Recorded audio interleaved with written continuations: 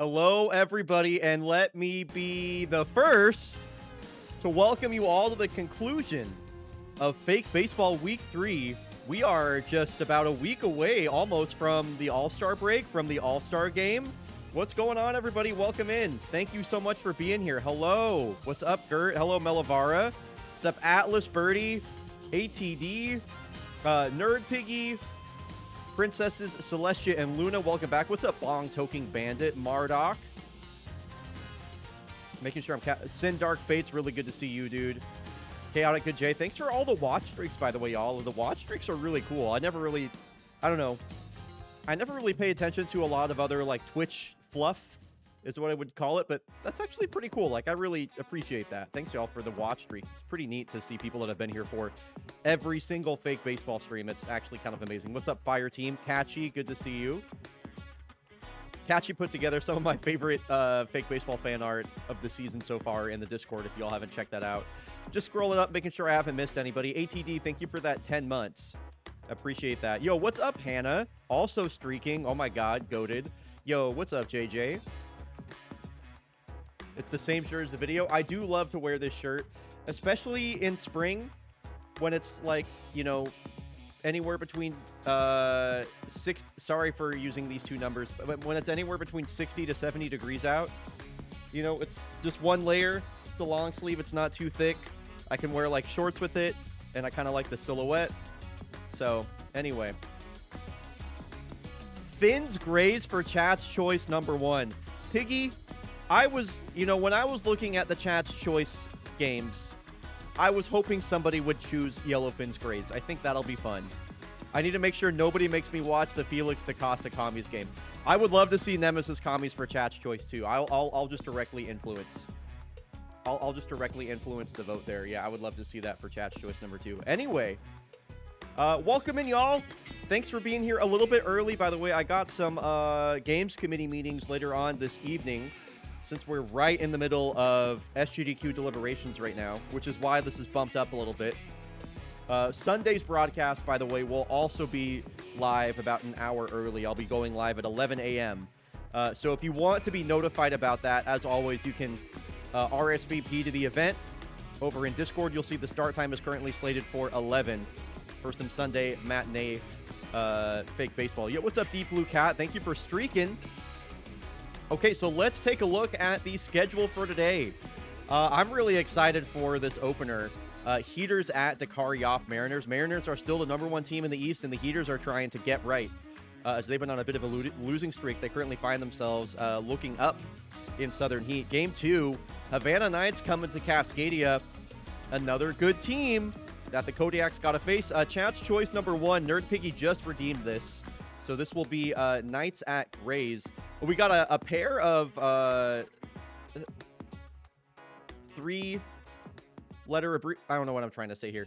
Anyway, we got Giancarlo St. Lucia versus Jean-Luc Dejean. I was trying to make some sort of statement about how they each have 3 different parts of their name. Anyway, this is a great pitching matchup. Pretty excited for that. Going back over to the schedule, Bryonato's game of the day is going to be Jags at Blowfish. Excited for that. Engineers come to Cascadia as part of that homestand. Chat's choice 2, also available. A lot of banger games in this slate. I know a lot of people are eyeing this Boston-New York matchup at the bottom. Kodiak's headed to Montreal to take on the Voyagers. Again, does any team have an answer for the Kodiaks? I don't know. They can't seem to lose. And then we're wrapping things up today with one of my most anticipated matchups of the day. Golondrinas Valencia taking on KBC. Should be a great day. Should be a great day of Fake Baseball. So vote for Boston NY would be the Nemesis' first divisional game of the season. It'll be the second, considering that they're playing, that's chat's choice 2, and they're already going to be playing. But yes. Also, what's up, Stats Guy Matthew? I didn't even check if the stats were working. Okay, cool, they are. That's good. That's good. I'll wear my Valencia cap. Hell yeah. Okay. So, folks, we're going to just run 90 seconds of ads right off the rip here, so that we don't have the ads playing over the regular gameplay. Exclamation ad, skip to skip the ad. I'm going to run 90 seconds of ads, and we will be right back when we are back. Heaters versus Mariners coming up. Yeah, glad that the Mariners in this game are doing better than the Mariners in real life. The Mariners in real life after all the expectations coming into the season, and granted, still early, are currently last place in all of real baseball. They have like the worst offense. It's pretty bad. Damn, Leona de Leon just went crazy in that game for the Reapers. Whoa, Boston wins 7-1 over the Nemesis in their first divisional game of the season. Engineers 7-1 over. The Engineers have earned themselves a 500 record, y'all. They're currently only 3 games out of the lead in Europe. Remember when this team was bad? Remember when this team was like at the bottom of Europe to start the year? Real Mariners are on a 5-game losing streak, first time since 2022. It's been brutal. It's been brutal. They have not been a fun team to watch so far. They have been absolutely putrid. They have been lifeless. They've been feckless. They've been pathetic. It's been bad. Bro, what is happening to the Mallards? That negative 30 run differential is certainly an eyebrow raiser. No doubt about that. I'm not worried about them though.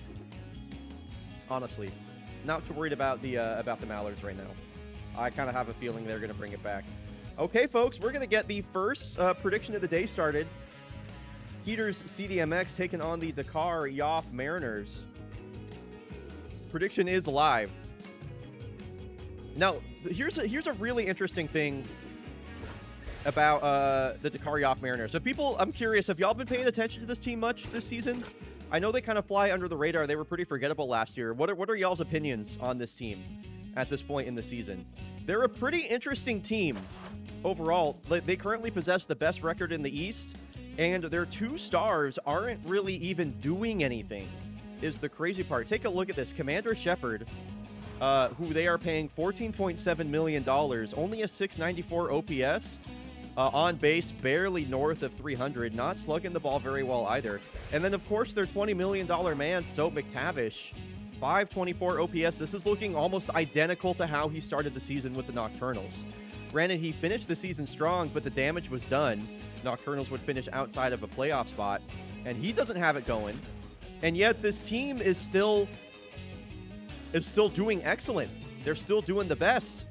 They got a couple of really standout performances all throughout their lineup. Solomon Doinkers, I've mentioned him a few times, having an absolute breakout season. 326 batting average, 933 OPS for the young Doinkers. Marge Lowbrow, of course, she's been getting it done for a long time. 936 OPS is her best right now since season 16 when she was with the Blowfish. And then, of course, Adeline Prowse is kind of like a sneaky MVP conversation for her right now. She's having a career best year, OPSing over 1,000. So definitely a lot of production in all parts of the lineup. We're going to be seeing Andrea Bishop on the mound for them today. Career 3.9 ERA. So kind of in line with her career averages right now. I do like that strikeout to walk ratio overall. Anyway, very interesting team that the Mariners are putting together right now. Taking a look at the season standings. The Heaters have been on a bit of a losing streak. Currently find themselves in last in Southern Heat, but only 4 games out of the lead, so really not that far out of it by any means. So I'm curious to see if they're going to be able to bounce back. Anyway, off we go for game 1 of the stream. I put a 5 minutes on this prediction, so you still have about 2 minutes to get your Dargy Dots in, folks, if you want to get some bets in. If we're rooting for the Mexico City Heaters, hashtag Queso, I almost said Queso, Queso Alto is the team hashtag if you're rooting for the Heaters. And if you're rooting for the Dakar Yoff Mariners, hashtag Fish On. We got a night game here in beautiful Dakar, Senegal. Off we go. We get to see these gorgeous Mariners home uniforms. A great blue versus red matchup. Red versus blue matchup here.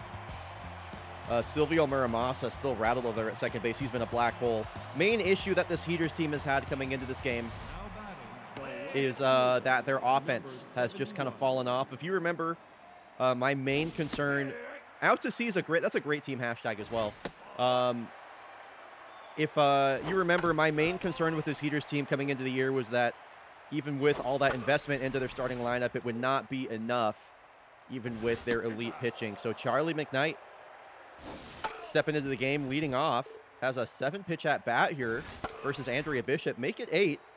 Extending that bat here to get the game started. Late swing decision. That one's fouled away. McKnight protecting on 2 strikes, and that is an excellent at-bat to start the ball game for Charlie McKnight and the Mexico City Heaters. And that's going to bring up the lefty Bayclo Max. So a couple of high contact bats at the top of the lineup between the veteran Charlie McKnight and the young Bayclo Max. Runner takes off. This one's shoveled up the middle. Wow, and they're going to get the lead runner. That is an outstanding play from Andrea Bishop. The runner took off on the pitch as well. What an excellent example of fielding your position as a pitcher. So calm and composed, easily fields it, and immediately look at that turn and throw to get the lead runner out. And that's the thing, too, is you take a look at the top right corner of the replay. McKnight takes off, and McKnight is fast, but no hesitation there from Andrea Bishop. Great play. Great play. That leadoff hit is erased, and now bases are empty for Reese Vargas.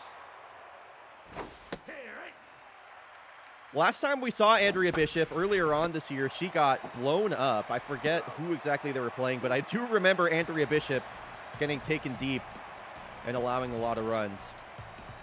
Okay, so over $36 million invested in 2 players in the top 3 of this lineup that are currently underperforming. The switch-hitting second baseman Commander Shepard and corner outfielder Soap McTavish. Would like to see both of these players get things going today. They're going to have their work cut out for them, though. The current strikeout leader in baseball, Angelo Boulevard, will add to his tally. Longtime fans of fake baseball will know that I love Angelo Boulevard. I fucking love this guy. He is awesome. Here's a stat from Stats Guy Matthew about the previous pitcher, Andrea Bishop. Andrea Bishop's pitched a complete game shutout in her last start. Oh, that's pretty cool. So she's riding a pretty big high coming into this game. Thank you, Stats Guy Matthew, for that cool stat. Full count here to Solomon Doinkers. We'll send that one foul. Put together a long at-bat here versus the hard-throwing Boulevard, and a walk for one of the guys in the MVP conversation right now in the Eastern League, Solomon Doinkers. Okay, Soap McTavish, your batting average is under 200. You're being paid $20 million. When's your season going to take off, my man? Not right now, as he has a slow roller down the over to third base, and he will ground into a double play. Heaters go around the horn, and the Mariners are held hitless. So Eustace Wanka is going to lead off the inning. Coming into this game on fire, I'm so glad that the Mariners, not the Mariners, I'm so glad that the signing of Eustace Wanka is paying off for the Heaters so far. They needed some thump in this lineup so bad. And Eustace Wanka coming off his best season of his career. Still getting it done here. Andrea Bishop, another great play coming off the mound to get an on-fire Wanka over at first. Number 66. She is really getting it done. So McTavish is a fraud. He is very fraudulent this year. Almost as fraudulent as Ma Soul. The only difference is Soap McTavish actually has the career stats to back it up. So Kyan Stout down to his last strike. Here's the 2-2. Bishop deals. He's out in front of the changeup. Swung on and missed. Bishop will send him back to the dugout, and that's going to bring up Silvio Muramasa. He's been a real black hole in this Heaters lineup so far. Has really struggled with the swing and miss. And this one will be a weak pop out. Doinkers will make the catch over there at third base. Been playing a lot of third base, Solomon Doinkers. Was primarily first base for the Commodores last year. Yo, what is up, Sproutella? Welcome back. Yeah, seriously, Soap McTavish is currently Paycheck Stealer. He's got the Paycheck Stealer title right now, I would say. So Marge Lowbrow, one of the top hitters on this team, veteran first baseman. Retired on 3 pitches. Both Angelo Boulevard and Andrea Bishop. All right, I just realized this is an AB versus AB matchup. Who's the better AB pitcher? I think it's Angelo Boulevard. We will see. His strikeout tally is just climbing in this game. And now for the future Hall of Famer Dom Hudson. He's got a 1-2 count and back-to-back strikeouts for the bully, Angelo Boulevard. I just came up with that new nickname. He's the bully now.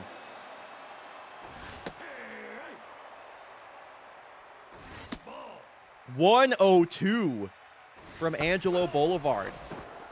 He is reaching back and dialing it up. Here's another two-strike pitch, trying to strike out the side. Angelo Boulevard, 3 up, 3 down, all strikeouts.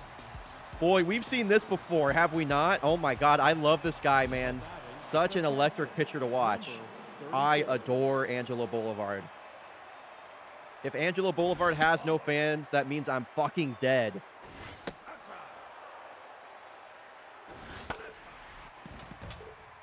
Dandelion Mocha now bottom of the lineup here for Andrea Bishop. Both pitchers look really settled in. Both pitchers locked in. And I'm getting the impression we might be in for a little bit of a pitcher's duel here. A leadoff walk will bring up Malachi Cortez.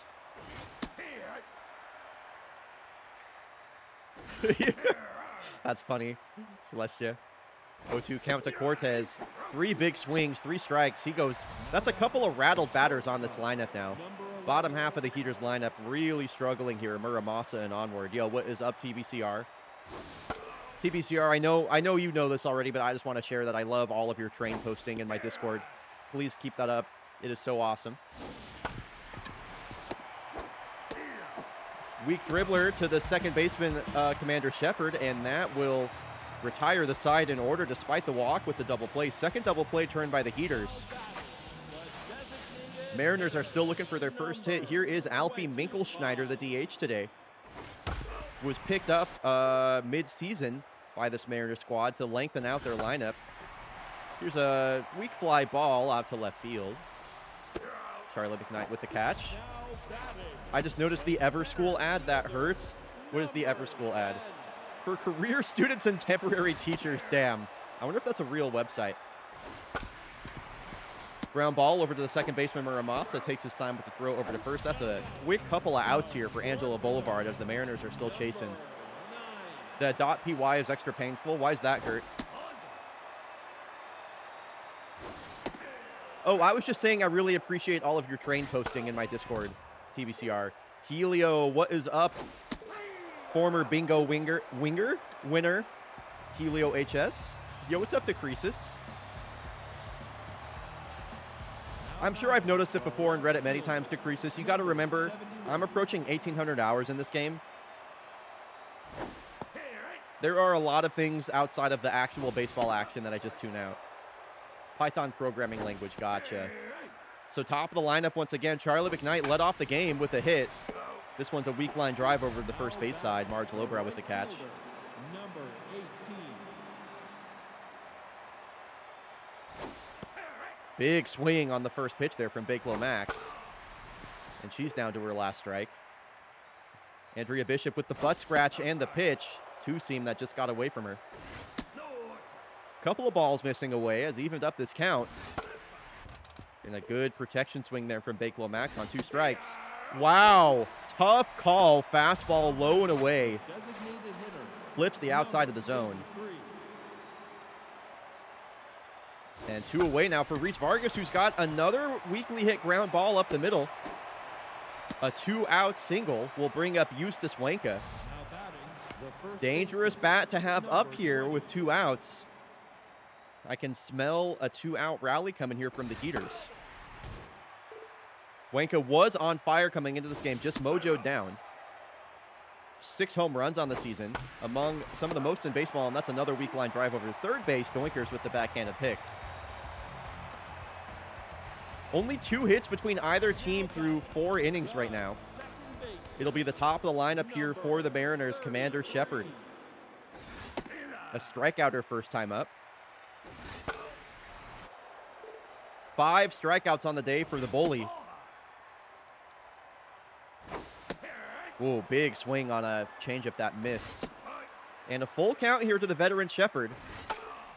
Commander Shepard did originally come up as a rookie through the Mariners system. Now back with her team for the first time since she won a World Series there over the Kodiaks back in, I believe that was season 14. She will fly out sharply to center field to bring up Solomon Doinkers. Man, if Commander Shepard actually gets going, this 1-2-3 in the lineup of Shepard, Doinkers, McTavish would be, in my opinion, among the best in baseball. But Commander Shepard and Soap McTavish currently just burning through this $36 million that's been invested in the two of them collectively.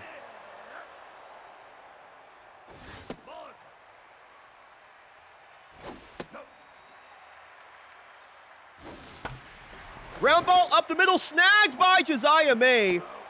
And that is not going to help Soap McTavish this season. What a play to keep the no-hit bid alive and steal a hit from Soap McTavish. It's not going to come easy. Yo, what's up, Arctech Films? Great to have you back, man. How are you? Good to see you. Thanks for joining us for for Fake Baseball Friday. You always need a couple of those plays in any good no-hitter bid. Nice to see Josiah May coming up big as Kyan Stout will strike out, and the pitcher's duel continues. Number 12. Silvio Miramasa strikeout his last time up.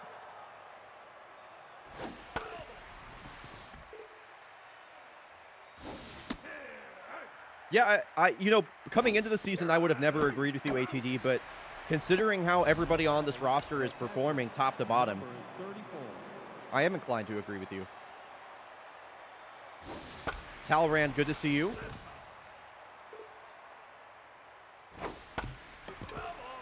A couple of foul balls has Dandelion Mocha on her last strike. Mocha, the backup catcher, in place of Branson Richard. Weak dribbler over to the third baseman Doinkers, who pumps and throws. We are going to the bottom of the fifth, and nobody has scored. This has been a certified pitcher's duel, a pitching masterclass. So true, Nerd Piggy. Marge Lowbrow. Pretty good bat to get things started here for the Mariners as they look for their first hit. This is a sharply hit ground ball right to the second baseman, Muramasa. So, yeah, happy to have your company, Talrand. Truly, you rule Kinnabena. How about that?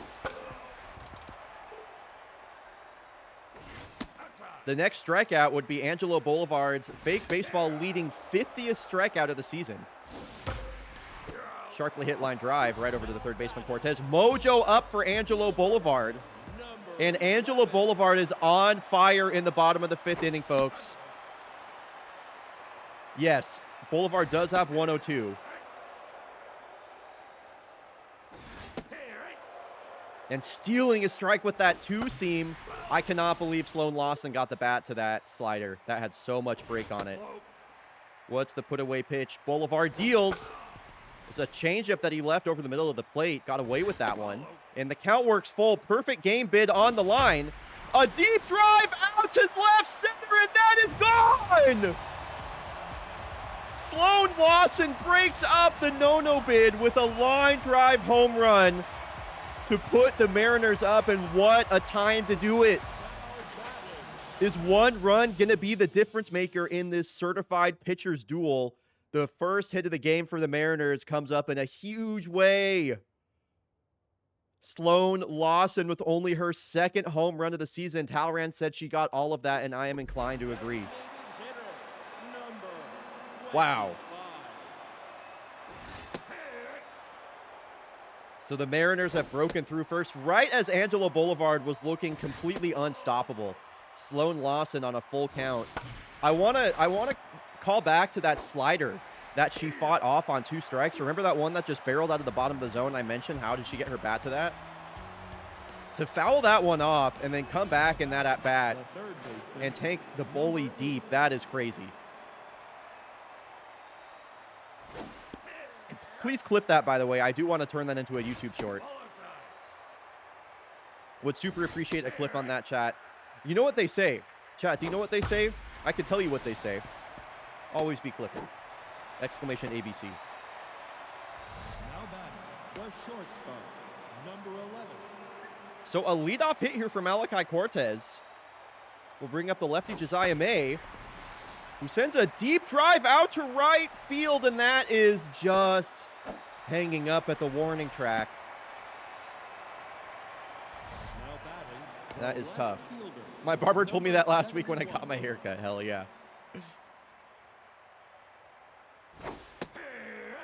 Yeah, it's pretty rare that you see like you hear the weak contact noise. Those are strikes?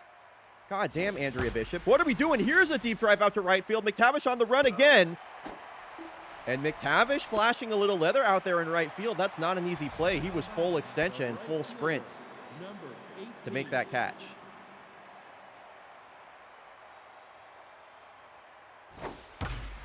Line drive right at the second baseman, Shepard. I mean, the Heaters have put some good contact on the ball this game. It's just not finding the grass. They have 3 hits and no runs to show for it. So here's Adelin Prouse, one of those players in the MVP conversation in the East right now.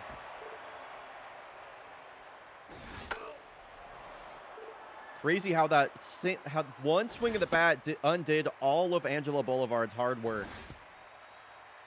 Back in the 5th inning. And Adelin Prouse with the line drive out to shallow center.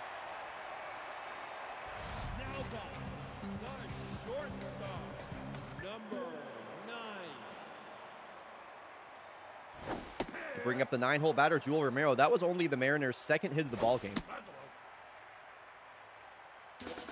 Runner takes off. Ground ball back to Boulevard, who can't field this cleanly. Muramasa will get the put out at first. I'm not going to lie. Andrea Bishop is kind of mogging Angelo Boulevard this game. That was like an identical play to what we saw at the beginning of the game.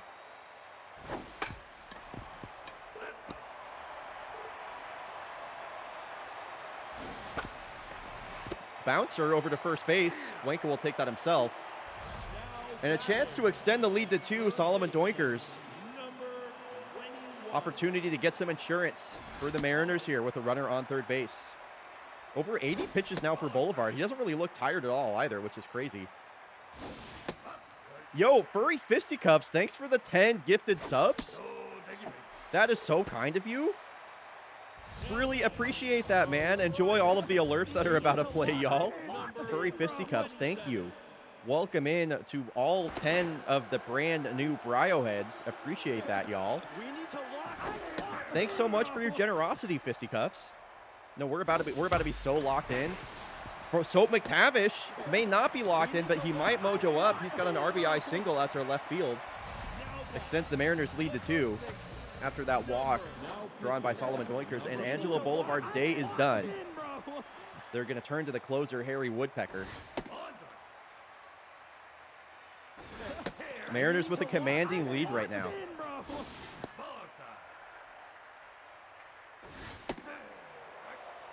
Here's the 2-2 to Lowbrow. Cleanup batter for the Mariners. Swings through it and breaks her bat.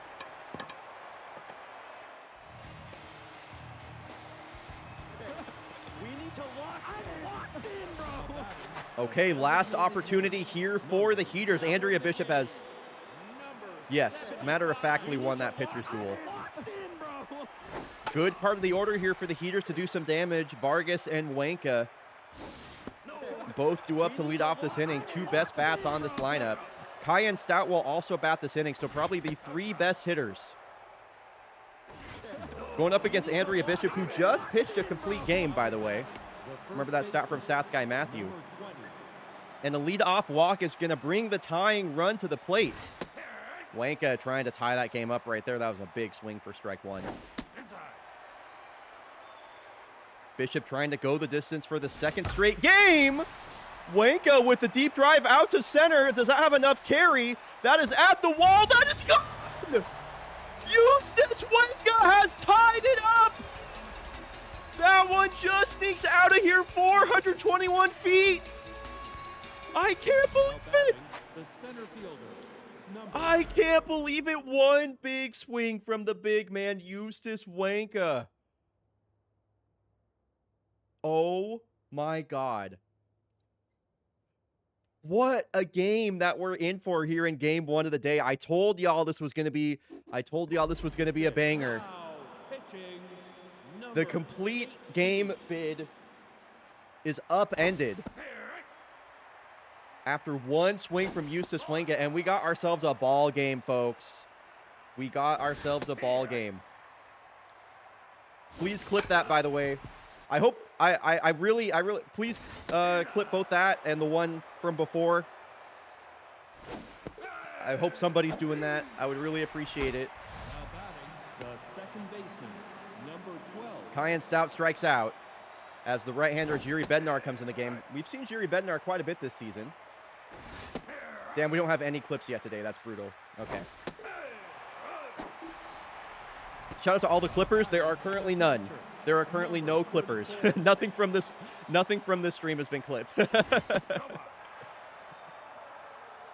Dude, this has been a wild game to get the stream started, and we are headed to the bottom of the 7th. The Heaters have rallied here in the top of the 7th to tie the game up, and now the Mariners with a chance to walk it off versus the closer, Harry Woodpecker. Talrand, you're my GOAT. Thank you.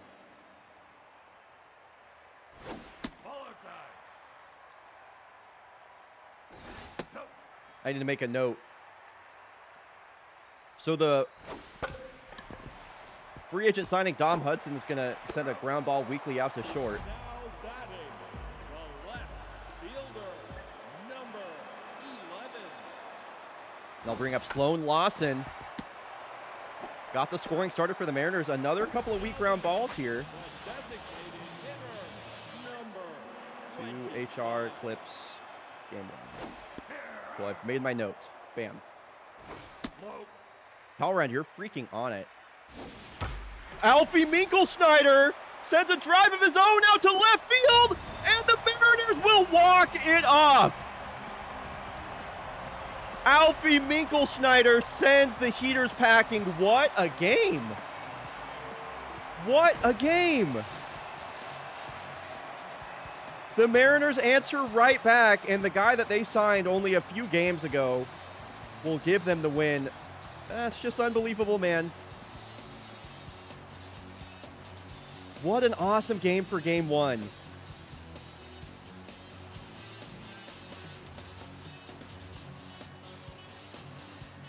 I know, get trolled. Get trolled, Mardoc.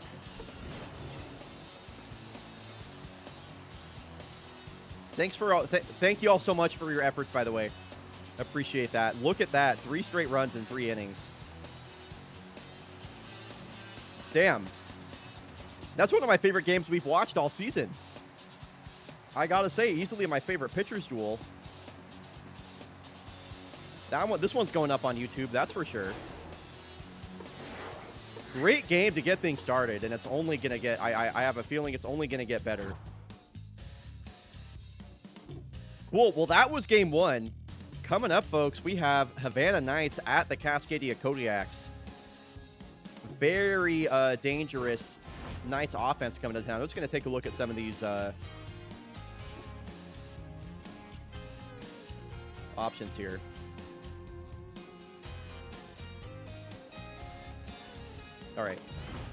All right, folks, we're going to run 90 seconds of ads. Yo, even you, Matthew? Yo, thanks for all the clips. Thank you so much. That's really awesome. Thanks, y'all. My goodness. Okay, exclamation ad, skip to skip the ad. We'll be back in 90 seconds. And we're already on Game 2 of the stream as soon as we're back. How about that Game 1, folks? What did we think? What did we think? Alfie Minkelschneider, the hero. I did not expect that at all.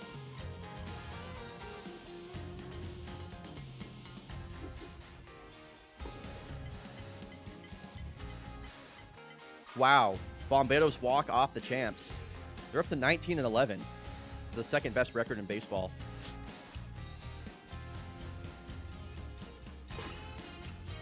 Okay, it'll be the left-hander Jordan Sierra on the mound. Pascal Noir will be starting for the Yaks. Still got about a minute left on this ad break, so I'm going to get the prediction started here.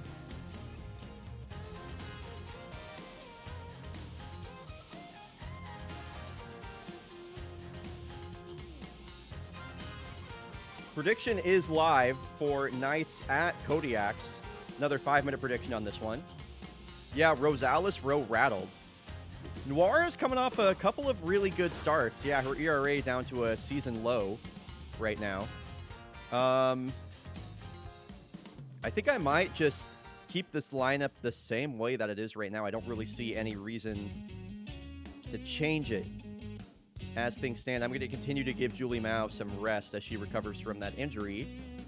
She might pinch hit later on in the game as a DH if necessary. Oh, yeah, and Milan Lee.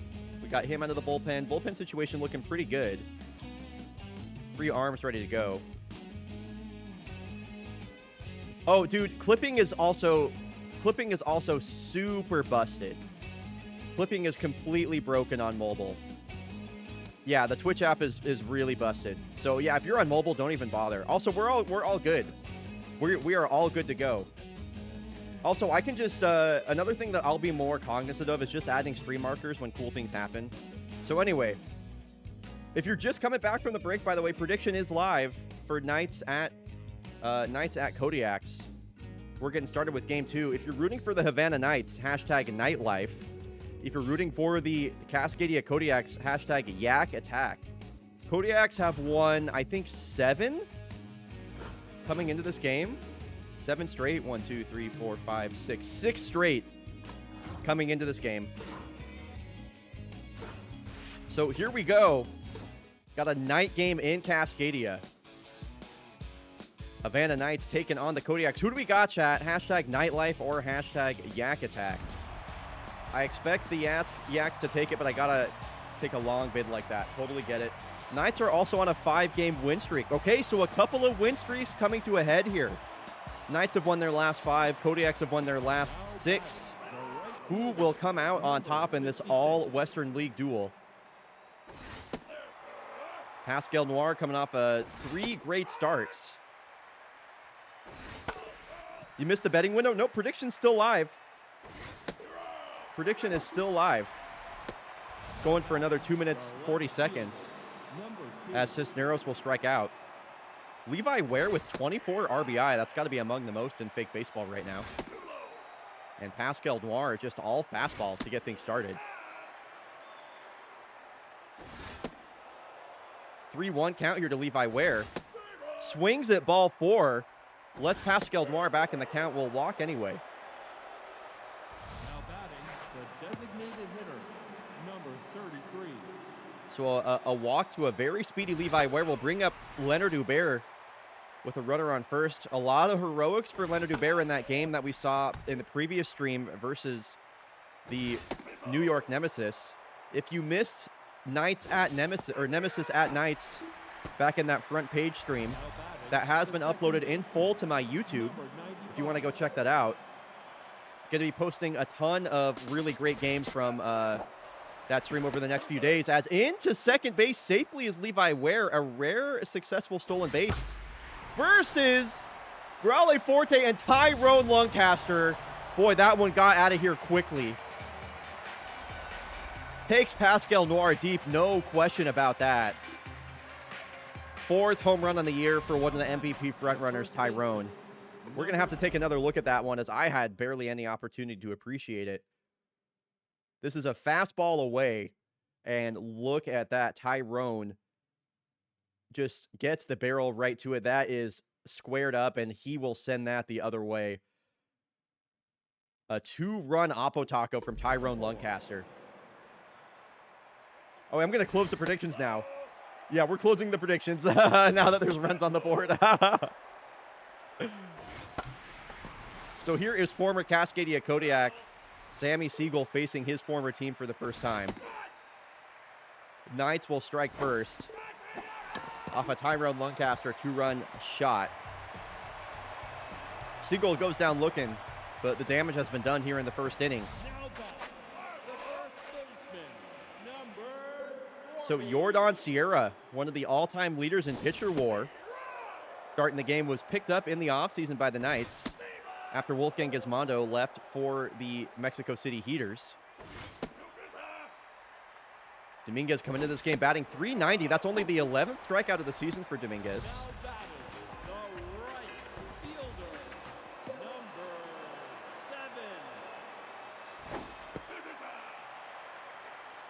Bring up Uday Katabura, one of the MVP frontrunners in the Western League, as he so often is.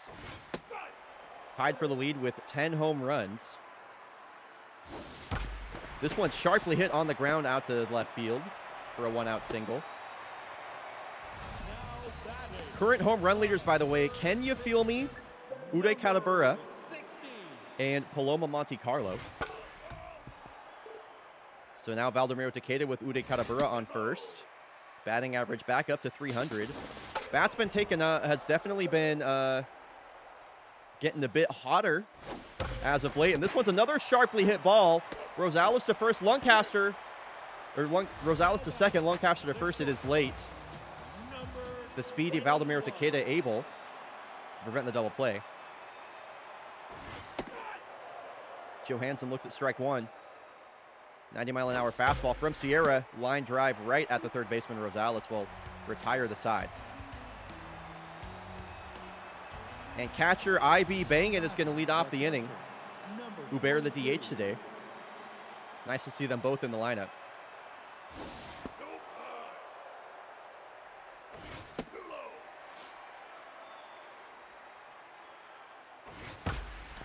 Ground ball.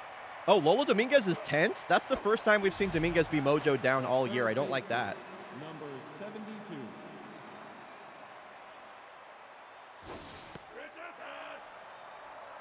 So Aurelia Rosales has had a very up and down season so far. Surprised to see her rattled. We know last time we saw her on coverage, she had one of the many home runs in that game versus the Nemesis, and a walk isn't even going to mojo her up. That's crazy. So one of the top bats in this very deep Knights lineup, Cannoli Buccellato, has got an OPS over 800, and he's their number 8 batter right now. So speaks to the success that this lineup has been having. Very contact-oriented lineup, as Buccellato with a deep drive out to the gap. This should score the run from first base, would be my guess. Rosales will score, and oh my God, Buccellato's going for 3. The rare Cascadia Park triple off the bat of Cannoli Buccellato has put the Havana Knights up 3-0. Pascal Noir not looking nearly as sharp as she has in her previous 2 starts. And it's all Knights so far. Yo, what is up, Sapphire? Good to see you. Ryan Riverbend also went deep when the Knights were on coverage on Wednesday. 2-2 to last year's All-Star. And swings through 95 on a full count. Mojo up for Pascal. Second time through the lineup now. Here is Carlos Cisneros. Yeah, Kodiaks have had a couple of comebacks in this 6-game win streak. They trailed the Platypi by 3 and brought that game back for a win.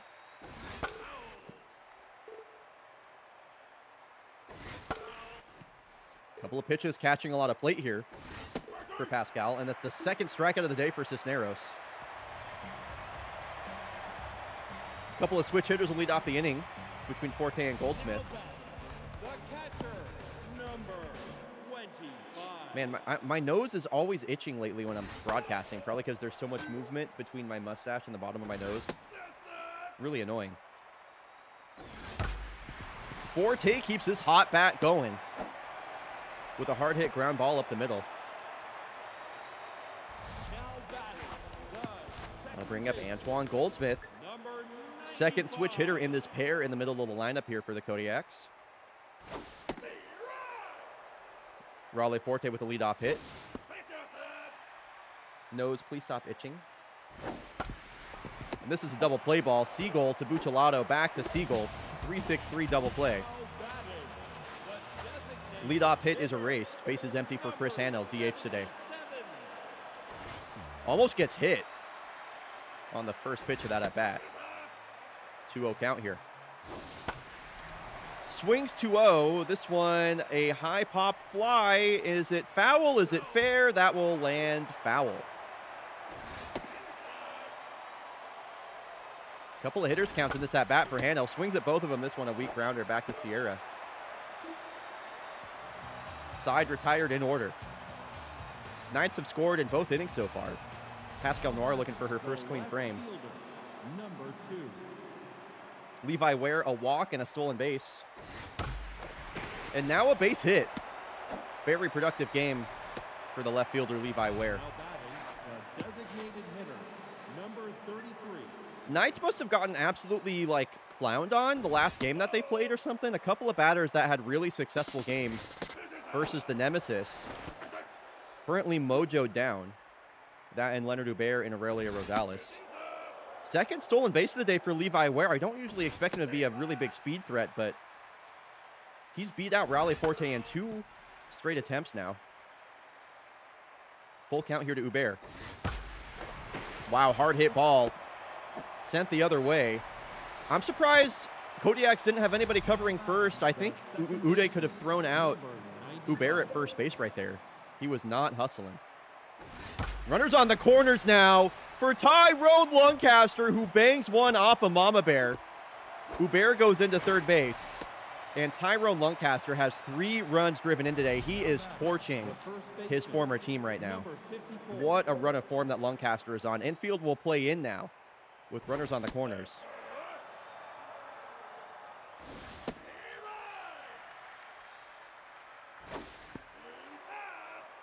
Siegel a strikeout his last time up. And Pascal Noir will walk him to load the bases. Still nobody out here. Knights have scored in all 3 innings of play so far. Kodiak bullpen getting warm.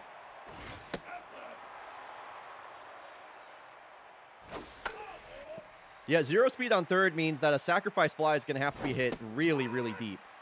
What's up, El Dragon? Good to see you. Bit of a strange swing there from IB Bang, and rookie continues to struggle. That'll bring up Rosales, who has a walk today. First out of the inning, finally, for Pascal Noir. Yeah, you never know what you're going to get when Pascal Noir is on the mound. That is for certain, Nerd Piggy. Aurelio Rosales, a deep drive out to right field, out to the second deck for a grand slam. Get out the rye bread and mustard, Grandma. It is grand salami time. The Knights are taking it to the best team in baseball right now. It is 8-0. And Milan Lee going to make his first appearance in Kodiak Green. Finesse pitching right-hander just signed by the Kodiaks. Me, bryonato, the manager of the Kodiaks, has long been an admirer of Milan Lee's game in his time on both the Spectres and Corsa Palermo. The right-hander has a very unique pitch mix, a four-seam, a cutter, changeup, and a forkball. So a very north-south pitcher. Doesn't have a lot of east-west movement, as here's another deep drive out to right field. Katabura will make the catch, and the Kodiaks have their biggest run deficit to try and come back from here that they've looked at maybe all season. The left fielder, number 2. And Yordan Sierra can kind of coast comfortably now with an 8-run lead. Might as well fill up the zone pitch to contact with that excellent defense behind you.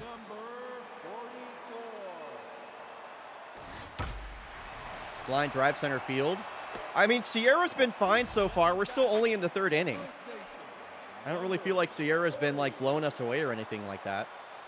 Kodiaks have a pair of hits.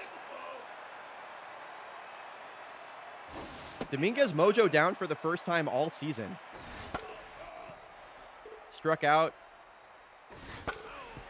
back in the first. Weakly hit ground ball over to Siegel. Sierra covering first, will mojo up, and that will retire the side in order. Now batting, the right fielder. Matthew, thanks for that clip, my friend. So Milan Lee was able to get out of the rest of that 3rd inning scoreless. And this is going to be the first time I'm, really getting to watch Milan Lee in depth. I've been an admirer of his just by looking at the stats page. So now getting to actually see him with my own 2 eyes. The left fielder, number 2. Levi Ware with a really productive day so far. A couple of stolen bases, a walk, a base hit. There's that forkball that I love from Milan Lee. He can really dot that thing. I felt like that was strike 2. Ground ball right back to him. Good job fielding your position there, Milan Lee. I'm just bitter, so we're going to take a look at that strike 2 call. That definitely felt like that, or that felt like that should have been strike 3. This pitch right here.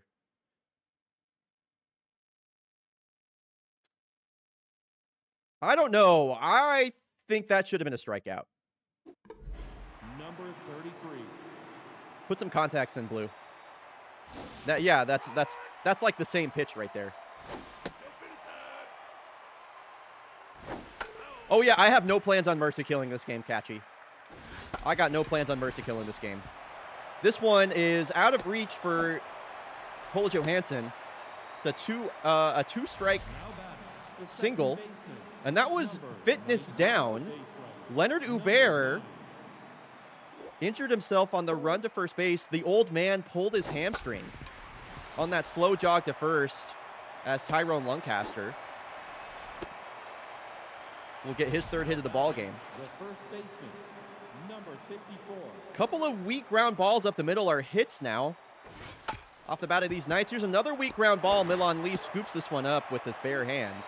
Gets the out at first. Nicely done.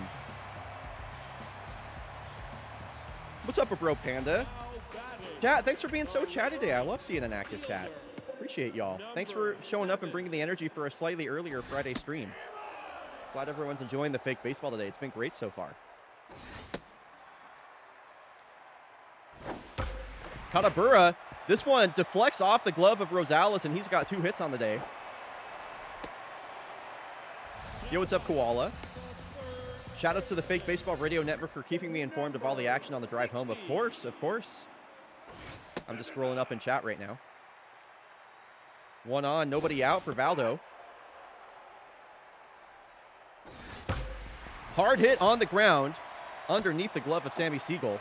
Uday thought about 3. He'll hold up at second. Couple of hits to get the inning started here. Great RBI opportunity for last year's home run champion, Cole Johansson. That was such a good pitch to hit. She's out in front of it. Hung a curveball right in the middle of the plate. Gonna have to battle now on 2 strikes. Here's the pitch to Cola. Takes 95 upstairs. What a slider. Just ate her up. Swings right through a slider on the upper inside corner.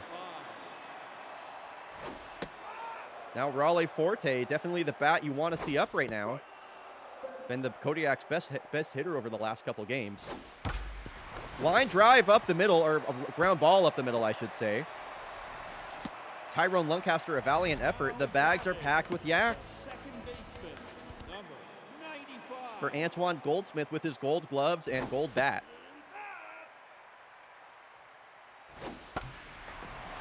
This one, a foul ball out to right field territory. 1-1 pitch here. Whoa, that one's fair. I can't believe that was fair. Levi Ware comes in and will chuck this over to third base. We need to take another look at that. Maybe that just like clipped to the top of the bag. I'm really surprised that that was a fair ball. I thought that had foul written all over it. Oh, I think it bounced. Did that bounce like before we were able to see it? I'm really surprised that's a fair ball. I think it has already bounced right there. Is my guess. So it bounces and then crosses over the third base bag, which is fair. So yeah, that's a fair ball. That is a fair ball. So Antoine Goldsmith with a 2 RBI single. Kodiak's cut the lead to 6. Chris Handel, a ground ball. Whoa! Tyrone Lancaster just styled on the Kodiaks. Tyrone Lancaster just absolutely steezed up the Kodiaks. Did y'all see that? Did y'all see that? Look at this no-look underhand flick from Tyrone Lancaster. Oh my God. He's playing banana ball out there at second base. Dude, he's so awesome.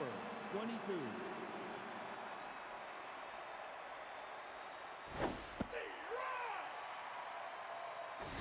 I don't blame him at all for styling on his former team. I like it. What a guy, Tyrone Lancaster. Surprised to see Milan Lee walk a batter considering he has a 95 accuracy rating and the composed trait. What the hell's that, man? Yo, what's up, Mike Cheb? How's it going? Welcome in. This is his former team. Yep, Tyrone Lancaster spent 2 years on the Kodiaks. He was on this team in Season 15 and Season 16. He was a part of that Death Star Season 16 Kodiak squad that won 60-plus games and set records and easily won a World Series. Back-to-back walks from Milan Lee. The shortstop, number 12. I signed this guy specifically because he wouldn't do this. Again, he has a 95 accuracy rating and the composed trait. A couple of walks have put 2 on for Cannoli Buccellato. 1-2 pitch now. Ground ball will just squeak foul. Probably the last batter that Milan's going to face. He's looked pretty okay in his first appearance in Kodiak Green. Ground ball right to the second baseman Goldsmith. Johansson over to first. Double play. Nice double play there by the Kodiak defense. And that is going to be the end of Milan Lee's first appearance for the Kodiaks. 2 1/3 innings pitch. Nice start, or nice appearance there aside from the 2 walks from Milan. I'll bring in Bo Rosas. Kodiaks had to go to their bullpen early after Pascal Noir allowed 8 in her start. And it'll be 8-9-1 coming up. Kodiak scored 2, chipped away at this 8-run lead. Now they trail by 6. Farchamp Zamboni will lead off. Jordan Sierra still in the game. Pitch count looking pretty comfortable as well at 50 here in the 5th inning. What's up, Corvame? Good to see you. That's a great strike for strike 2 from Jordan. Fastball away. And just goes right after Zamboni. Tore him up in that at-bat. Base is empty now for Jordan Pepper. Ground ball right back to Sierra, who fields his position again. And that's a quick 2 outs ahead of Lola Dominguez. And surprisingly, they're taking Jordan out of the game now, 3rd time through the order. They're going to bring in Kimball Bellatrance. Right-hander coming to the game now. Dominguez in a bit of a, I guess you could call it a slump. I mean, she's mojo down. I still am not that worried about her. Her 2nd strikeout of the game, only her 12th strikeout of the year. A curveball away. She can't believe it. Just swing the bat, Lola. Protect the plate as you always do. What are you doing? Number 66.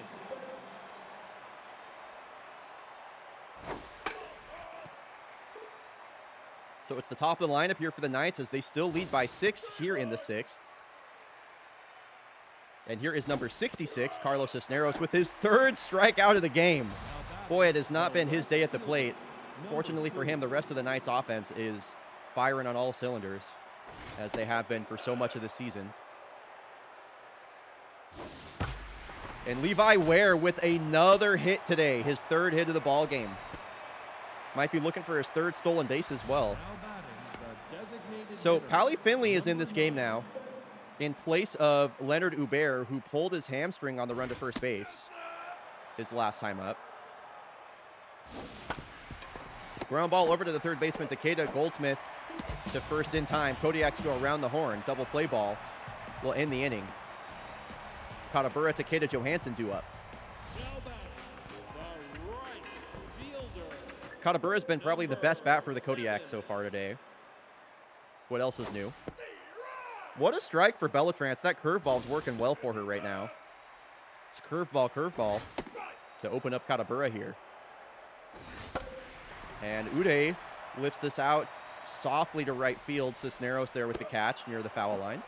Now back, the 3rd baseman, number 60.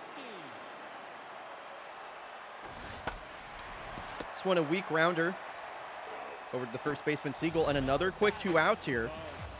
Kodiak's being aggressive at the plate, swinging early in the count, not able to get the barrel to the ball.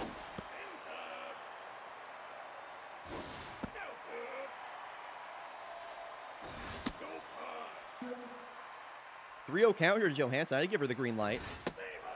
I would have let you crush that. She could have hit that for a home run. Okay, Bellatrance back in this count. Here's the full count. Look out, octogenarians. It's a line drive to the crowd. And that one right at the Knights dugout. She's headhunting the Knights right now. Wow, just stays behind this high fastball. Serves that out to right center. Great piece of hitting there from Cola. That ball was out of the zone. She's still able to get on top of that. Uday watch. Uday Katabura has only hit 2 home runs in his last 13 games. In that time, his OPS fell from 1,500 to 1,350. Oh, no. Now he's only a 1,300 OPS hitter. God forbid. Thank you for that stats guy, Matthew. Appreciate it. Tyrone Lancaster is 3 for 3 today. A home run and 2 singles.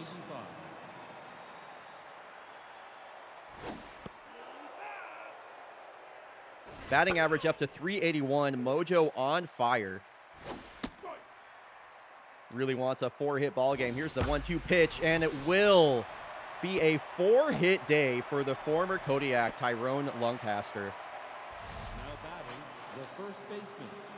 You will probably see him in the All-Star game coming up here pretty soon. By the way, folks, All-Star voting will be opening up probably on Sunday, will be my guess. I got to make the form and get the kind of prune through all the rosters, get the All-Stars ready to go.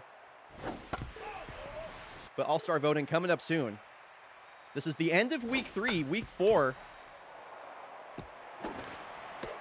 Coming at you next week, and then we got the All-Star game. Then we're into the back half of the season, which is crazy.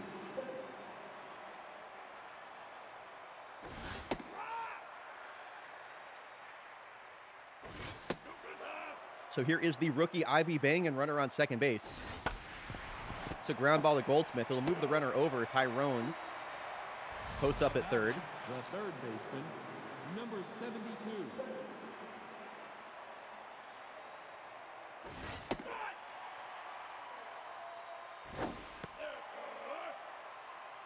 You must work some magic to make an All-Star game work. Yes. So what I do to make the All-Star game work is I have 2 custom teams that exist outside of fake baseball within Super Mega Baseball 3, just called the Eastern All-Stars and the Western All-Stars. I made a couple cool logos for them. And then what I do is I take screenshots of, so whoever gets voted in, I take screenshots of their, the customization pages for the individual player. So I'll note, like, you know, what hair number they have, what head number they have, what their number is, what their batting stance is, all that stuff. I take a bunch of screenshots, and then I recreate all of those players down to the last detail, and then populate the teams with those players, and then that acts as the All-Star game. So it's pretty fun. I like it. Chris Handel has had a pretty despicable day at the plate. Goes down looking. Oh, yeah, yes, definitely. I mean, there are a lot of things about fake baseball that are laborious, but... Or laborious? Laborious? That's so cool, Bright. Good job. Thank you. I want to do a home run derby this year as well. That's going to require some more finagling. I had plans to do it at the start of the year. Are we still going to do it right now? I'm not entirely sure. I'm like 10 times more busy than I ever expected to be right now, which is great. I love being busy. Yeah, Kodiak's got a bit of a 2-out rally going right now. Dominguez swings at the first pitch and pops us up. That will end the game. The Knights, we've been asking, does anybody have an answer for the Kodiaks? The Knights completely dismantled the top team in baseball and put up 8. Tyrone Lancaster and Aurelio Rosales combined for 7 of the Knights' 8 runs. Tyrone Lancaster with a 4-hit day. What a game from, that's a statement game for the Knights. No, we will never transition over to Super Mega Baseball 4 because that game sucks. CJ Bailey, good to see you. Seriously, dude, the Knights heard me calling them frauds and said, hey, fuck you. 8-2.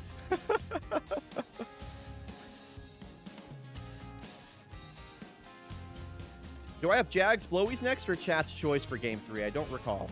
Game 3 is Chat's Choice. Okay, cool. So let me choose this prediction outcome. Dude, Havana Knights Believer's about to get paid out. We're going to take a quick look at, wow, a lot of new development options here for the Yaks. I like that for Toko Jimin, actually. I think I'm going to do that. Oh, a couple of... Whoa. I can't believe that. The Nocturnals have released veteran Pastel Harper. Dude, she's one of my favorite players in the game. For Julius Adams, that's That's pretty crazy. That's pretty wild, man. That's a big development. McCantor Warbeast signed in place of Coyle Lindsay for the Engineers. Coyle's been pretty good for them. Guess they want a more consistent closing option available for him. So that's pretty wild. Okay, folks, when we come back from the break, we're going to run 90 seconds of ads. We got Chat's Choice coming up. It'll be Yellowfins taking on the Glasgow Grays for Chat's Choice #1. This upcoming game will be brought to you by Nerd Piggy, who spent their hard-earned Argodots on bringing this game to you. We'll be back in 90 seconds, folks. Okay, let's get these games simmed up to that point.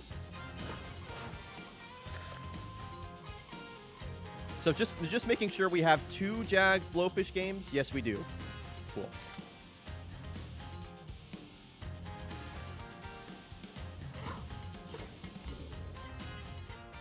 Dogs 3-1 over the Bushrangers. Jags win the first game of this series with an 11-run victory. The Nocturnals hold off the first-place Kyoto Baseball Club. That's a big win. It's a big W. Love to see the predictions. Love to see you here, Mike Chev. How about that? Yeah, I actually am going to take this player development option for Tokojimen. She's a player I would really like to have on this team long-term. I just really respect her game. And this isn't too expensive, so we're going to do this. If she gets composed, I will pop off. If either of these low chances hit, I'll be very excited. So let's find out what happens here. Just the +4 accuracy. That's fine. Composed? Nope. So we spent almost $1 million on +4 accuracy. That's how it goes sometimes. Running riot. Still worth it in my book. The odds, the benefit of that would have been really, really high. A good gamble to take, I would say. +4 accuracy, still worth it. Okay, folks. Whoa, Jean-Luc Dejean is juiced. Okay, if Jean-Luc Dejean is juiced,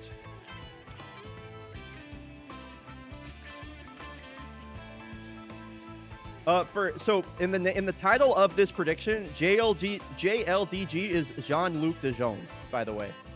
How many innings will Jean-Luc Dejean pitch? Let's go 3 or less. Then we'll go 4 to 5 or 6+. So Jean-Luc Dejean is juiced. How many innings do you think he's going to cover in this game? Prediction is live. I'm going FBRN mode. Oh, Fake Baseball Radio Network. Enjoy the Fake Baseball Radio Network. Prediction is live for how deep you think Jean-Luc Dejean is going to get in this game. He was picked up mid-season by the Glasgow Grays last year, and he's been a big part of their success so far.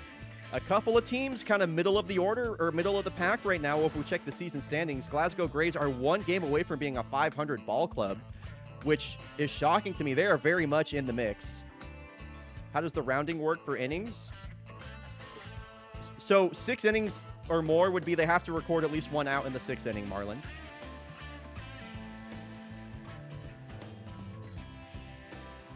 And then Honolulu Yellowfins sitting in 2nd place, only a game and a half back in Pacific Theater. So here we go. Glasgow Grays taking on the Honolulu Yellowfins. This is Chat's Choice #1, brought to you by the lovely Nerd Piggy. 2nd time in a row we're getting to see the Grays. I'm glad we're getting to see more of the Grays. They've just been such an exciting team this year. I got so much love for them. Ma Sol is locked in. That's a nice development. And they're taking on one of the top teams in the East that kind of got shit on by the Kodiaks back in that front page broadcast that we saw on Wednesday. Number 48. Brock Beefton going to lead things off versus a juice Jean-Luc Dejean, who's got 100 miles an hour today. Jean-Luc Dejean, pretty storied career for him. I'm going to pull up his page real quick. Here's a flare out to right field. Long run for Dale Ramos. Nice catch there from the veteran outfielder. So Robo Hugo, so surprised to see him struggling. He's usually such a lock as being an excellent outfielder. He'll walk. Jean-Luc Dijon came into baseball back in season 10 with the Kodiaks. Spent 2 seasons with them. Then, over 6 seasons with the Santa Cruz Sawteeth.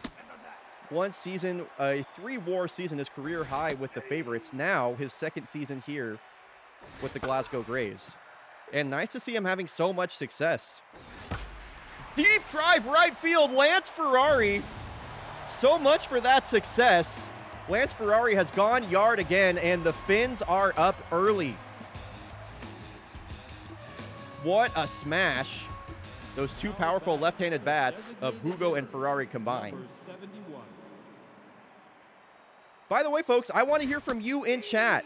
If you're rooting for the Honolulu Yellowfins, it's hashtag FinnsWin. If you're rooting for the Glasgow Grays, hashtag Beards of Prey. I can tell you right now, I'm rooting for the Glasgow Grays. Just my favorite team that isn't the Kodiaks, I have to say. Couple of Yellowfins fans. What else we got, chat? Any Grays believers in here? A lot of Finns fans. Anybody rooting for the Grays with me? There we go. Thank you, Gert. Appreciate that. The center fielder, number 30. We are here in the Wizards Castle in Glasgow, Scotland.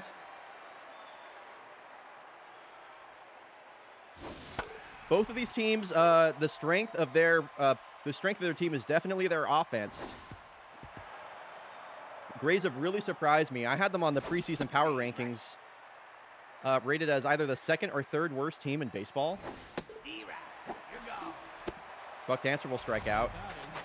Yo, Chris Ashe? Chris Ashe? Welcome in let me be the first to welcome you to Fake Baseball. Thanks for joining us today. Appreciate it. Always great to see new faces in here.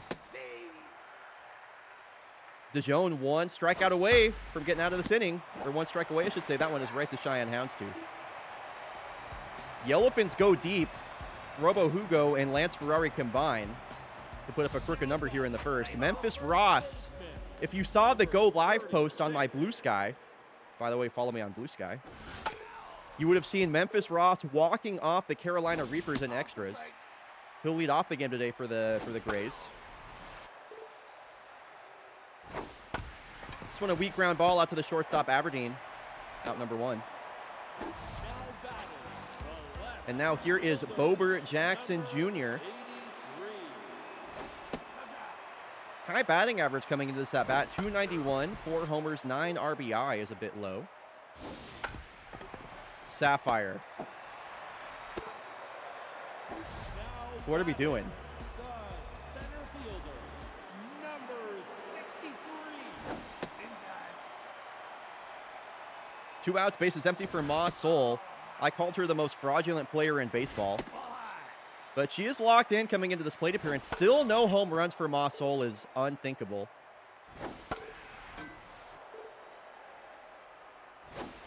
And she strikes out on a nasty slider from St. Lucia. That thing had a ton of break on it. That was nuts.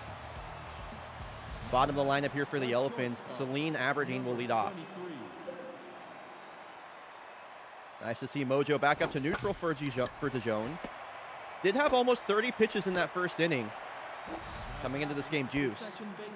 That's going to bring up Marge Big Pharma. God damn it, Derek.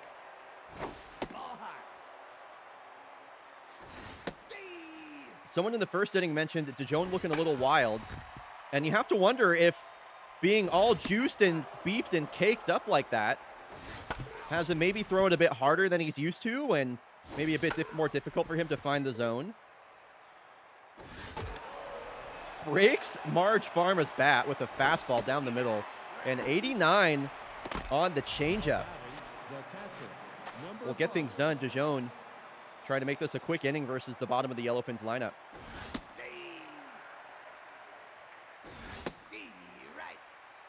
Here's the 0-2 offering to Callahan. It's a changeup in the dirt.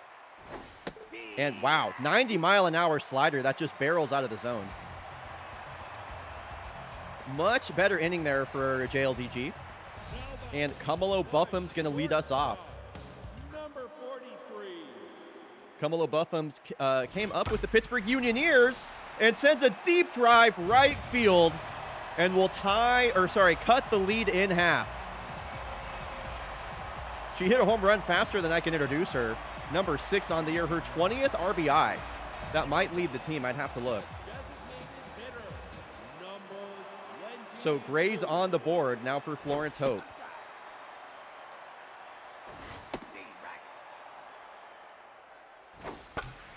This one is flicked out to no man's land over the glove of Marge Farmer out there at second base. A little bit of BABIP luck here for the Grays, and they have the go-ahead run at the plate now in Adelina Humphrey.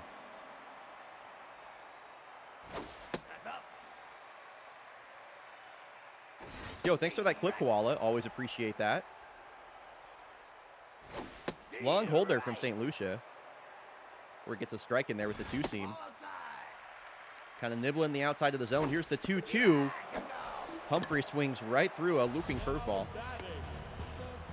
And that'll bring up probably the top batter on this Grays team, Harley Moyer. Kind of shocking they have her down in the 7-hole. OPSing over 900, the 37-year-old. In that curveball, just has a lot of movement on it today for St. Lucia. Grays having trouble getting any barrel to it. And a couple of strikeouts will strand. Never mind. That was only 2 outs. That's not 3. I lost track of the number of outs. Dale Ramos now with a hard hit ball up the middle. Marge Farmer with the backhand pick and throw. So Kamalo Buffums gets the Grays on the board and gets them within 1. And it'll be the second time through the lineup now for the Yellowfins. This is where they did a lot of damage versus Dijon the first time. I've mentioned this so many times about the Yellowfins, but the amount of left-handed bats at the top of their order that can do damage to you is just, I mean, this top 4, Beefton, Hugo, Ferrari, Cacciatore, is just nasty, especially versus a right-handed pitcher like Dijon. Brock Beefton with the leadoff single. Oh, I need to update that, Koala. I'm not sure how up-to-date that is. Cessna Belmont for the Mallards is not available. And on a full count, Robo Hugo will walk for the second time today. Last time this happened, Lance Ferrari shot one out of here in a hurry.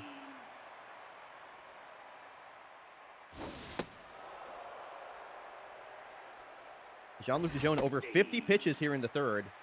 2 on, nobody out. Ferrari, a ground ball to Moyer. Houndstooth over to first, not in time. Houndstooth with the noodle arm over there at second base. Number 71.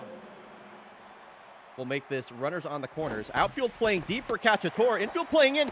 Wow, Cheyenne Houndstooth, what a play to save a run. I was just shit-talking her, and then on the next at-bat, she makes a great defensive play with the quick tag on Ferrari as he makes his way to second base and the throw over to first for the double play. And now she'll come up to the plate, the 9-hole batter here for the Grays. There's that curveball again from St. Lucia. That one is low for strike 1 or for ball 1.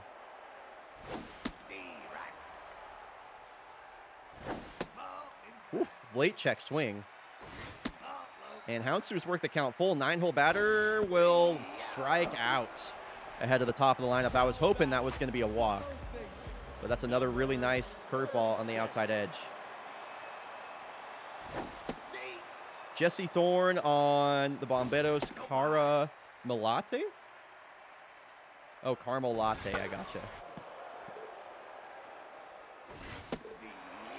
Memphis Rocks goes down looking, and a couple of strikeouts here from St. Lucia. Trying to go 3 up, 3 down.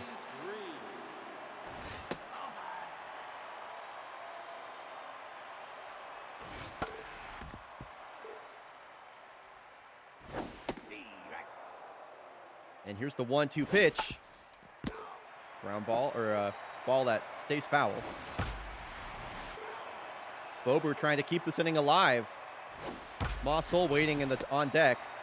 And this is a ground ball right to Celine Aberdeen. Another clean inning spun by Giancarlo St. Lucia. Now, if Jean-Luc Dejean records 1 out in this inning, Number 30. if you voted for the 4 to 5 option,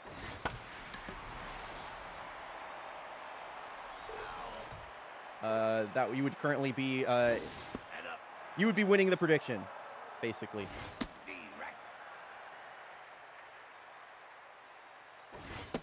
I need a disaster inning. Yeah, his pitch count is upwards is up to 60, but this is looking like that's the first out of the inning. So if you voted for 3 or less, you would be wrong.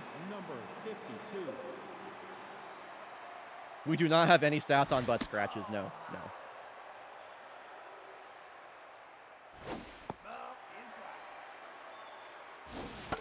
To a pitcher to Boo Huffman. Used to play a lot in this division on the Mallards. Boo Huffman, a deep drive out to left center field, and that is gone. On a 3-1 count, Boo Huffman, a deep drive. 443 feet. That was no gimme. Extends the lead to 3. The shortstop, number 23. Offseason acquisition coming up big for the Finns in this inning.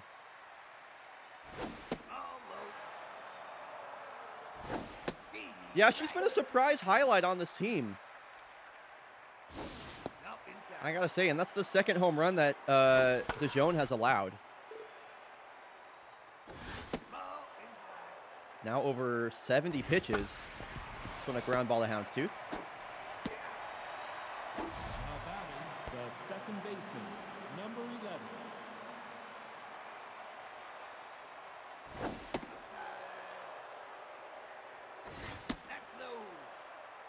Dejean not as sharp as you would expect him to be coming into this game juiced. Been behind in a lot of the count, or in a lot of counts, and that was the reason he gave up that solo shot. Ma Sol going to lead things off. Sol, Buffums, and Hope The center coming up here. fielder, number Ma Sol, show me something. Because right now I think you're the worst S-rated player in baseball. St. Lucia's locked in. Struck out Ma Sol her last time up. She's still looking for her first home run of the season, y'all. We're almost halfway through. Bogo's not an S-rated player. He's A- rated, which is way different. This one splits the left side of the infield. Ma Sol with a base hit on a full count to lead off the inning. And that is going to bring the tying run to the plate in the form of Camilo Buffums, number 43. who just hit a solo shot her last time up. Went the other way for the first run of the ball game for the Grays. Good amount of speed on first base. That's crazy that that's called a strike, a curveball away. And here's the 2-2 to Buffums. Long hold from St. Lucia. Fights off an inside slider. Nice swing there from Buffums. Boy, that curveball has been the put-away pitch for St. Lucia in every at-bat it seems so far. Number 22. It's got a lot of strikeouts looking. Now here's Florence Hope, DH today.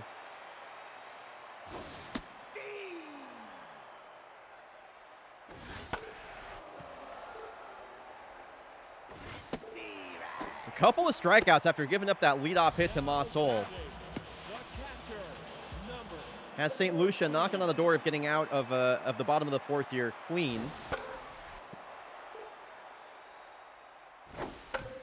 And this is she kind of rolls over on this one. Humphrey over to third base. Ferrari with the throw over to first. Only 3 hits on the day for the Grays. 9-1-2 up here for the Yellowfins. number 5. I would be surprised if Jean-Luc Dejean gets out of this inning. Bruno Callahan swings at the first pitch and sends a nuclear blast out to the opposing bullpen. 429 feet. Jean-Luc Dejean has been getting clipped today.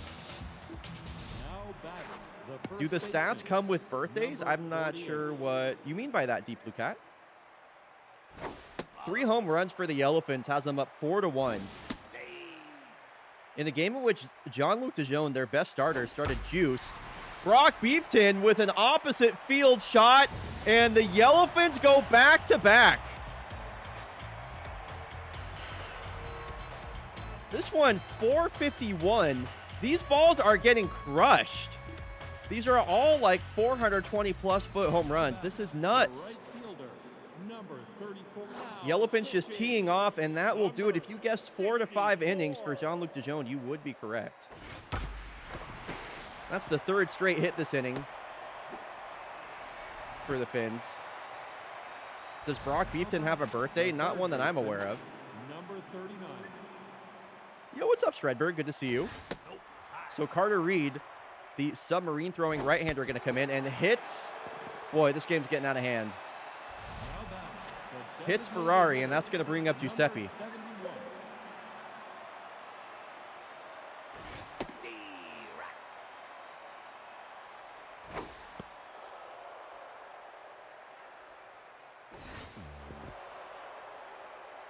Oh, I thought I had a stat. I did not. Unless I missed it. Did I miss it? I did miss it. Surprising. Okay, I'm going to repost this one whenever Mossol's back up to the plate. As Giuseppe Cacciatore keeps the line moving here. 7-1 now for the Yellowfins. They have blown this one open.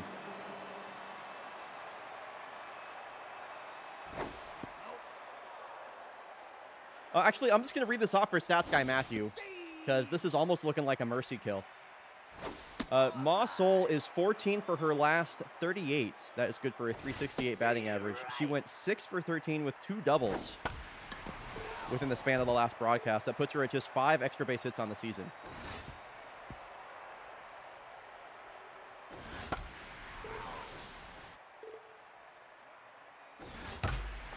Buck Dancer with the deep drive out to left center. Is this the third home run of the inning? Mossol's at the wall. That is gone. The Yellowfins have really come alive in this game. Everything is working for their bats, and now here is Boo Huffman. Dude, brutal. Absolutely brutal day for the Grays. Carter Reed is not doing anything to change my opinion of him. I continue to hate this guy. Tough game to watch if you're a Grays fan like me. We're going to have the Grays come up to the plate for... if we even ever get to the bottom of the 5th inning, we'll have the Grays come up one more time. And then we're probably going to mercy kill it after that.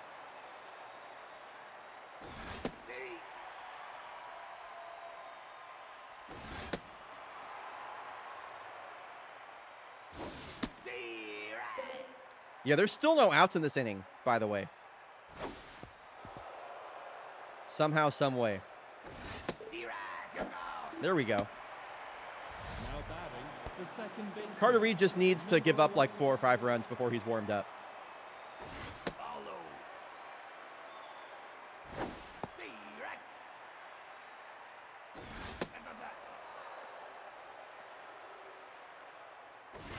Or I'll tell you what, if the Yellowfins score another run, I'm just going to mercy kill this.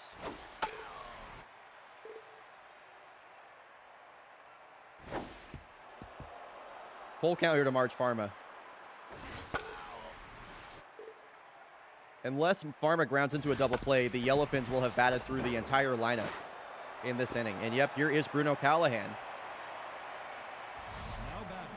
Led off the inning with a solo home run. Now pitching number 62.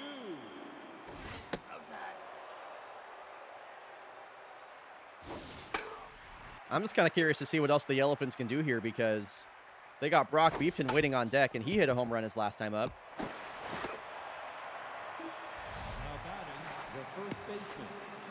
So what's Beefton got right here? Trying to make it 2 home runs in 1 inning with that swing. Really hunting the fastball here. Oh my God, he's not missing by much on these, y'all. The 2-2 to Beefton. This one is softly lifted out to center field. Mossol with the catch. A 6th spot in the 5th for the Yellowfins. Has this game on the verge of a mercy kill. In recent memory, no. I am sure it's happened in fake baseball before, though. Yeah, the Grays need to score like a couple runs in this inning to prevent this from being mercy killed.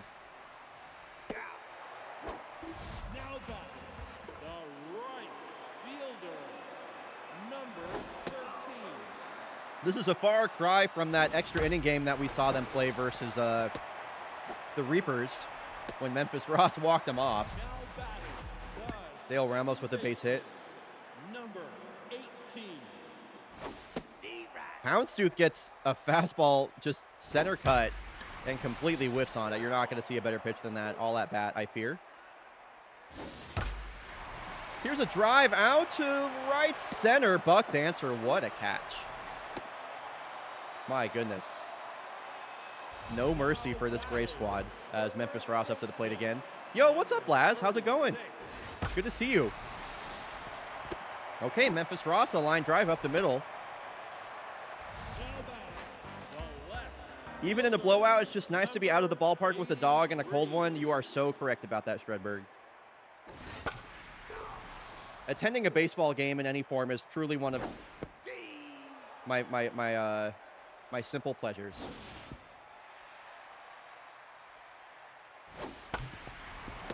And that is going to be a mercy kill in this game. What a showing from the Yellowfins. They walk all over the Glasgow Grays and their home ballpark. The siege of the Wizards' castle is complete.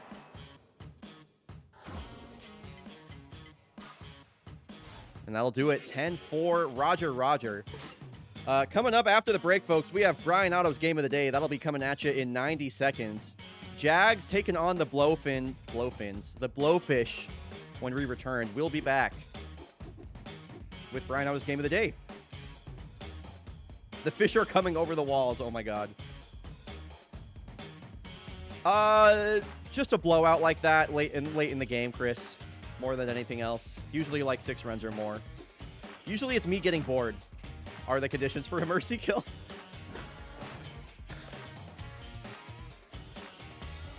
The Jags won game 1 of the series 11-4.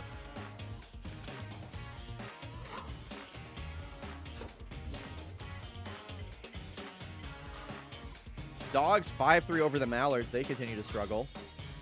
Knights win their 7th straight with that 2-0 win over the Unioneers. Swifts win a game. Who cares, though? Mariners over the Platypi in extras.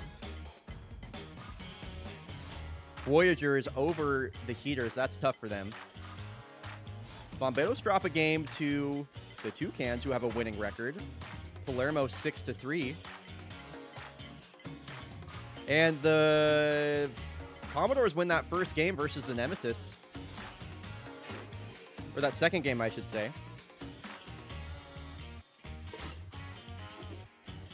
Okay, it's going to be the left-handed rookie Rat Chapman on the mound versus Remy Linguini. Eddie Kidd is juiced. Ibrahim Abate is on fire. Eric Sagrun is locked in. A couple of locked-in players on the Blowfish as well. Rat versus Rat. Oh, my God, you're correct. Whoa, it is Rat versus Rat. Oh, my God, this is the Rat duel. Oh, great observation. Great observation. That's so cool. Okay, who will win Bryonato's game of the day? Prediction is... Wait, I got it wrong. Hold on. I got the home team and the away team mixed up. Prediction is live for Bryonato's game of the day. And it being time for Bryonato's game of the day means...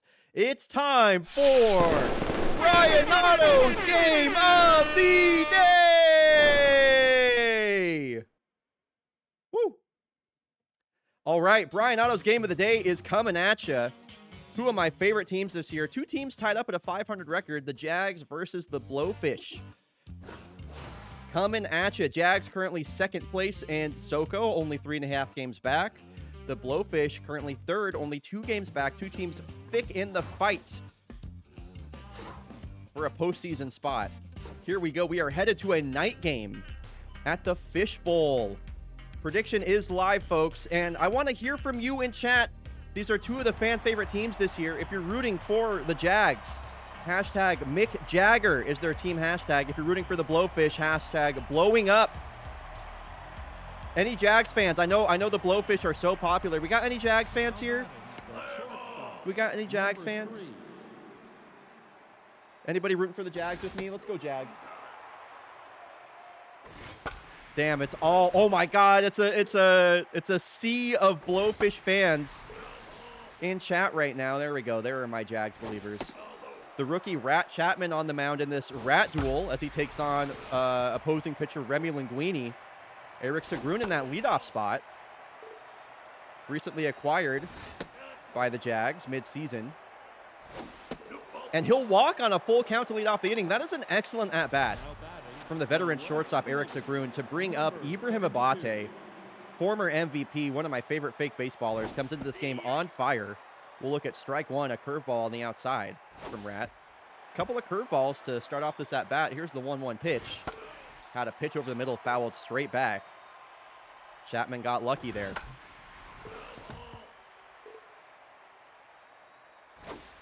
I love the Cats, but I have to go Blowies. Damn. I mean, understandable.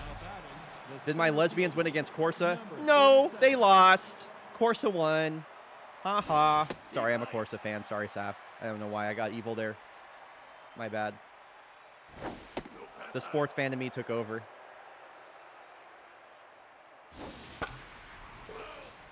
So here's a juiced etiquette moved way up in the lineup.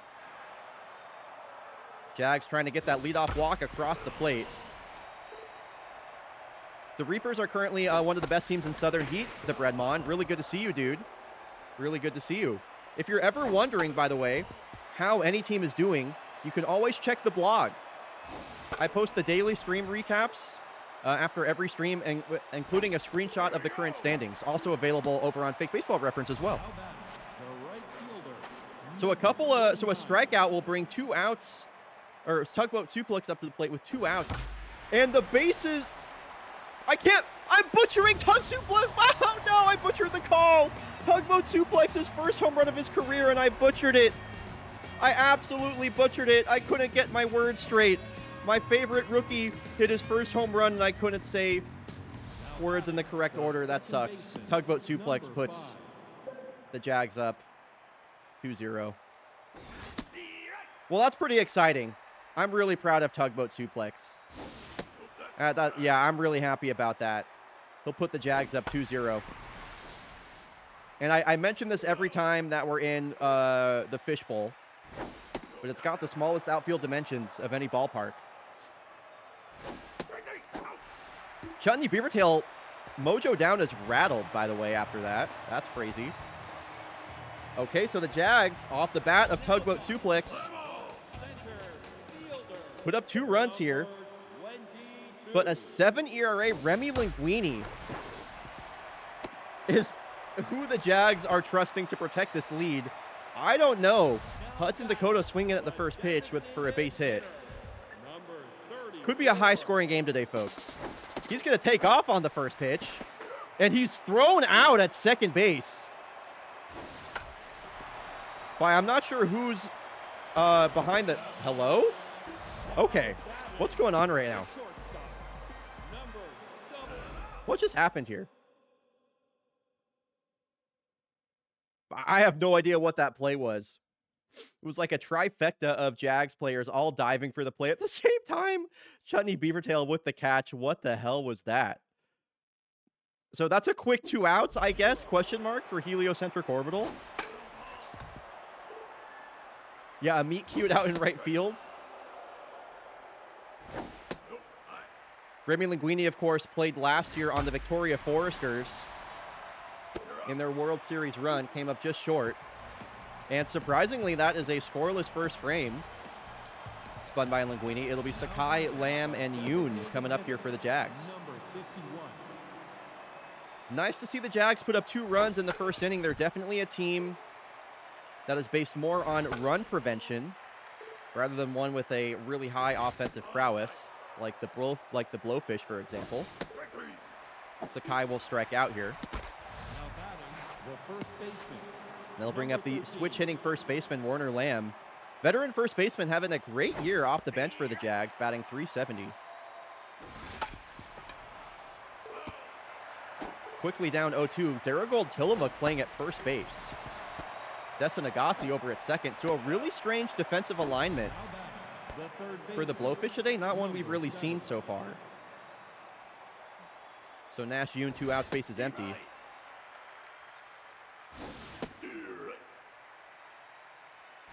And Rat Chapman trying to pitch a much cleaner inning than that first.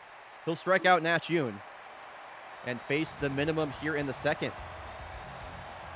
Rodriguez, Damflock, and Nagase coming up here for the Blowies. Walter Rodriguez, start the backup catcher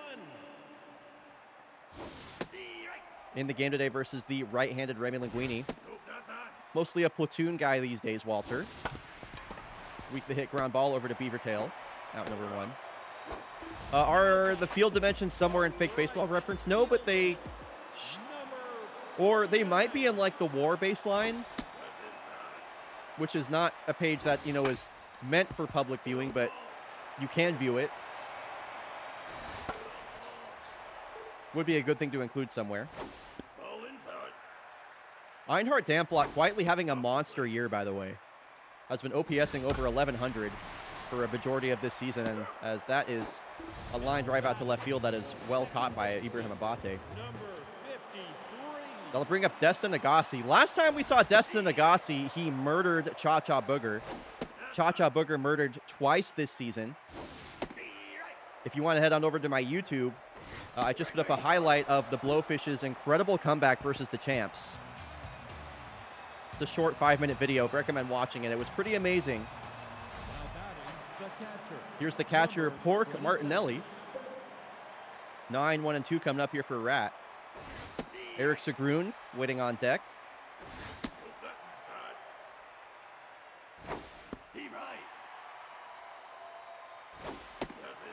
Wow, close call there for ball 2. I thought that was strike 3. Pork Martinelli's worked this count full. Here's the payoff. And a lead-off walk for the 9-hole batter. Things you love to see if you're a Jags fan. That's me. I'm a Jags fan. It's going to bring up Eric Sagroon, who had a walk of his own his last time up. 97 down the middle for strike 1 on a check swing.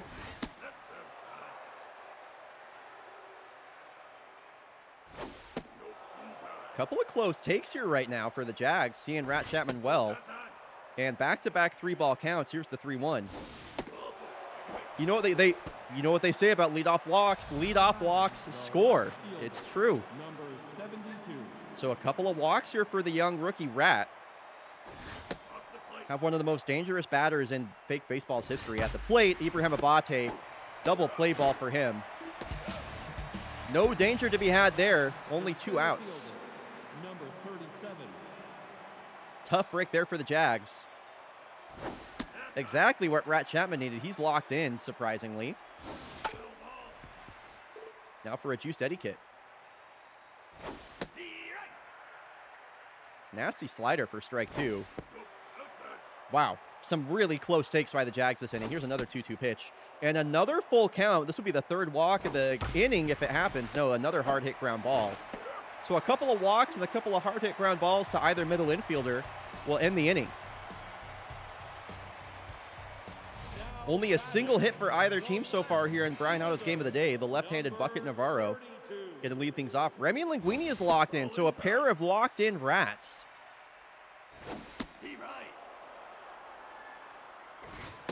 Fun fact about Remy Linguini, he has never taken off his hat during a baseball game. That hat is on 100% of the time. Nobody knows why he won't take off the hat. Some have tried to take it off his head, but it appears to be duct taped.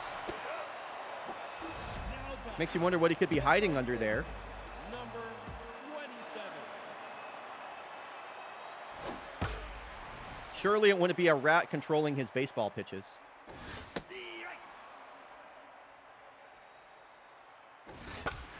How's nobody going along with the Ratatouille reference in chat right now? What the hell? Ground ball back to Remy. And the hypothetical Rat in his hat pulled all the right levers right there for a 1-2-3 inning. He's held the Blowfish scoreless through 3. The right fielder, number 29. So now Tugboat Suplex got his first home run of his career. Long overdue his last time up. Would love to see his season start to take off.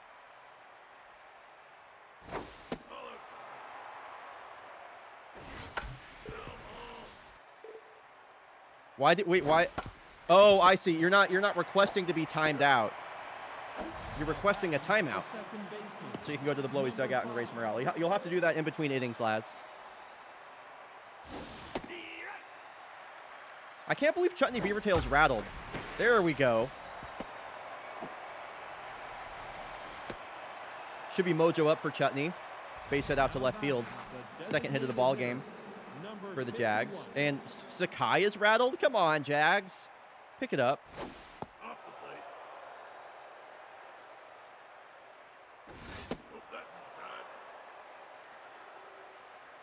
2-0 pitcher to Sakai. The 70th pitch already here for Rat here in the 4th. Sakai a drive out to left center. Long run for Dakota, who makes the catch for out number 2. Put a good run on that, but hung up enough for the very speedy Hudson Dakota. Not a lot gets by him out there in center. Now the switch hitting Warner Lamb. 2 outs and a runner on first.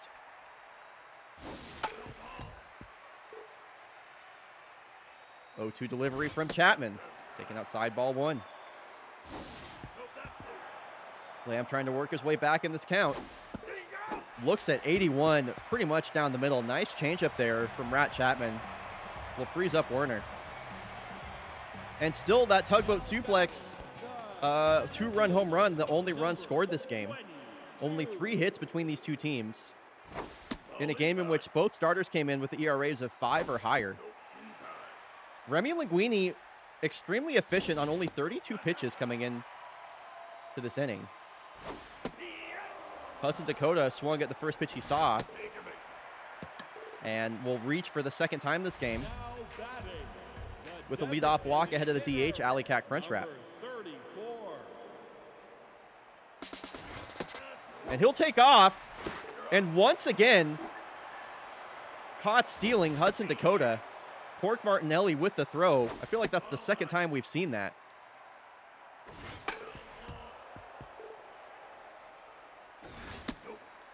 Pretty impressive stuff from Pork Martinelli. Hudson Dakota is one of the fastest runners in baseball, so Pork is just cooking him. Now back, the shortstop, number 00. That's inside. So now here is Heliocentric Orbital, has Alley Cat Crunchwrap on first base. And a 3-0 count. Give him the green light to tie this game up. Here's the pitch. That one gets away, and that will be just a ball 4. Just a ball 4. Into second base goes Crunchwrap. This one knocked down by Nashun, who'll try to get the throw over to first in time. No!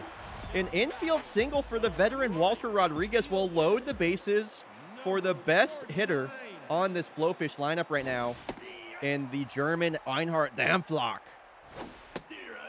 And he's down to his last strike.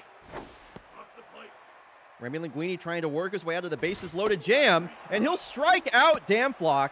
That is massive. Now Remy only 1 out away from getting out of the jam. Desanagasi sharply hit out to left field. That will score 1 and cut the lead in half. Keeps the line moving now for Bucket Navarro. Blowfish have scored their first run of the game. Bags are packed with Blowies for Bucket Navarro. Wear and tear now showing for Remy Linguini. A couple of big hacks by these Blowfish right now. And another, this is almost identical to the previous hit. Blowfish have tied it up. Carousel keeps going now for the hero of that game versus, never mind. They're going to pinch hit Sludge Grimer, also a hero of that game. Versus the Yellowfins. Was it the Yellowfins? Who did the Blowfish play where they walked him off? I don't remember already. Oh, the Golondrinas. So a Sludge Grimer pinch hit with the bases loaded. A 3-1 count. Full count, nowhere to put Sludge. Bottom of the 4th, runners take off, and we will do it all again. Nisha Antoine in the game now. The payoff pitch, a drive out to center. That will hang up for Etiquette. The Blowfish leave the bases loaded, but they've tied this game up. We got a new ball game, folks, here in the 5th inning. Number 7. Nash Uno lead off. Jamilius Tremelius in the game now at second base. Destin Agassi moves over to third. Yeah, all the momentum in Busan's hand right now, Shredberg. I agree.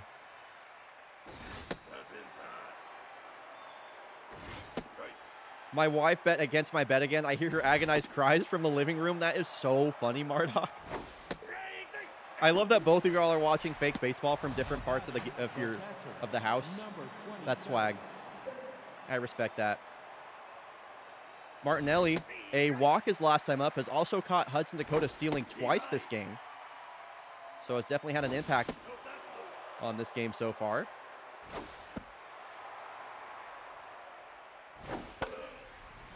Put together another good at-bat here versus Chapman, who's close to 90 pitches and back-to-back full counts for Martinelli in back-to-back plate appearances. Cannot hold up on the changeup that just kept running away from him. The shortstop, number 3. And they're leaving in Rat Chapman versus Eric Segrun. And Segrun's going to make him pay. Don't know why you wouldn't pull him versus the top of the lineup. Now you're going to bring up Ibrahim Abate. Number 72. And you're leaving in Rat Chapman? Okay. Trusting in their rookie and a couple of hits here to bring up a juiced Eddie Kit. Now batting, the You know, I bet something to remember about the Blowfish, they lost their previous game 11-4. Their bullpen might be fucked. Their bullpen might be in a really, really, really bad spot. number 37. Now pitching. Case in point. Number 48. Case in point. Here's why they were leaving in Rat Chapman. That would be why they were leaving in Rat Chapman, folks. As a juice etiquette is going to send a drive out to the gap, and on 2 outs, 3 straight base hits from the Jags have given them the lead. The right fielder. And now you got Tugboat Suplex, who hit his first home run of his young career already this game. Surely they're not intentionally walking him. They are intentionally walking Tugboat Suplex, who's batting under 200, to load the bases.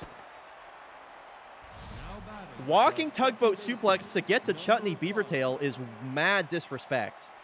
I want nothing more than to see Chutney make them pay for this. I'm actually, you know what? I'm standing up. We're standing up. Bases loaded for the young Chutney Beavertail. And a 3-1 count, nowhere to put her. Here's the 3-1. It's a full count. Bases loaded. The pitch fouled away. Oh my God. Come on, Chutney. Oh, she gets jackknifed. You fucking idiots. You walked the guy intentionally, and then you walked her with the bases loaded. number 26. Oh my God. And they go to their next pitcher immediately. Wow, this is all on 2 outs. The bases are still loaded. Don't disrespect my girl Chutney Beavertail like that ever again. Don't disrespect my girl Chutney Beavertail like that ever again. Chutney Beavertail with the RBI walk, another 2 spot for the Jags. Boy, that was great. That was great. 27. I don't have any ill will toward the Blowfish. Like, I love them just as much as all y'all, but I am going to make fun of them. Tillamook will pop this one up. bryonato, the best part, Marduk is on the computer, I'm on my phone, and it's on the TV so I can see it better. Here, he hears things 2 seconds before my phone. The TV's at least 10 seconds after my phone. Damn. Y'all are awesome. I love how many, like, fake baseball households there are. That's so cool. Yo, Marduk, I'm saying hi to you 2 seconds in the future. I'm having fun imagining this. Weakly hit ground ball to the shortstop, Segrun, out number 2. Now batting, the designated hitter, number 34. Oh, you were... That's cool. Did you find the exact spot in which Daragold Tillamook was conceived?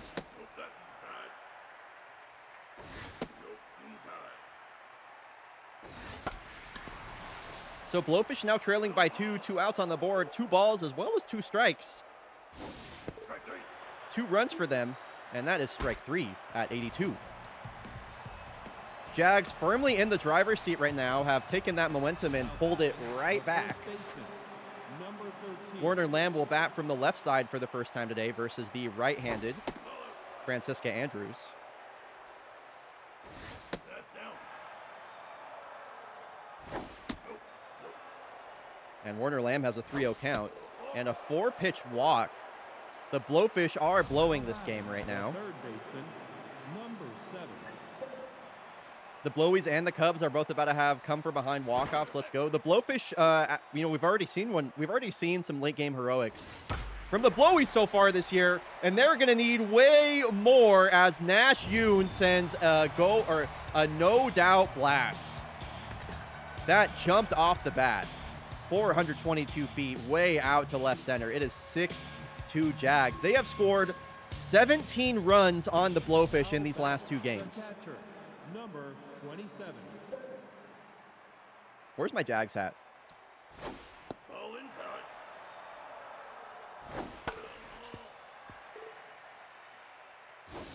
Nope, inside.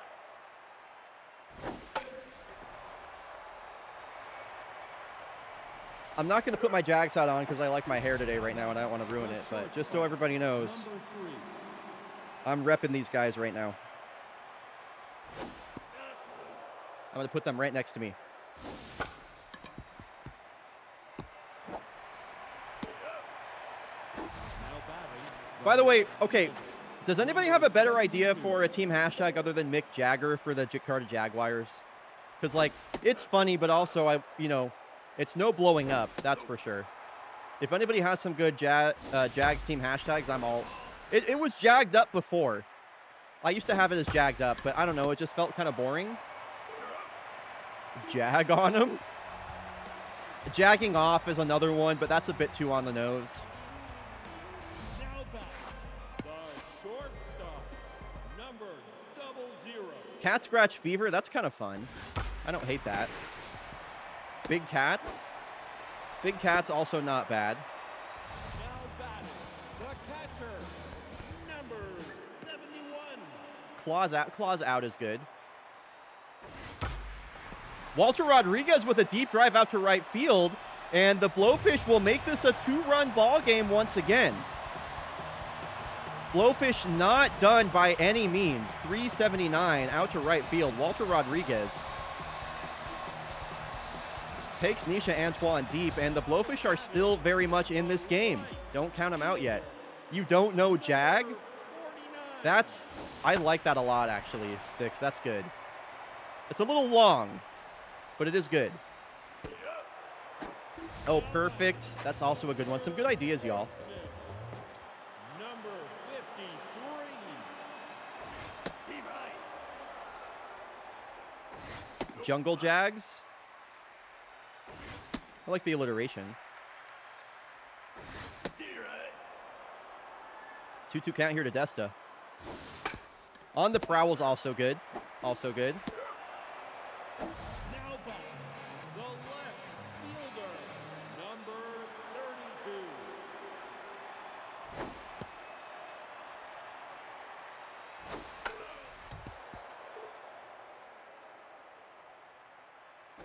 Nope, that's inside.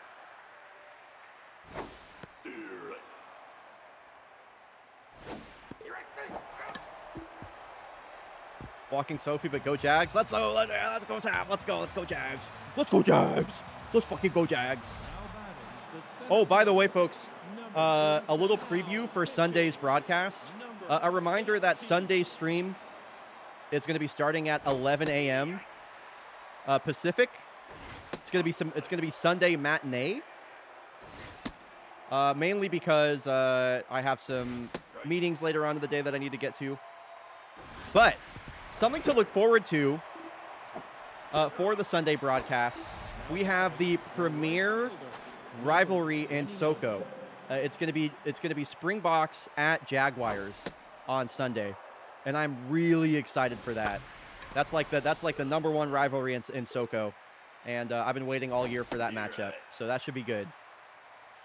That's down. Jag swag. Jag swag is kind of fun. Jag swag is kind of fun. Jaguars? Damn. Right there. Out. Y'all have some good ideas. Batting. The second baseman, number 5.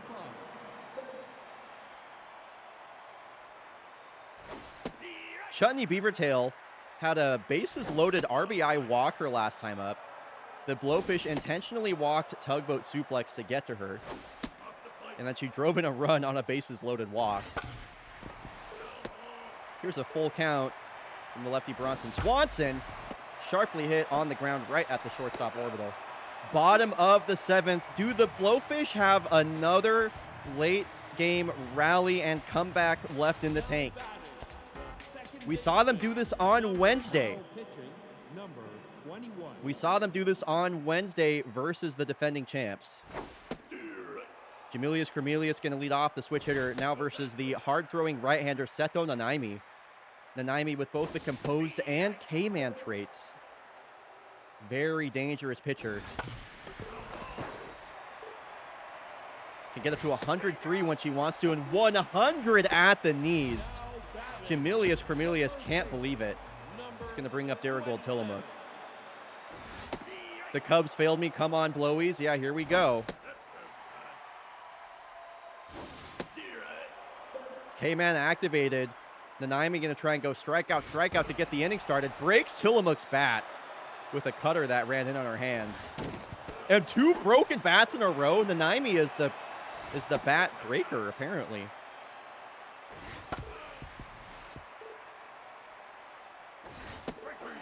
Double strikeouts so far for Nanaimi in this inning.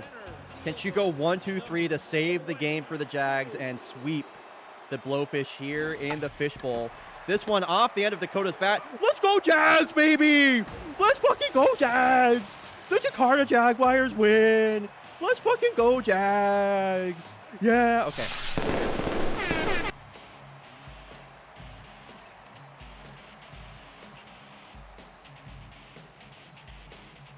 I'm happy. Yo, thanks everybody that got in on this prediction. Over 22 people put in predictions for that. 50,000 Dargy Dots going out as well. That's awesome. I lost a rack. Damn. I'm 0 for 3 on the predictions so far. I'm glad you got that anti-scrambler in before that happened. That was a good bryonatos game of the day. That was a solid bryonatos game of the day. Seto Nanaimi with the save. That was a great save. First save of the year for her. Double the points, baby. Tugboat Suplex his first home run. Good game, good game, good game.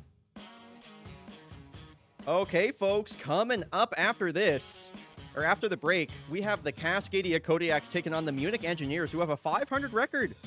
A ton of former Kodiaks, including a locked-in John Halo, coming back to Cascadia Park. He's got over a 900 OPS and is batting .324. Pretty exciting. We'll see you in 90 seconds. Yo, thanks, Koala. Yeah, I'll do that right now.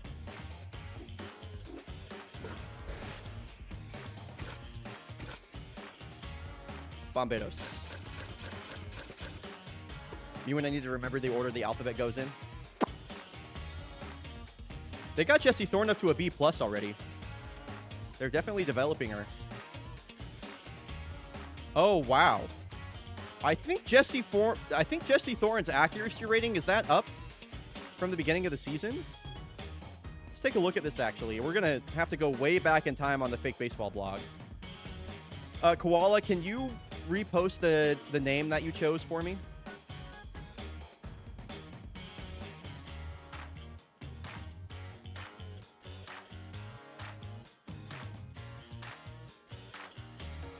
Hiramalate, thank you. Where are the Bomberos?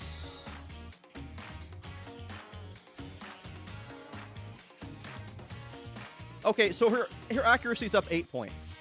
So definitely some development going on there if it's up 8 points. That's pretty cool. By the way, since we have this up on the screen, the #1 way to keep up with everything that's going on with Fake Baseball is to join my Discord. In here we have the Fake Baseball blog, which acts as the de facto newsletter, news source for the league. I always post about what's going on in the league. Free agent moves, giving my thoughts on them, recaps, posting the podcast, all that stuff. You can follow Fake Baseball blog if you want. to send updates wherever you want to do that. You can like mute the server and kind of keep up with it that way. Also, we have a lot of fun over in the Fake Baseball Discussion channel. Catchy's always posting amazing fan art. Would love to have you. The only time you'll ever get a ping is when I'm going live. So anyway, consider if you're a Fake Baseball fan.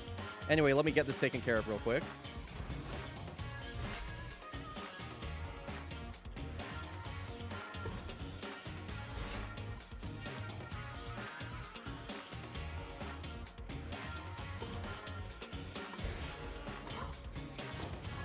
Okay, so coming up, we have the Cascadia Kodiaks hosting the Munich Engineers.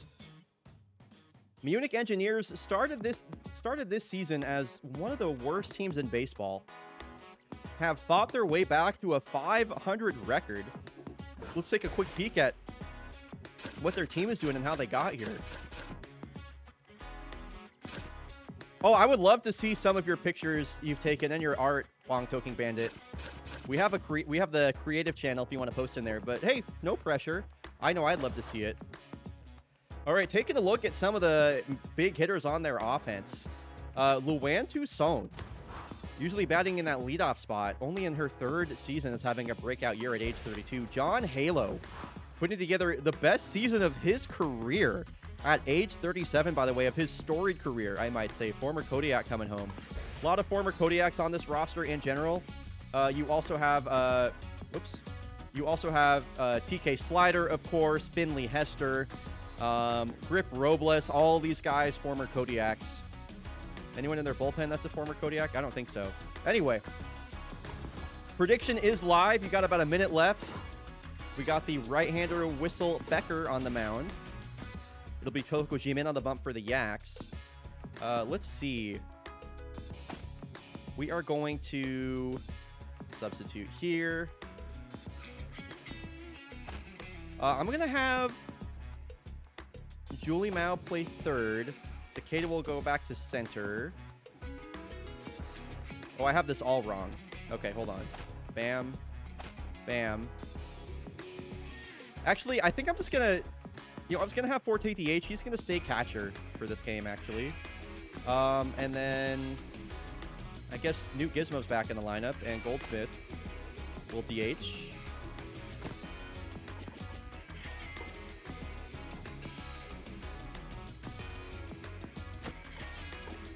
Okay, off we go. Final game of this homestand for the Kodiaks. Toko Jimin taking the mound, hosting the Munich Engineers, who are on a really great run of form. If you're rooting for the Munich Engineers, I want to hear from you in chat. Hashtag German Engineering. If you're rooting for the Engineers. If you're rooting for the Cascadia Kodiaks, hashtag Yak Attack. Who do we got, folks? I want to hear from you in chat. Use their team hashtag. Tell me know what your allegiance is. Here is Chewy Crosby. Very young, speedy, slap-hitting center fielder. Toko Jimin on the mound. Just had her accuracy go up by 4 points. Not sure how much of a difference that's going to make, but... Sorry for the constant flickering screen, by the way, as I tab back and forth. Julie Mao back at 3rd base. This is her first time back in the field since I believe she pulled her hamstring on a run to first base. Now Luan Toussaint. Betting is closed. Tough out activated here on 2 strikes. Also has contact versus lefties. Could be a very important player in this game. A big fist bump from Ji-Min as she strikes her out on 3 pitches. Now, Brick Chithouse was an all-star last year.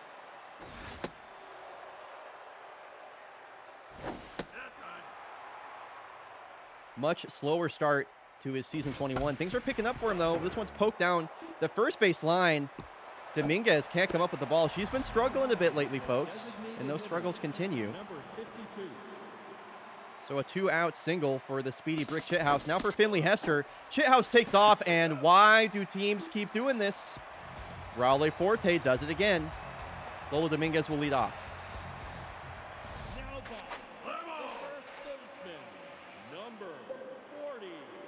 So Dominguez in that leadoff spot, but tense.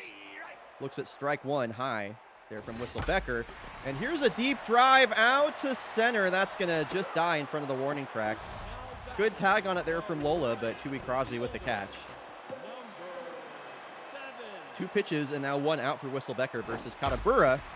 This one's sharply hit on the ground, and this is looking like it could be a quick inning Now batting. for the starting pitcher, Becker. Number 60. That's Steve Wright. Can we send Lola some fan mail? Maybe a bouquet or a fruit basket. Nope. That's cute. Full count here to Takeda. Nope. Ball four. Wow, great at-bat from Valdo. Now He'll batting. work a full count walk to bring up Julie Mao. Haven't seen Julie Mao in the lineup for a while. Between her being in a slump, having to deal with her mojo, also the injury. Takeda takes off, and it's a ball in the dirt. He's in there easily. Nice stolen base for Takeda. We're not stealing third. Ball high. 3-1 pitcher to Julie Mao. Should get a pitch to hit. There's that. Okay, I guess we're stealing third. Full count. I don't really think it makes a difference. Ground ball down the third base line and fair. But out at first is Julie Mao. So it'll be Hester, Halo, and Robles. Now Hester batting. had the bat taken out of her Designated hands hitter. back in the first inning after Brick Shithouse was caught stealing.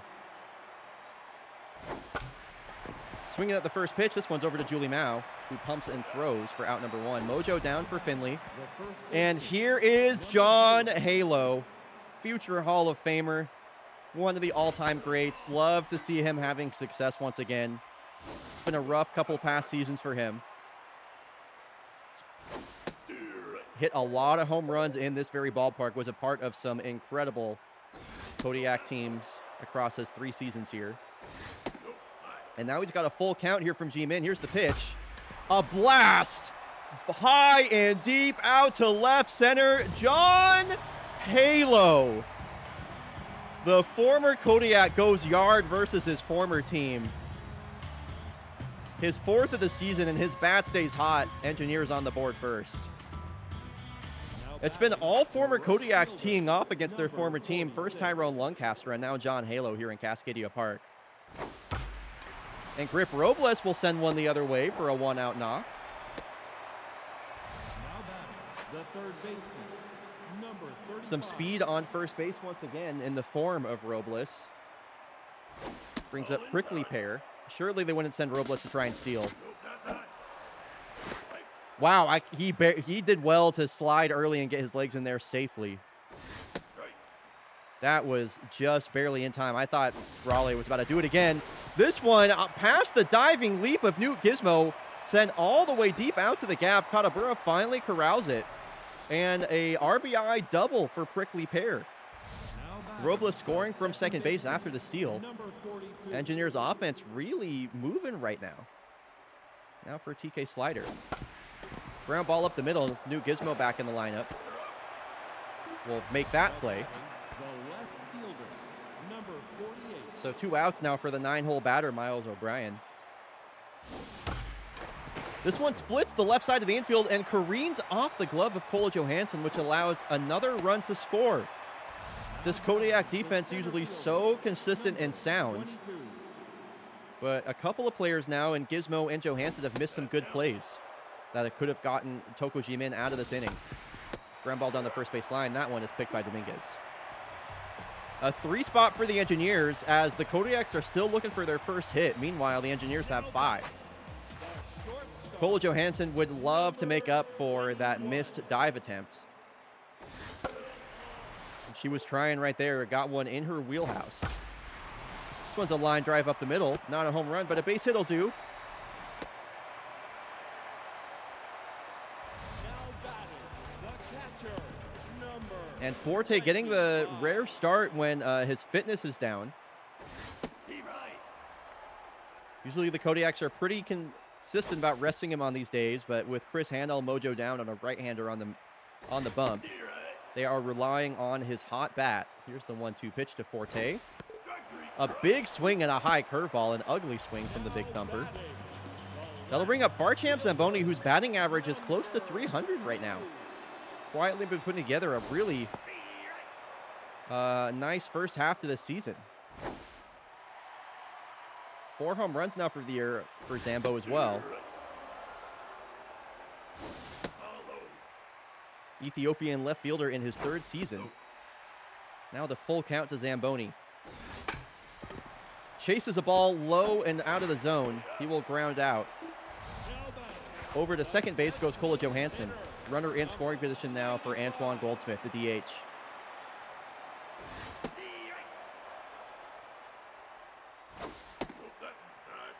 So much depth in this Kodiak lineup. Their 8-hole batter is batting .311. And is their DH. He'll ground out here. Kola is stranded. Kodiak's held to 1 hit and scoreless through 2. Luan Toussaint leading off. Now batting, the catcher, number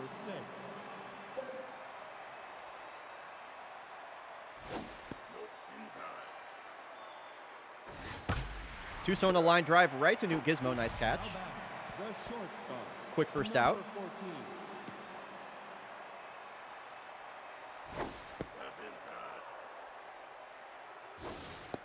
Shithouse got a, I believe, walked. I forget if he walked or got a base hit. He reached safely his last time up and was thrown out at second on a steal attempt from Raleigh Forte. Here's another base hit up the middle. Second time Shithouse has reached. The designated hitter, number Surely they wouldn't have him try and steal again. Finley Hester sends a deep drive out to left center. This one is going to hang up at the warning track. That would have been crazy if Finley Hester and John Halo both hit home runs this game. And speaking of John Halo, he went left on left versus Toko Jimin for his 4th home rn of the season. This is the current active RBI leader, by the way, in fake baseball. Newt Gizmo with a diving stop, not in time. A base hit for John Halo as he legs out an infield single. Nice effort there from... Nice effort there from, sorry, I got distracted, Newt Gizmo.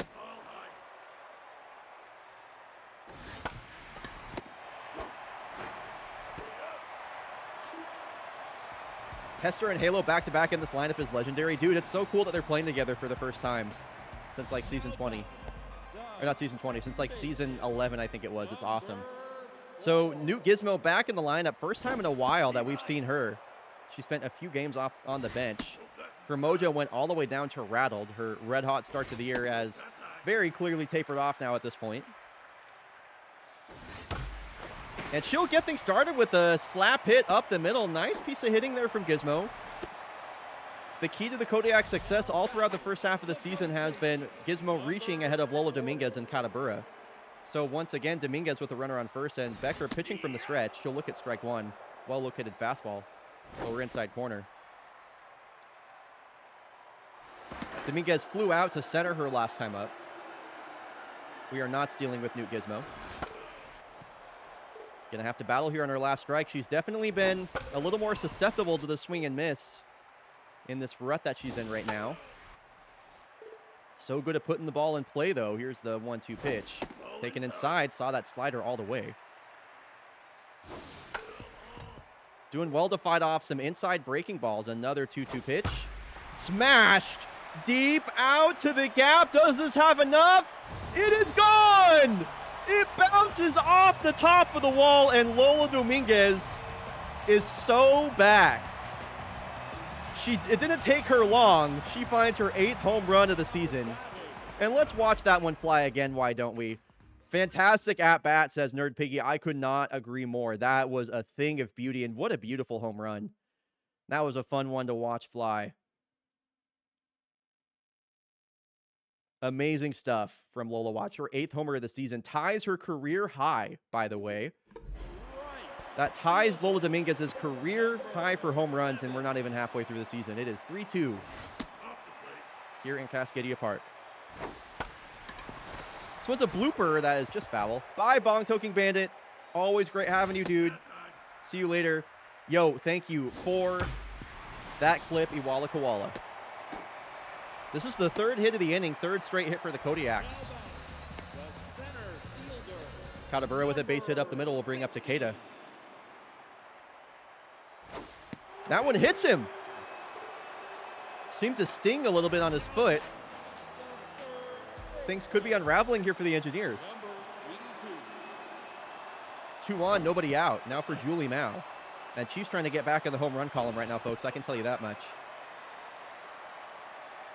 2-0 here to Mao. That one almost hits her. And she'll walk on 4 pitches, and the bags are packed with yaks. Bases loaded for Kola Johansson. That is not a position you want to find yourself in. They're going to bring in a locked-in Phoenix Woody, go into their bullpen here only in the 3rd inning. And Phoenix Woody better be careful if he leaves another high fastball over the plate like that. Kola Johansson will punish that. This one shot the other way. Will keep the line moving. Kodiaks have tied this one up. Number 25. 4 hits and a walk this inning for the Kodiaks.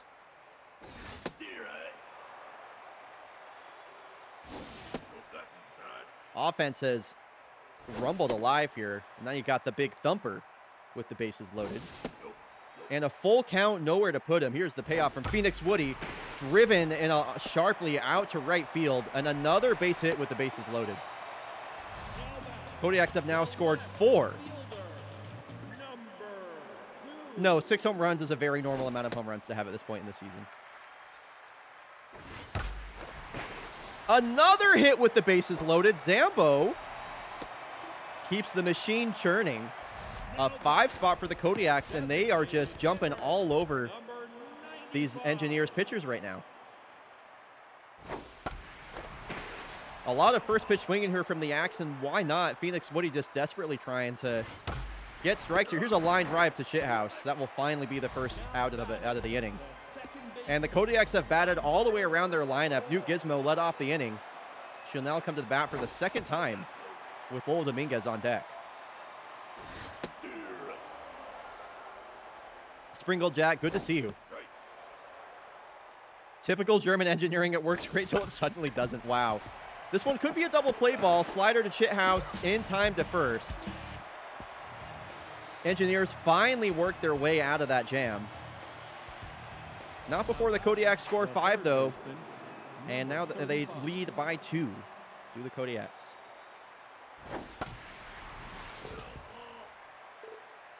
So let's see how the Engineers offense can rally now trailing. A weak pop-up that barely leaves the infield. Newt Gizmo with the catch. Here is former Cascadia Kodiak TK Slider. Truth be told, if TK had not decided to leave the team, he would still be playing here in Kodiak's green. His career was cut short. He left after his 3rd season with the team and went out and got absolutely paid by the Engineers. He'll swing through that outside fastball. The left fielder, number 48.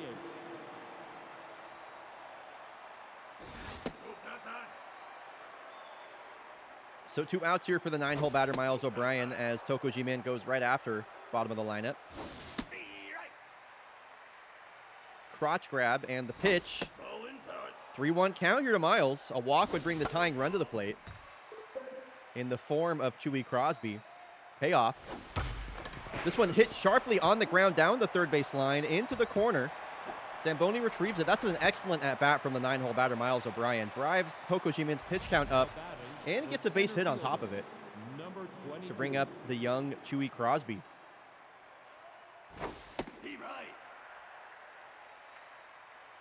Crosby, only 21 years old, came up with the Engineers, spent a season abroad. 22 years old. Came up with the Engineers, spent a season abroad with the Commodores, and now back with the Engies. This one hit on the ground, right at Johansson for the routine play. And top of the lineup coming up here, Lola Dominguez hit home run number 8, tying her career high. Her last time up. She's still tense. Dog, she just hit a fucking home run. Dude, this game's so dumb. That's not a strike.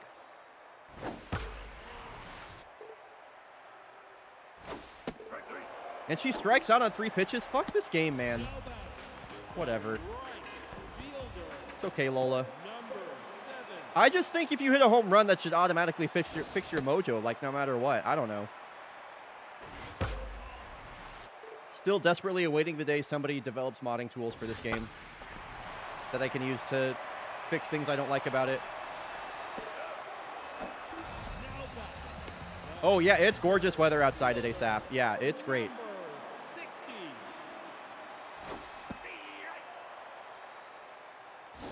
That's down. I have a couple of meetings after the stream today, Saf, but I got no plans after that if you want to hang out and, like, smoke or whatever. This one's driven out to center and long run in from Chewy Crosby. He'll make the catch. 1-2-3 inning. 15 hits between the two teams so far. Number 6. Luann Toussaint will lead off the inning. Mentioned her breakout season that she's having at age 32. Yo, what's up, Kyle? Good to see you, dude.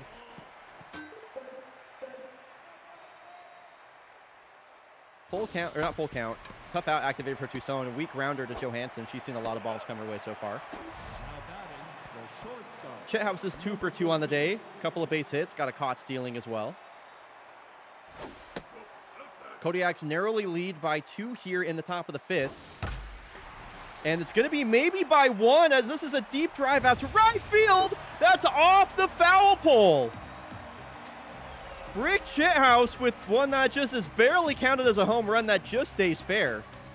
He goes the opposite way to make it a 1-run game. The designated hitter, number 52. Engineers not going down quietly. No, not today, Kyle. Both Chat's Choice games are spoken for. Now batting, the first baseman, number 0. Maybe on Sunday, though. That's high. So John Halo's already gone deep once today, and that's a pair of hits as well. This one's a swinging bunt that Jamin will play on the run and get him out at first. Engineers claw one back. Kind of get the feeling that this 1-run lead isn't going to do it. That was a fun day. Thank you, Kyle. I appreciate that. It was a really, really, really fun stream. Line drive out to left field. Miles O'Brien with the catch. Now batting, the shortstop. Now pitching, number And that will do it 15. for Phoenix Woody. Rex Russell's going to come in. 2.95 ERA, 16 strikeouts. 4-pitch mix, including a cutter, curveball, changeup, and a 4-seam. Johansson trying to take after Brick Chithouse, her fellow shortstop, with an opposite field foul pole shot. Another ball hit the other way. This one to the right fielder Robles. The catch. Now batting, the catcher, number 20. Forte's batting average up to 281. Steve Wright. That's low. This one a drive out to the gap. Chewy Crosby plays it well off the wall. That's only a single despite the good tag there from Forte. Now batting, the left fielder. Kodiak's batted around the lineup. 2. Was it in the 3rd inning or in the 4th? In the 3rd inning. It was just base hit after base hit after base hit. Both Forte and Zamboni getting in on that. 3-1 here to Zambo. Had a good pitch to hit on 3-1, just underneath it and fouls it back. Payoff. Good swing to stay alive. Payoff again. This one's off the end of his bat. Ranging to his left is slider, and he'll get the put out at first. Forte stranded on first base. Engineers, time running out. They trail by 1 with only 2 innings left to play. Rip Robles comes to the plate locked in, is going to lead things off. Kodiaks will go to their bullpen. That is 5 strong innings from Toko Jimin. Now for their best reliever, Crouch Kick. Off the plate. Crouch Kick was an off-season acquisition coming over from the Havana Knights. Kodiak's liking his 99 rated accuracy, looking for more consistency out of their bullpen that struggled mightily back in season 20. Now batting, the third baseman, number 35. Yeah, who is Sophie rooting for?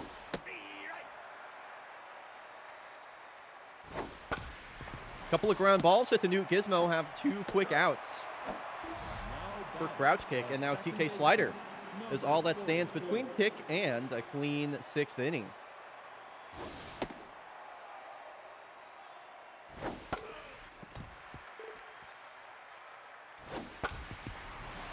TK Slider with a weakly hit ground ball up the middle for a base hit. A lot of speed on first base. And that is going to bring the go-ahead run to the plate in the form of left fielder Miles O'Brien. Miles O'Brien in his second season now. 276 batting average. This one picked up by Dominguez. Had a little trouble with it, but no harm, no foul. And Kodiaks will be looking to extend their lead here with a bit of insurance. Goldsmith leading off. Big swing at an 89-mile-an-hour fastball. Swung right through it.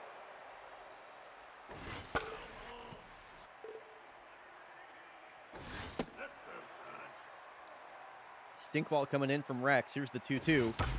Hard hit up the middle. No problem for the young Goldsmith. Now batting, the second baseman. So lead-off batter is aboard for Newt Gizmo, who swings at the first pitch and sends a high drive out to the short porch and left. This will hang up in front of Mama Bear.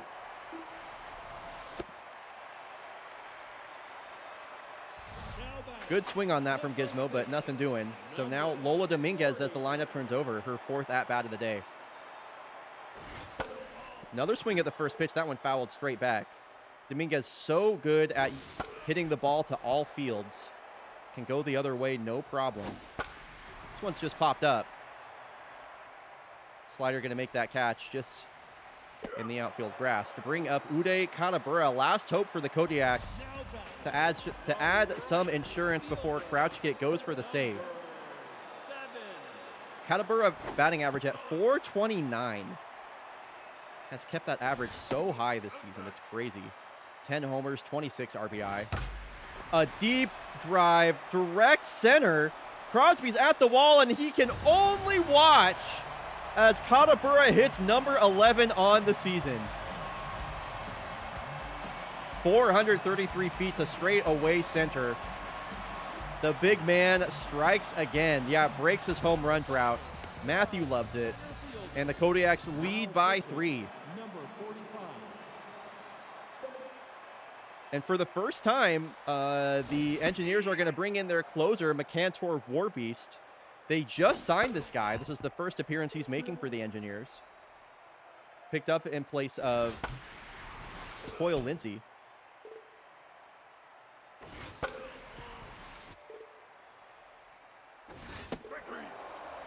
Takeda strikes out, but the Kodiaks have found their insurance.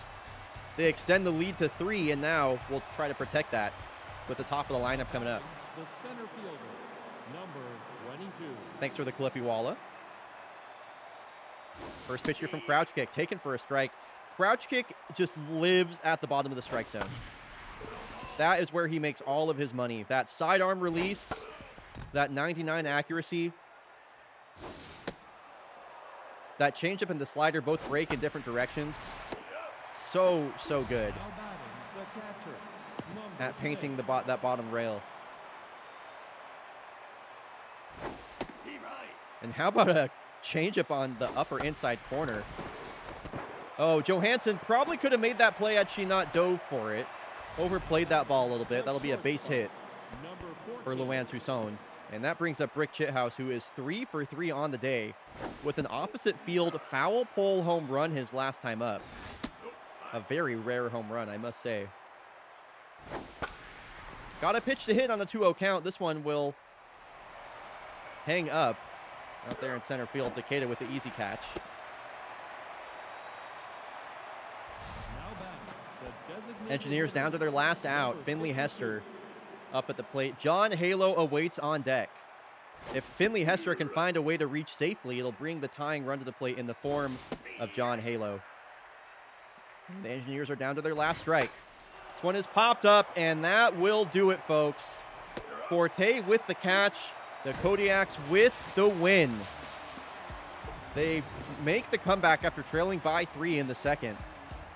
And Uday Katabura insurance run will seal this for him. Fun game. Fun game for sure. Tokuji Min, 5 innings pitched. Hands it off to Crouch Kick, who covers 2 innings and gets the save. Nicely done by the Kodiak bullpen. Or by Kodiak pitching, I should say. Okay, we got a big time rivalry game coming up. It's New York versus Boston.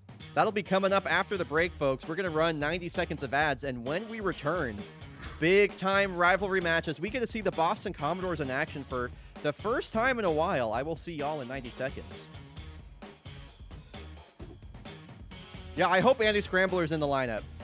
I really want Andy Scrambler to be in the lineup. We'll find out, Birdie. We will find out.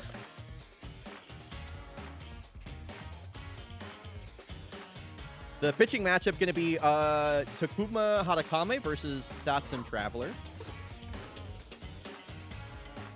Reapers go to town on the Springboks, 14-3. That's a huge win for them.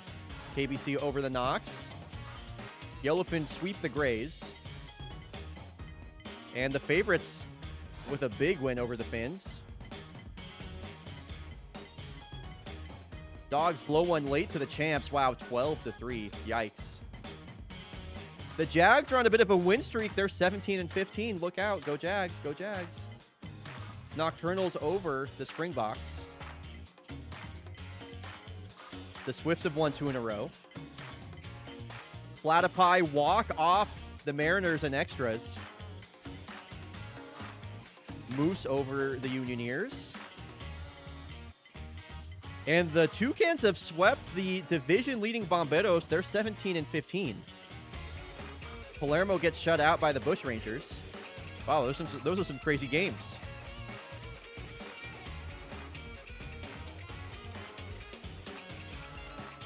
Tight matchups all over the place. It's been a really fun season so far. Okay, this game is Chat's Choice number 2. This one's brought to you by Melavara. Oh, hold on. There was some movement. Hold on. We'll get that prediction going in just a sec. Oh, Braden Franklin signed by the New York Nemesis, and I cannot lie, I love that move. Braden Franklin is just a great player to have on your team if you're trying to win a World Series. Kind of surprised they got rid of Alika Moody, but Braden Franklin, I mean, he's got the pedigree of... He's got that winning pedigree, my man. Why did I say my man? My man has that winning pedigree. So I like that move a lot for them. Okay, let's get this prediction going. It's going to be Egon Cosma and the Nemesis taking on Annie Scrambler. Annie Scrambler's juiced! Annie Scrambler is juiced! There's no way she's not in the lineup.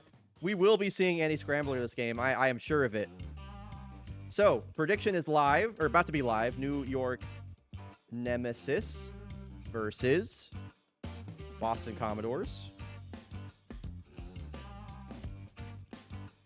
Prediction live. If you're rooting for the Nemesis, let me hear from you in chat. Hashtag my Nemesis. If you're rooting for the Commodores, hashtag anchors away. Use the team hashtag to declare your allegiance. I want to know who you're rooting for. We are headed to a night game here in Boston at Lighthouse Bay. Boston Commodores hosting their fierce division rivals, the New York Nemesis. This is an all-time classic. Boston versus New York. Annie Scrambler in the 2 slot for the Commies. Pretty even mixture between Nemesis and Commies fans. I love it. Seize the means of run production, says Talrand. It'll be Sunday Calabasas leading off. Picked up mid-season by these Nemesis. Comes into this game batting .280. Datsun Traveler on the mound. This one a ground ball, or a line drive up the middle.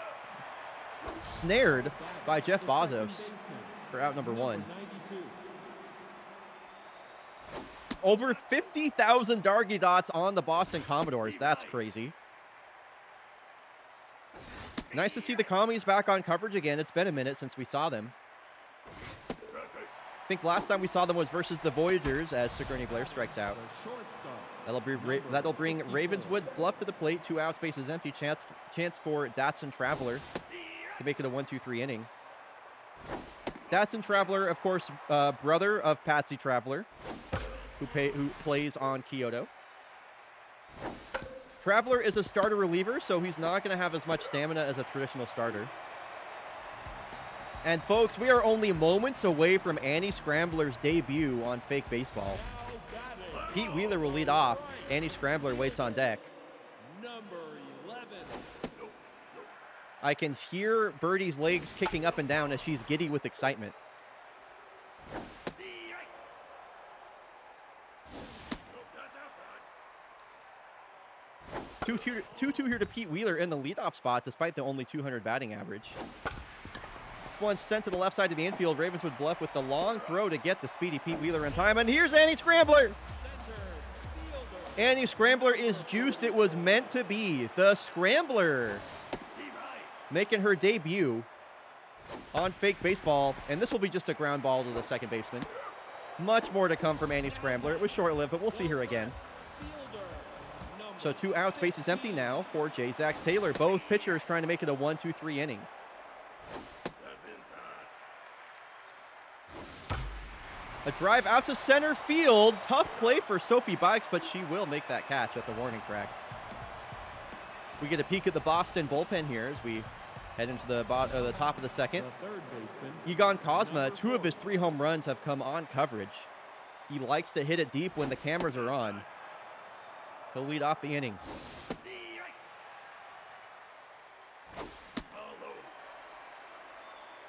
2-1 pitch to Cosma, and he should get a pitch to hit on a 3-1 count. That's a very nice changeup on the inside edge from Traveler. Payoff. Sent the other way.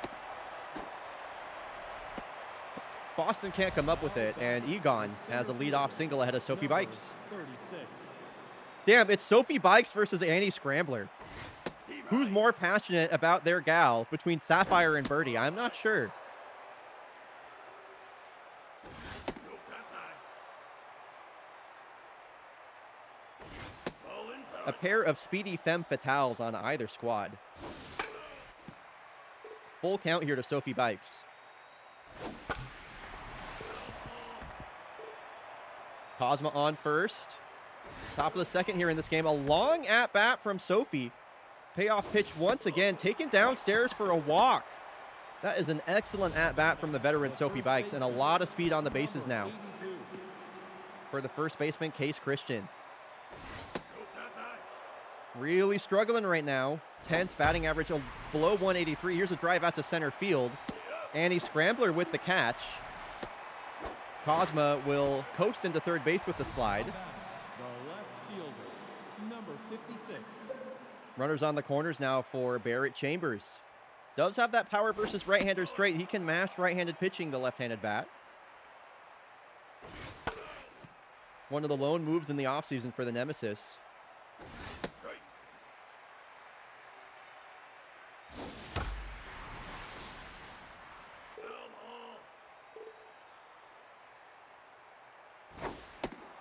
Gets backed up on a slider that ran in. Here's the 2-2. Way out in front of that changeup. I want to scroll up and read a little bit of chat. I missed some of that. Fake Baseball really does bring people together. It's awesome.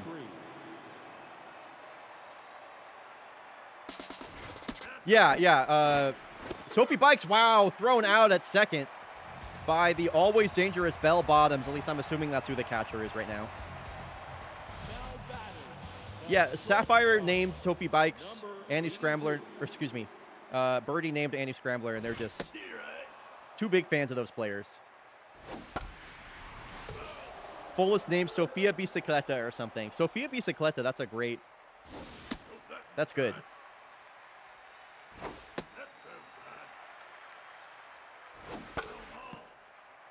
Maybe when Sophie Bikes retires, we'll have Sophie Bicicleta come into the league, and that'll be like, they were like identical twins that were separated at birth or something. They get married? All right, here's Slamtona Washington. He was my most anticipated, or the rookie I was most excited about coming into this season. Has 3 home runs, struggling a little bit here, and finally gets a base hit on coverage. He's been really, really quiet since that season opener, and he's got a 1-out double. And mojo up for the young Slamtona. That'll bring up the DH, Trevor Nichols. Best hitter on this Commodore squad right now. Has the go-ahead run on second base. And Slamtona takes off, and he is into third base safely. Slamtona, not a stolen base threat I would normally consider, but He's now 90 feet away from scoring the first run of the ball game for the Commies. And they got their best hitter at the plate. Hard hit up the middle, and this will score Slamtona. The Commodores will gladly trade an out for a run. So Slamtona steals third and scores on a fielder's choice. Some nice small ball there from the Commies. It's 1-0. The BFBL needs more Yuri. Super Mega Yuri ball. Oh my god. We need some Annie Scrambler Sophie Bikes fan art that just says Super Mega Yuri ball. The catcher, number 53. Have him like linking arms. That's inside. Nope.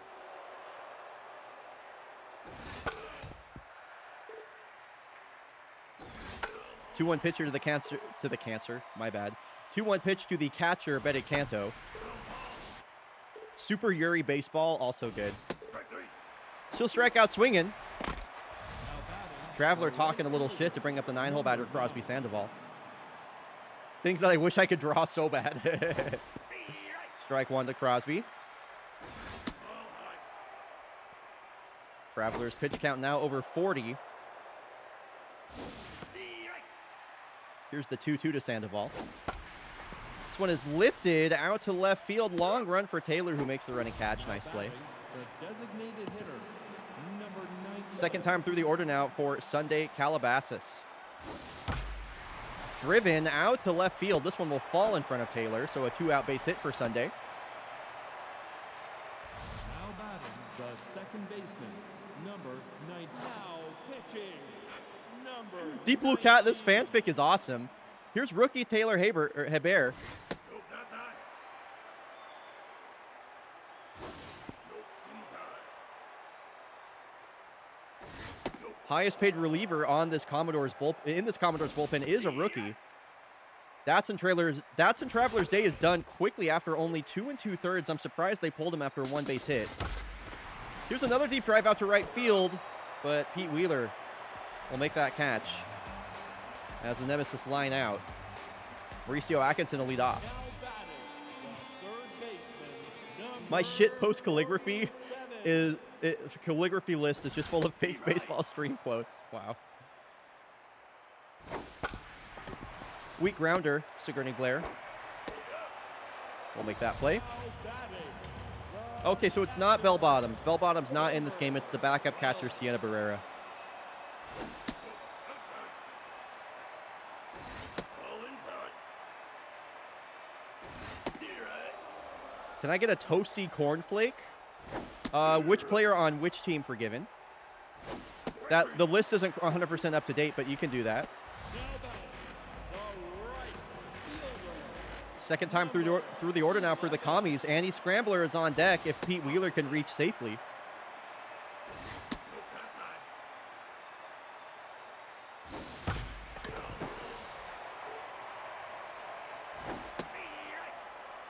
Here's the 2-2 from Hatakame. Ground ball up the middle. Ravenswood Bluff with the easy play over at first base.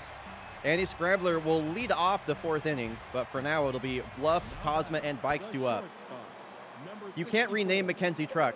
That's already been renamed. How dare you want to take away Anarchy's rename? Ball high. Isn't that, do I have that grayed out or am I stupid? I have it grayed out, Forgiven! Now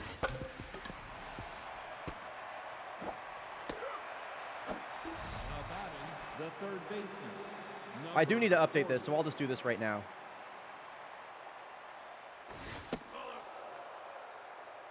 So that's the Cedar, Waxwing. Off the plate. There we go.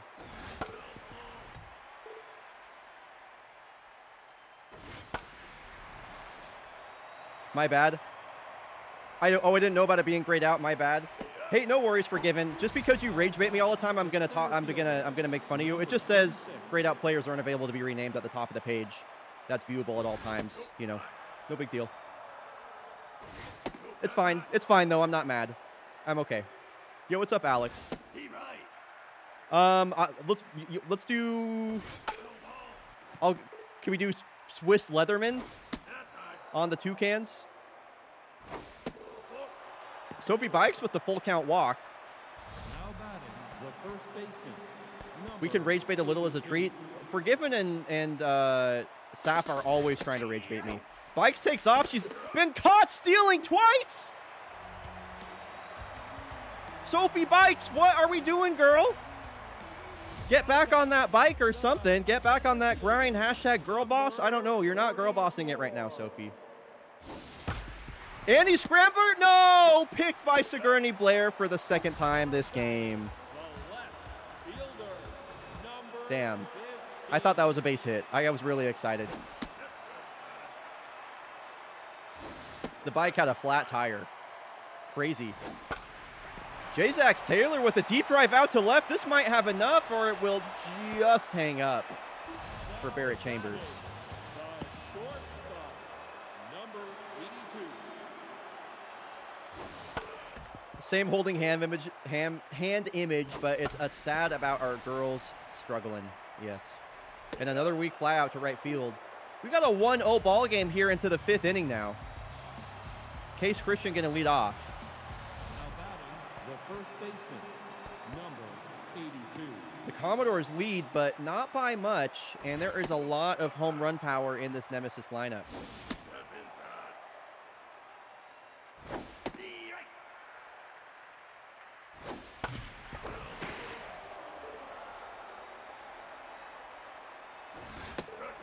Swung on and missed. Case Christian looks pretty rough at the plate. Honestly, just play Egon Cosmo over at first base. Wait, why is Christmas not in the lineup for the... Okay, hold on, I'm mad. 1 second. I need to figure something out.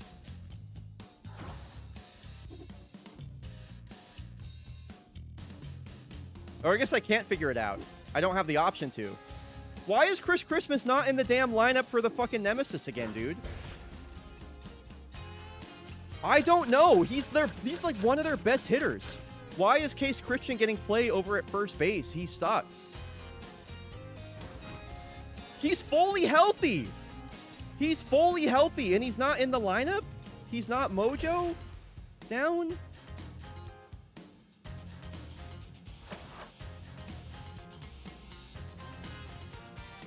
I don't... he's...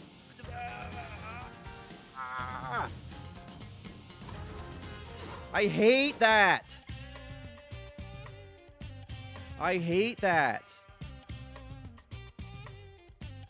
Play your best player, dude. Case Christian sucks. Number 56.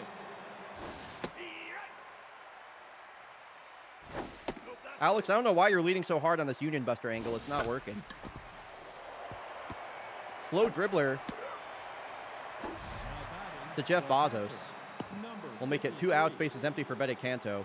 Man, yeah, the CPU is just really annoying. Just play Egon Cosma out of position at first base. He has 70+ fielding. He's going to be fine. Why would you not have your best hitter in your lineup? Man, it makes me so sad. At least DH him. Who do they got DHing over Christmas, I wonder? And like Cole Duke? You don't have Cole Duke in your... No wonder why this Nemesis lineup seems like it sucks right now.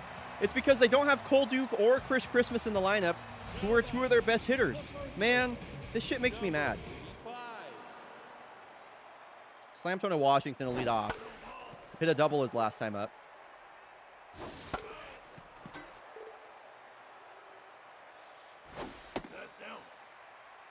Oh, bye, Nerd Piggy. Catch you later.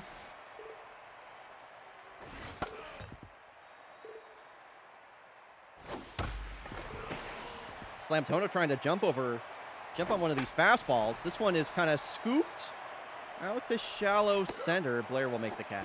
Now back, the designated hitter. Trevor Nichols scored the only run of the game, or drove in the only run of the game so far with an RBI fielder's choice.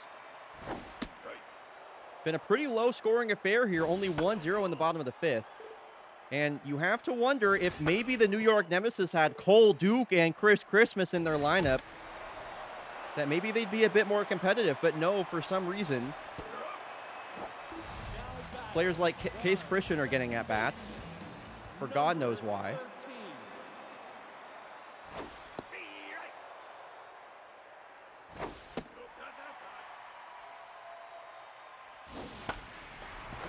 Bozos with the ground ball up the middle. Ravens with bluff can't come up with it.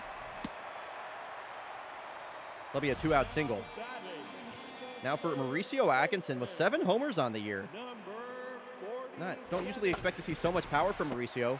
Ravens with bluff, that one is enough for him to handle. Yo, what's up, Fire Team? So it'll be Sandoval, Calabasas, and Sigourney Blair coming up. Surely they're not DHing Sunday Calabasas over Chris Christmas and Cole Duke. The Nemesis wouldn't do that, right? Magnus Bale, left-hander coming in. If you caught Fake Baseball Season 20, you would have seen Magnus Bale pitching for the Yaks. Left-hander has a 4-pitch mix. A deep drive out to right field. Crosby Sandoval sends one to the second deck, and it is a tie ball game. Wondering if I should watch the VOD later? You should always watch the VOD.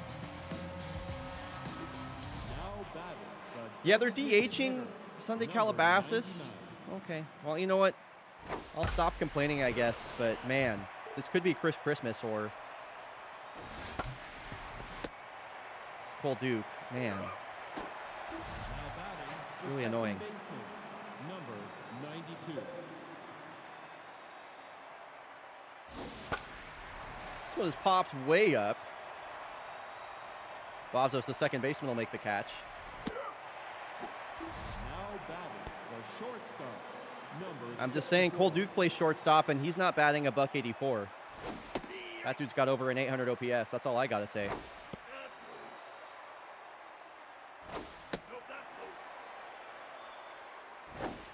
If this game was like moddable for me to have like more control over it, I would totally change the lineup for the Nemesis. I would do that. I would not feel even a little bit bad about it. All right, 9, 1, and 2 coming up. We got a brand new ball game here. Oh, okay, Bell Bottoms gonna be pinch hitting, and a pinch hit, a base hit, and maybe more as she rounds first base. Here's the throw back in from Bikes, and into second base sliding is Bell Bottoms. It's a pinch hit double for the home team here to bring up Pete Wheeler. Annie Scrambler is waiting on deck. She will come up to the plate after this. Takuna Hanakame still in the game. Here in the bottom of the 6th, still under 70 pitches. Both players locked in, pressure maxed out. 3-1 pitch here to Pete. And Hanakame's back in this count. Here's the payoff. Late swing, fouled back. Over 70 pitches now for Hanakame. This one hit up the middle. Bell Bottom's going to hold up at third. RBI opportunity as Wheeler retreats back to first for Annie Scrambler.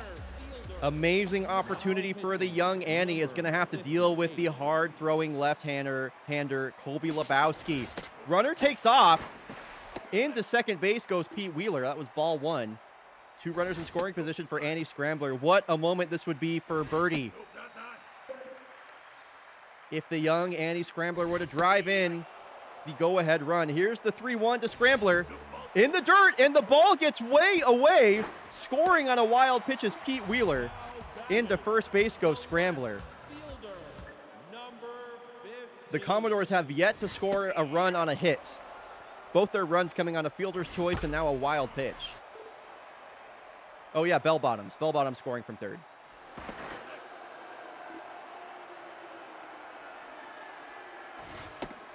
Would not be surprised to see Annie Scrambler take off for second. J. Zach Taylor goes down swinging. They'll bring up Swamp Donkey. Runners on the corners, 1 out. Commodores trying to get some insurance as Scrambler takes off, and she is in there safely. Annie Scrambler into second base. Second stolen base of the inning for the Commies. And this is a blooper out to right field, and Annie Scrambler is coming home to score. The throw from Sandoval is late. Both of the steals come around to pay off. It's 4-1 for the Commodores as they finally get their first run to the game scored on a hit.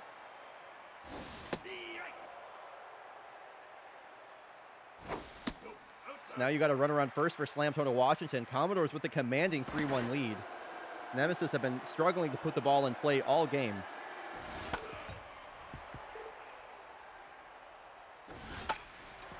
This one's popped up. Case Christian will make the catch in foul territory. Now batting, the designated hitter. And 2 outs now for Trevor Nichols. 22. Takes a big swing and a high fastball. That's fouled back. Nope, inside. Ball inside. Lebowski not looking sharp. Thrown over 20 pitches since coming in this game.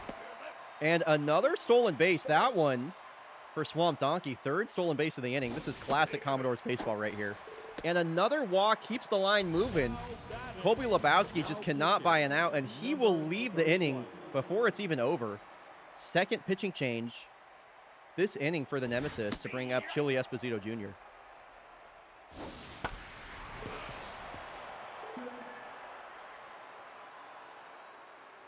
O2 pitcher to Bazos, who has a bit of an ugly swing at a breaking ball that was a ball out of the hand. I can't wait for that guy to retire. All right, Egon Cosma get to lead things off. Last hope here 3rd baseman, number for the Nemesis. Now at catcher, Bell Bottoms. So a big defensive upgrade at catcher here for the Commies. And Egon Cosma quickly down to his last strike versus Strike 3. Magnus Bale, who just blows 93 right by him. 3 pitches, 3 strikes. Sophie Bikes, 2 walks on the day, caught stealing twice. 4 straight strikes thrown by Bale. Nope, inside. That's inside. No ball. And now the 2-2 count. Nope, that's high. 2 walks on the day for Sophie, gonna try and make it 3. Awful. 3 straight walks for Sophie Bikes. Surely they don't let her run again. now batting, the 1st baseman. They're not gonna pinch hit for Case Christian. Fuck you, Nemesis. You deserve to lose. Hollow. Yeah, have the guy that's 10's batting 177 up. Okay. All right. Fair enough. That's going to bring the tying run to the plate. The left Pinch hit for Barrett Chambers. number 50 's now batting. There we go. 3. There we go. There's Cole Duke. Cole Duke coming into the game with a chance to tie it up. Will ground into a double play. And that's how it ends. Commodores come out on top in the battle of Annie Scrambler versus Sophie Bikes. Annie Scrambler wins this one. Yo, what's up, Happy? It's been really fun today. Fake Baseball's been super great today. A lot of great games. And Nerd Piggy's not even here to see it.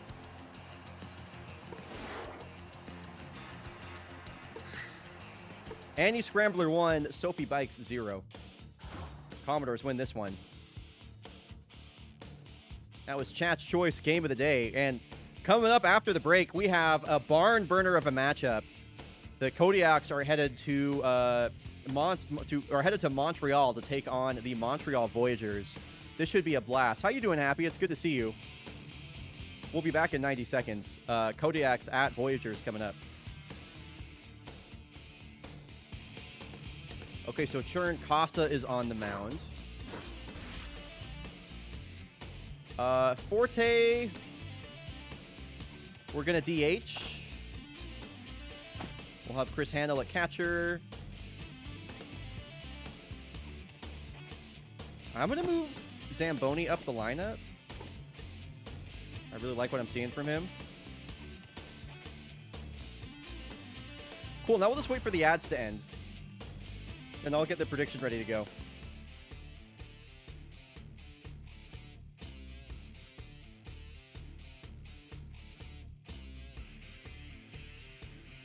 Oh, yep, thanks for the rename. This is a great time for it.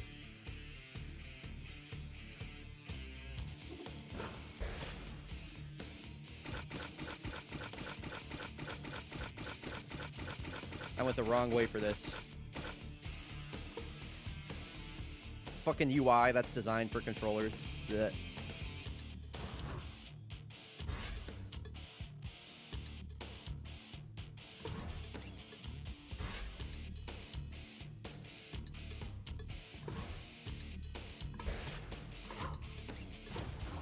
Bingo bango. Okay, ad is about to come to a close. So prediction is now live for Cascadia Kodiaks at the Montreal Voyagers.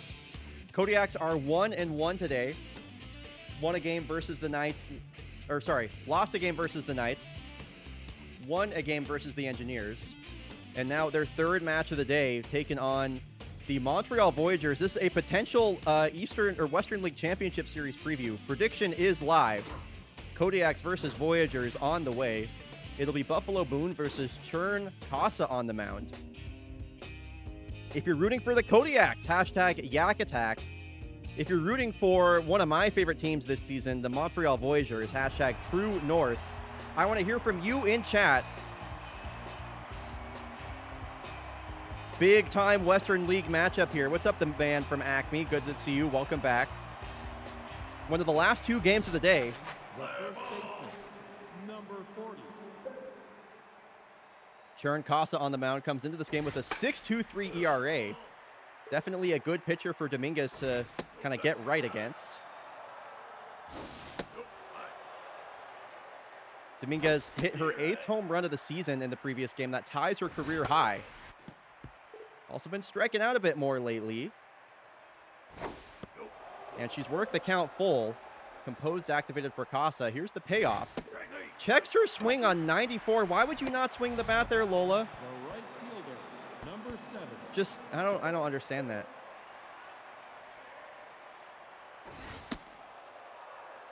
I'm a Voice fan, but it's hard to cheer against the Yaks. Love the Voyagers. Absolutely love them.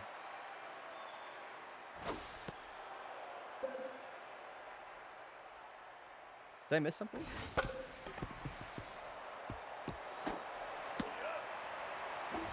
batting, the center fielder, number 60. Oh! Oh my gosh. Saf, thanks for replying to that and letting me and encouraging me to scroll up and see this. Ball inside. Okay, so Chaotic Good J says, hey, so I'm a little baked and I get real honest. Oh, dude, I'm the same way. I'm the same way. I get a little bit stoned and I'll just tell anybody anything. The third baseman, Bri, I used to be super into sports, but over the years I've cared less and less about them. Fake baseball makes me happy to be a fan again. That's cool. Thank you to you in chat. Dude, thanks for being here. It's been great having you. Got to know so many great people, including you. So yeah, thanks for being a part of fake baseball. It's only as good as it's my passion project, but it's something that we all make great. It's something that I keep saying. It's only as good as the amount of energy in chat, I feel. And the fan art and the Stats Guy Matthew stuff. And anyway.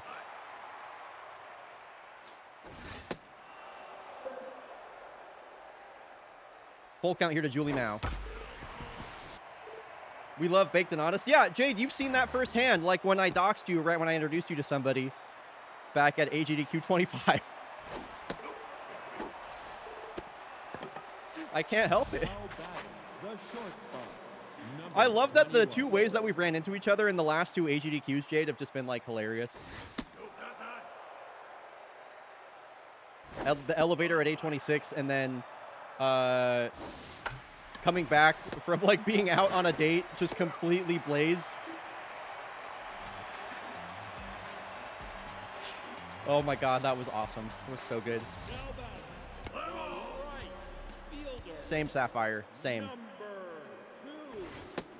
Yeah, I will miss AGDQs being in Pittsburgh. I will not miss that hotel. That is for sure. That's high. So Buffalo Boone coming into this game with a 2.15 ERA. Without checking, I would wager that has to be among the best of fake baseball rookies. That's low.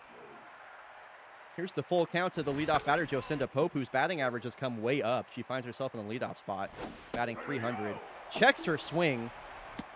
Yells at the ump. She can't believe it, but that was over the plate. Number 31. So here's former Kodiak Rylan Baja. 242 batting average. Bit of an up and down start to the season for him. This one is slung down the third base line. Julie Mao will throw out her fellow third baseman over at first. Now batting, I'm trying to go hard to SGDQ, or I'm trying so hard to go to SGDQ again, but finances are tight. Yeah, understandable. GDQs are difficult to get to. They're expensive. Yeah, me too, Jade. Me too, Jade, and that offer is open, by the way. It's a soft liner right to the first baseman, Dominguez, and that will retire the side in order. Both teams still looking for their first hit. Now back, the left fielder, number 2.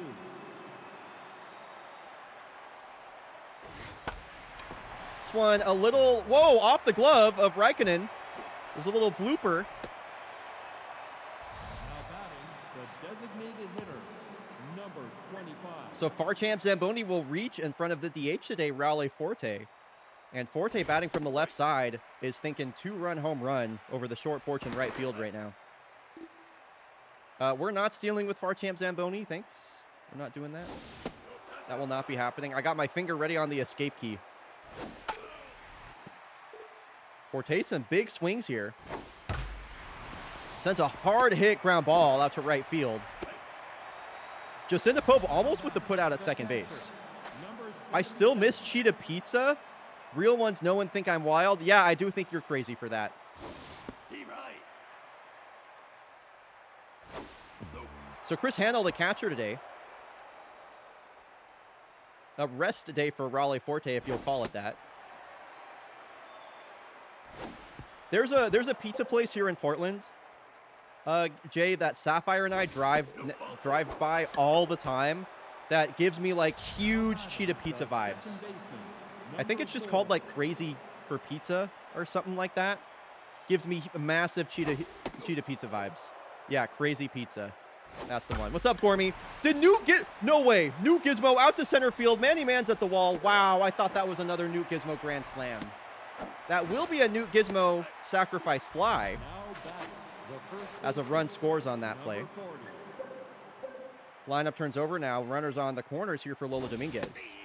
Went down looking her last time up. What's up, Franklin? That's down. Good day to you, too. After we get married, we're so visiting y'all in Portland. Yes. Yes, yes, yes, yes, yes. Yes, yes, yes. That'll finally have to be the Founding 5 Portland trip. That one, like, that makes a lot of, like, y'all get married. You come to Portland. We get Bobby's ass out here, and we do the Founding 5 Portland trip.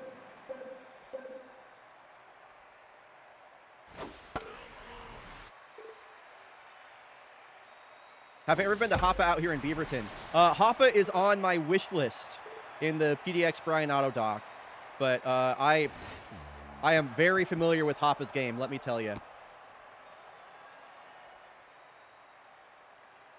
I just don't tend to get out to Beaverton a lot because, as anybody that lives on either side of Beaverton or Portland knows, getting from getting from Beaverton to Portland is just like, just shoot me in the head, dog.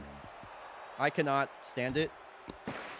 This is 3-0 Kodiaks, by the way. Chernkosa looks like shit. On a full count, here's a weakly hit ground ball. Gizmo will retreat back to, or Dominguez will retreat back to third base. Number 60. Yeah, a lot of people moving to Minneapolis right now. It's kind of wild. Seems like a great city. That's moved. Nope, that's inside. It's very easy on the train and awful otherwise. Exactly. Exactly.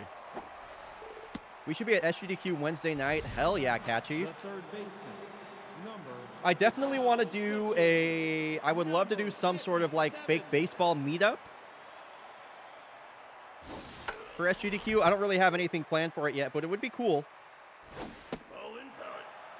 Maybe I bring like some merch with me and we do like a live merch giveaway or something, or like a raffle or something like that. I kind of want to do another thing I'm thinking about doing, and this might be more of an AGDQ thing, because I just have so much on my plate right now that I don't know if I want to add planning another thing to it, between organizing Speedone and organizing Halo Fest and organizing SGDQ and fake baseball and all this stuff. But I do want to do like a fake baseball panel. I would love to just do like a general, just talk a little bit about kind of like the behind the scenes of fake baseball, and talk about like just the creation of it, inspirations for it, and then also I would love to commentate like a pickup match. Have people vote on the players that are going to compete in the match, and then just do like a 5-inning game or something like that. So I'd like to do a panel or a meetup or something like that. Yes, if you're interested in commentating for the English restream of Speedone, please apply. This is the last day to apply. now back, the I don't know if you've taken a look at it at all, Sapphire, but there's definitely some games on there that you could commentate. So here's Valentino Rosebud. Swings at the second pitch of the at-bat. Ground ball right back up the middle. Trying to remember the name of that Thai place that we had here when I was in Portland years ago. Good luck. Portland has like as many Thai restaurants as I do hats, which is a lot. And they're all good. I don't think there's like a single bad Thai place here. HEDQ is in my backyard. Hell yeah.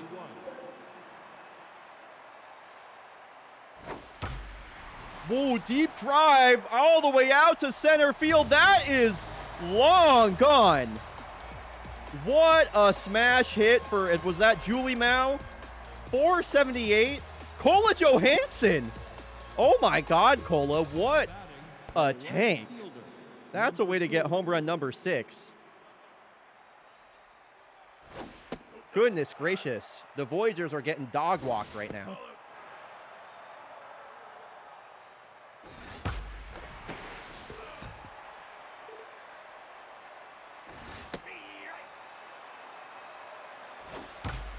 And Zamboni is getting in on the hit parade with a no-doubt blast of his own. 2 home runs this inning for the Kodiaks. I'm going to be honest, it does not feel like I'm playing one of the best teams in the Western League right now. It just seems like every single time, aside from maybe the Havana Knights, that the Kodiaks play a good team, they just cannot show up. How many times have we seen these elite teams in both the East and the West just completely roll over for the Kodiaks? It's crazy.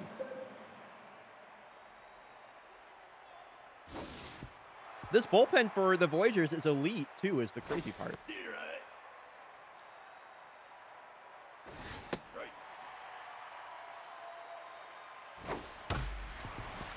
Ground ball over to Rosebud playing second base. Out at first is Hano. Forte will move over to third. Infield playing in now.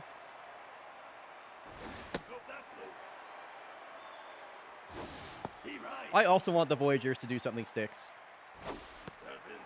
I also want this game to be competitive. I want these games versus top Western League teams to be good and interesting.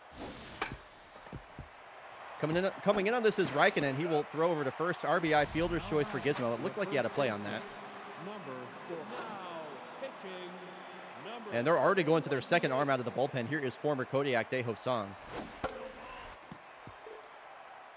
Dominguez with the hit and an RBI today. Sends a drive out to right field. That just dies at the warning track. Just going to poke with the catch. No, I've said it a million times, Melavara. I'm really surprised by just like how dominant the Kodiaks have been overall. I was like legitimately worried they were going to be like not that great this year. How wrong I was.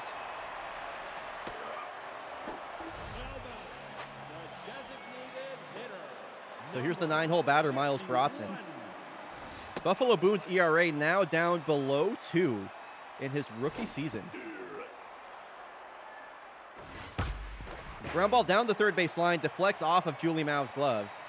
There'll be a 1-out single for Miles Brodson. Yeah, but definitely no more losses after that. They're coming for the wins record, Matthew. Most wins ever in a single season, by the way, 62. Jocinda Pope with the line drive up the middle. And the Voyagers stringing together a pair of hits here in the bottom of the third. Still a lot of work to be done, but some positive developments here for Voyagers fans.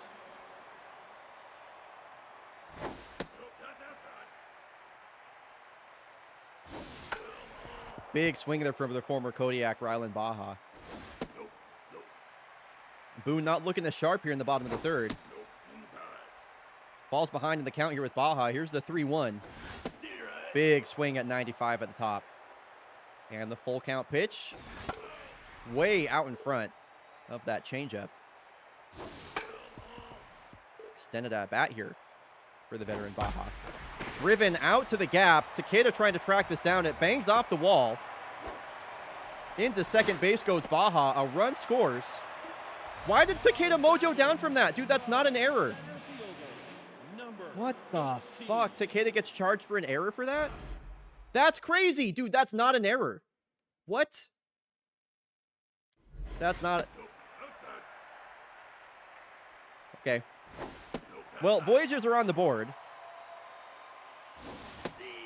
That run is scoring on that hit either way. I don't know why that's an error.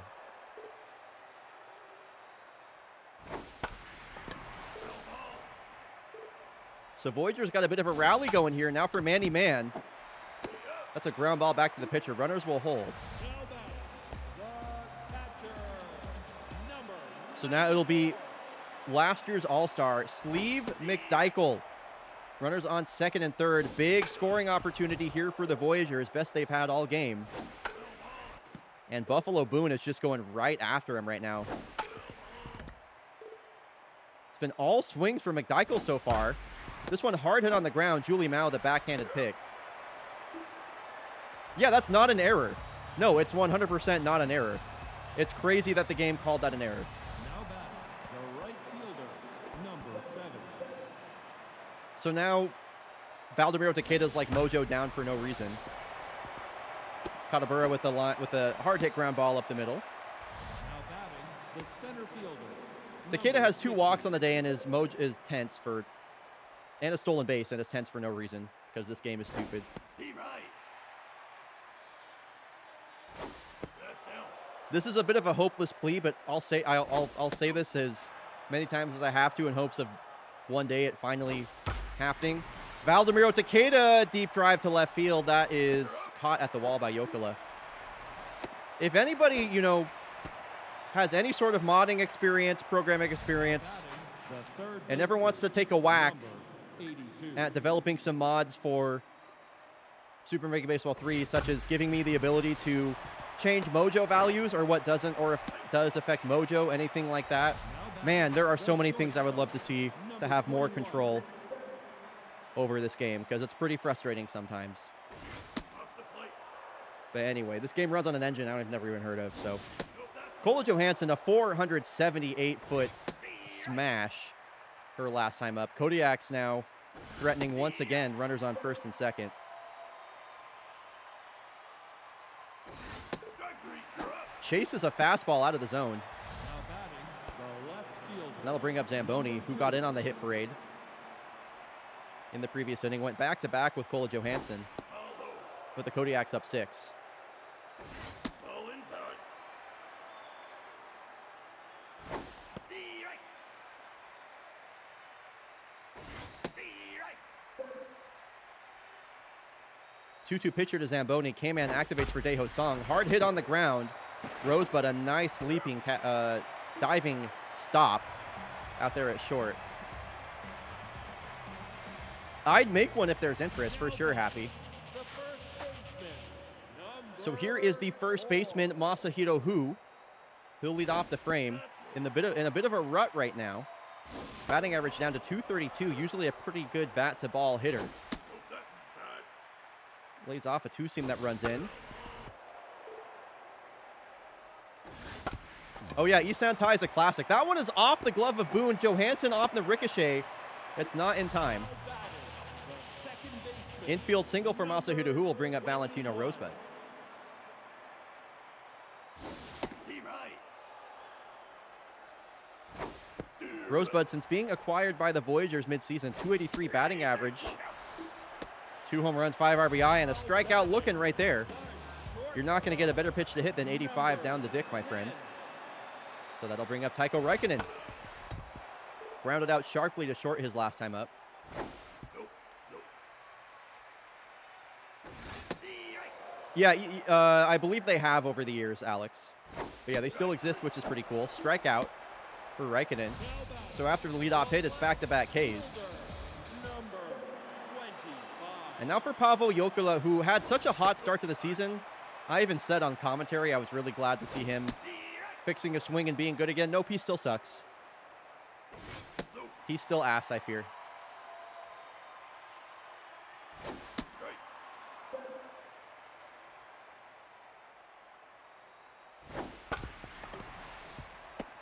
Ground ball to Gizmo.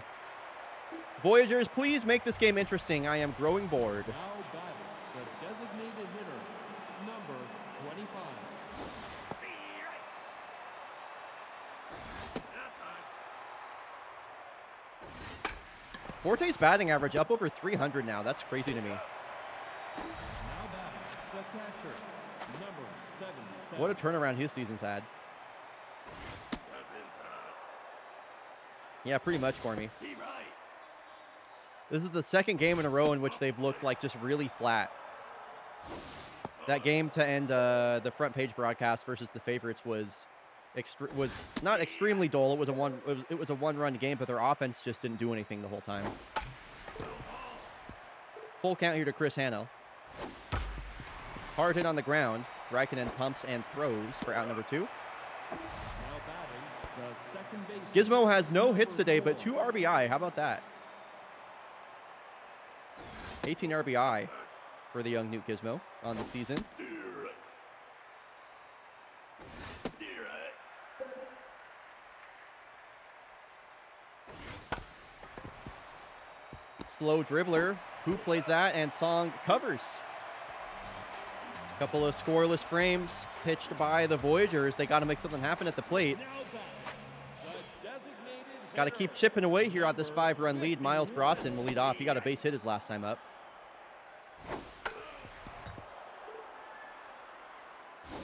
Right. Strikes out on 3 pitches. Curveball in the dirt for strike 3. batting the right fielder. Lineup turns over now for Jocinda Pope. Voyagers made a little bit of noise last time we went through the top of the lineup. Only managed to score 1 run, though. Left 2 stranded.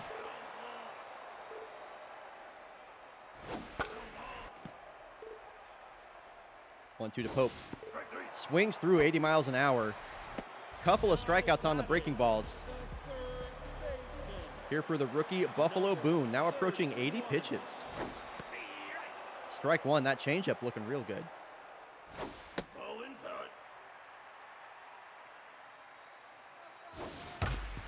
Rylan Baja picks up his second hit of the ball game. That one a speedy ground ball up the middle. And that'll bring up Manny Mann. Came into this game locked in, has been quiet at the plate. 293 batting average for Manny. The best defensive center fielder in baseball. So he's doing something with his bat as well, which is just what a valuable player he is overall. That one almost hits him, and that ball gets away from Chris. Baja will take second base. And Boone looking a little wild. Nope, that's high. Here's the full count pitch to Manny Mann, the payoff. Over to third baseman Julie Mao. That will end the inning. He swung at ball 4.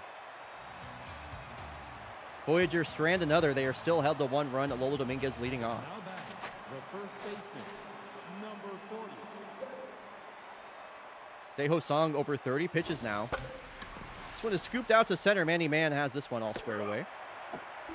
Not much gets by him out there. Right fielder, number 7.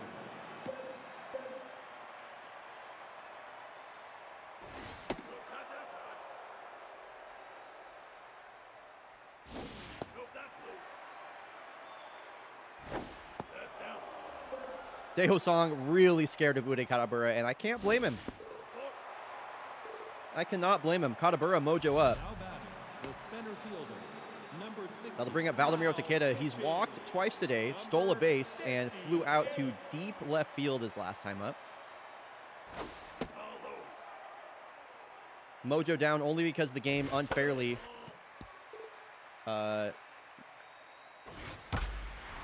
gave him an error. Here's another deep drive out to center. Manny Mann will throw that back in. Mojo back up for Takeda. There we go. Runners on the corners now for Julie Mao. Number 82. Going to be difficult versus the left-hander Spindell Hampton, a .66 ERA, .95 whip. And also the left-handed specialist rate is not going to make things easy for Kodiak batters here. Julie Mao, pretty good splits versus lefties overall. Definitely passes the eye test. Right. See if Tough Out can't help her out at all here on 2 strikes.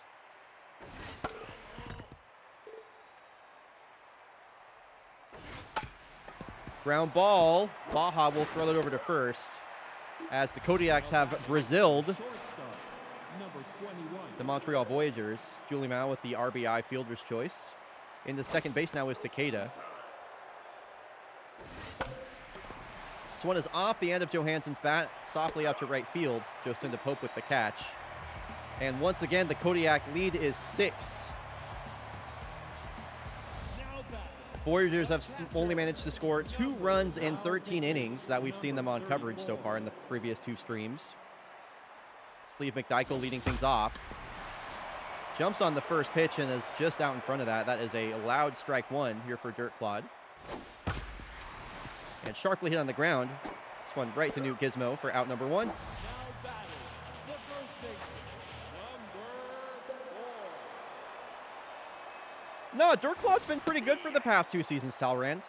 He hasn't been unreliable at all, I would say. Especially this year. Off the plate. Of all the issues the Kodiak bullpen had last year, it was not Dirt Clod, in my opinion. Now batting, the So a quick 2 outs will bring up Valentino Rosebud. number 21. Yeah, and I can't blame you. I mean, last year's bullpen was... I mean, there was a lot of bullpen trauma. That's for sure. Now batting, the left Barcham fielder, Zamboni leading off the number 7th. 2. Batting average up over 300 for Zambo now. My goodness. Right. When the bats of other parts of the Kodiak lineup cool off, Gregory. Raleigh Forte and Farcham Zamboni just take off out of nowhere. The designated hitter, number 25. These guys were black holes at the plate for the first, 20 games of the season, and now it's hard to get them out.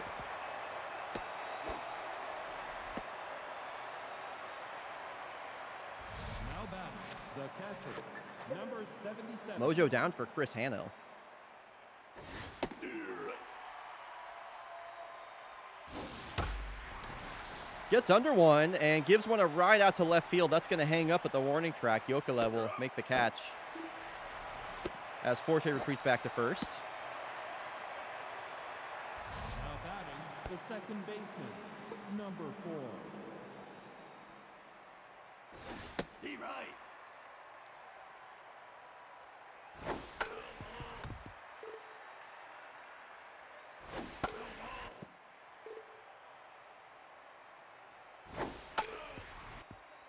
Send it up out here on 2 strikes for Newt.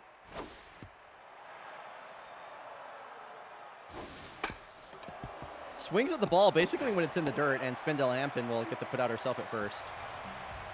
6-run lead for the Kodiaks here in the 7th. It would need to be the 7th inning rally of all time for the Voyagers.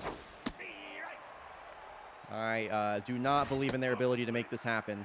Pretty disappointed with how this game has played out and the outcome of it overall. Which these games versus top teams in baseball would be more interesting? But the Knights, with the only team that seemingly knows how to play the Kodiaks in any form. Fielder, number Raikkonen strikes out for the 2nd time this game. Jokela will pop out here, and that's going to bring up the 9-hole batter, Miles Brodson. now batting, the Most boring game of the day goes to this one right here. number 51. That's for sure.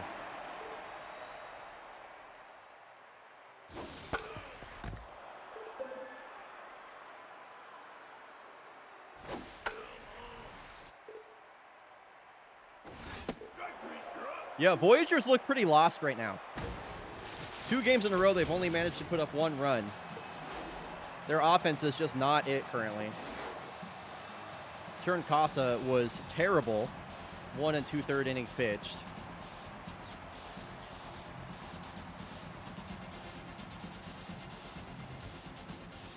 Okay, we got the final game of the day coming up. I'm hoping this one's a bit more exciting than this last one.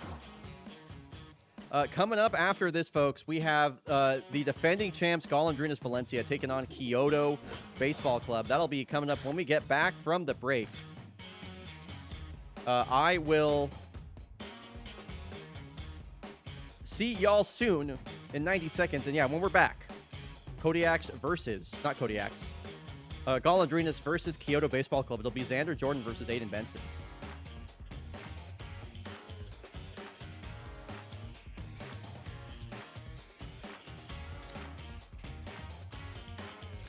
Okay, let's get this game simmed.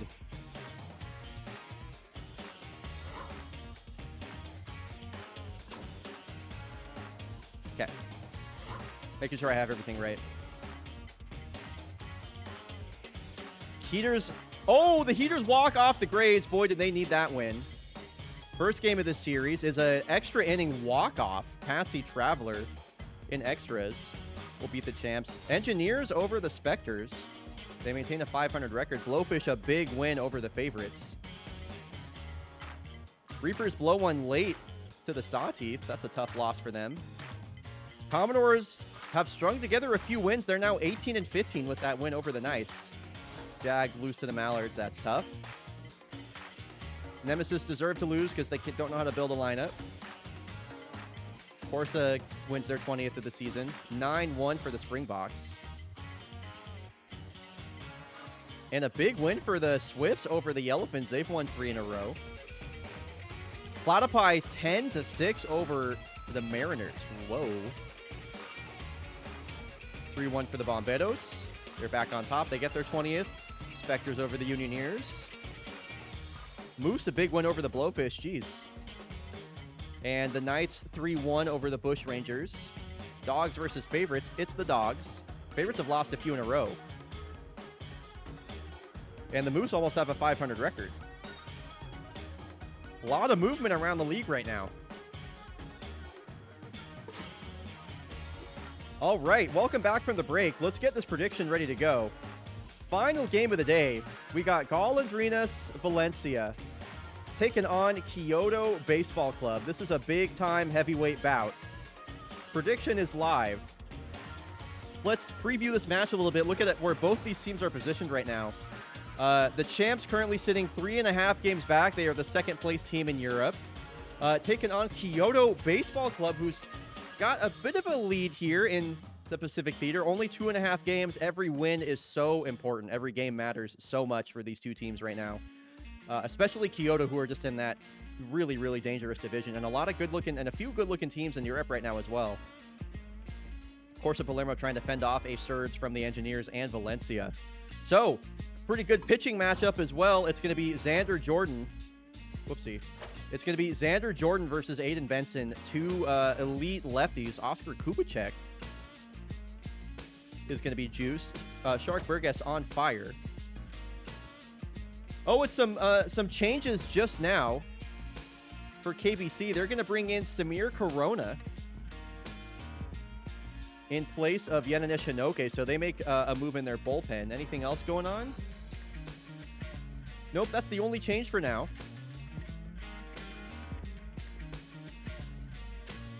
All right, well, here we go, folks. Prediction is live. This is our final game of the day. I would love to hear y'all get loud in chat, see some hype for this. Also, let me know who you're rooting for. If you're rooting for the Golondrinas, hashtag Somos Las Aves. There you go, Saf. We are the Birds. If you're rooting for Kyoto Baseball Club, hashtag join the club. Use the team hashtag to let everybody know who you're rooting for in chat. Pretty even split so far. Two very popular teams. The Golondrinas, of course, made their presence known when they won the Season 20 World Series in that dramatic 7-game series versus the Foresters. Aiden Benson on the mound. Second time we've seen him this season. He'll walk Bertrand Renaudin on 4 pitches. And Yambag Jones is on fire? Whoa. Getting the catcher duties today. Usually the backup catcher for Valencia. Sends a line drive out to center field. Enzo Valdez with the catch. No, the last game was a snoozer, Dolph. You didn't miss anything. And now Ileana Alejo batting third. A much different lineup for the Birds versus the lefty Benson. Yes, Sagano Stadium is the best. Iwala Koala. This is like the prettiest ballpark in baseball, as far as I'm concerned. 1-2 pitch here to Alejo. Aiden Benson, a very Paxton Escobar-esque pitcher. Nice play there from Patsy Traveler to get the lead runner. Submarine delivery, left-hander. A lot of break on his pitches. His two-seam is going to run in on lefties pretty significantly. His slider will barrel away. Expect to see a lot of those two pitches. And that throw is sailed into center field. So advancing to third base is Yambag Jones, or excuse me, Ileana Alejo. And RBI man will activate for Shark Burgess now with a chance to put the birds up. Wow, look at the movement on that two-seam. Holy cow, Aiden Benson is bending it right now. Here's the 2-2. The slider, the two-seam and the slider, both coming into play right there. Nice to talk about both those pitches and then see Benson show them both off. So Enzo Valdez putting together a pretty good season here in his first season with KBC. Won the MVP back in season 19. Has been pretty quiet on coverage overall, striking out a lot. He's got a full count here from last year's Magnifico Award winner, Xander Jordan. He will strike out. Number 92 goes down, and Oscar Kubicek is juiced and moved way up in the lineup. Xander Jordan put together the 8th best season in fake baseball history by WAR. And Oscar Kubicek moved up in the lineup. Juiced will take Xander Jordan deep. A home run from the most unlikely source. Kubicek goes the other way. And KBC is on the board first. High fives Alejandro Thrustmaster on the way out. That is a juice difference right there. Plenty of juice boxes in the KBC dugout. Bernowden playing third base today.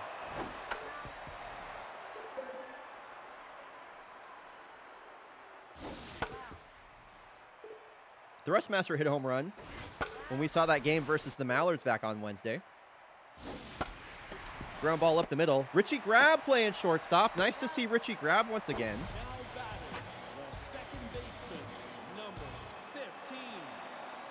Two outs will bring Slasher Hashlinging up to the plate. All-star back in season 20. Also has hit a couple of home runs on coverage this season.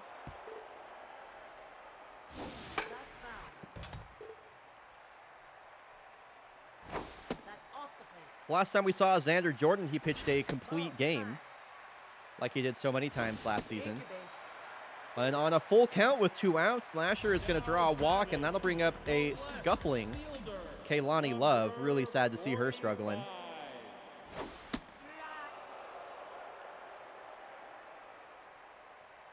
Long holder from Xander before he fires a strike in with the slider for strike 2.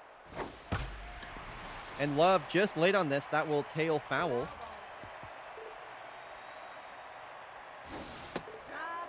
Can't lay off the slider. A couple of sliders in there for strikes.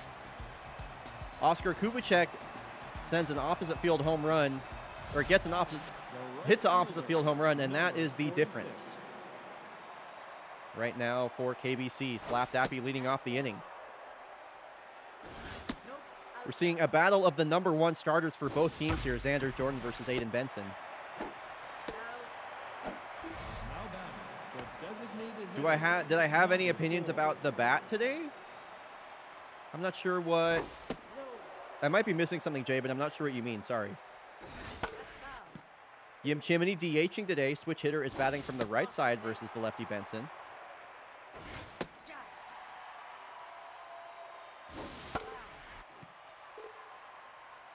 Oh, dude, so embarrassing. So embarrassing were my opinions on that. I was like, come on, guys. I don't know. Way to kill the moment. The center fielder, number 52. This dirt looks like great ant pile dirt. Dude. You would know, too. You have a lot of ant experience. 1 on, 1 out for Junior Sarsaparilla. Nope, that's low. Seriously. Me too, Jay. Me too.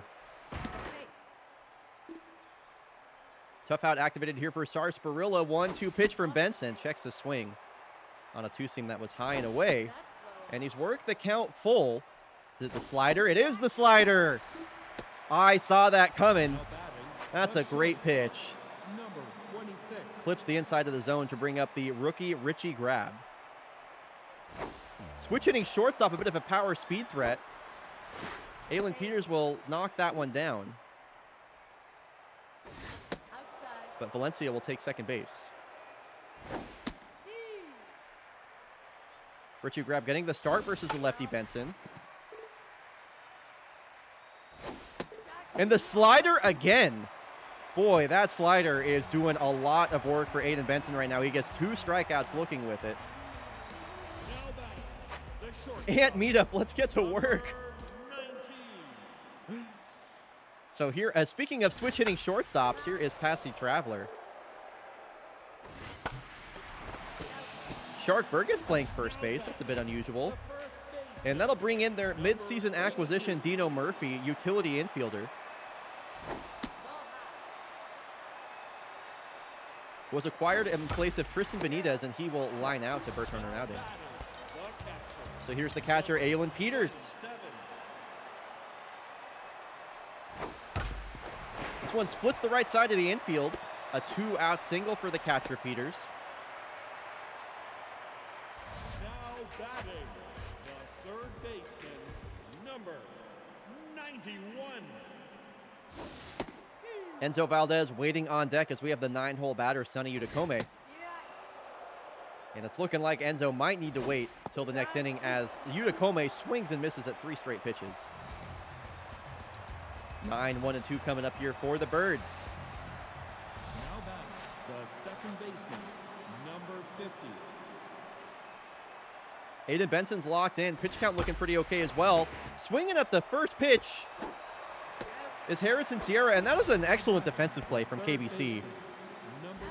The ball ricochets off of the first baseman, Dino Murphy.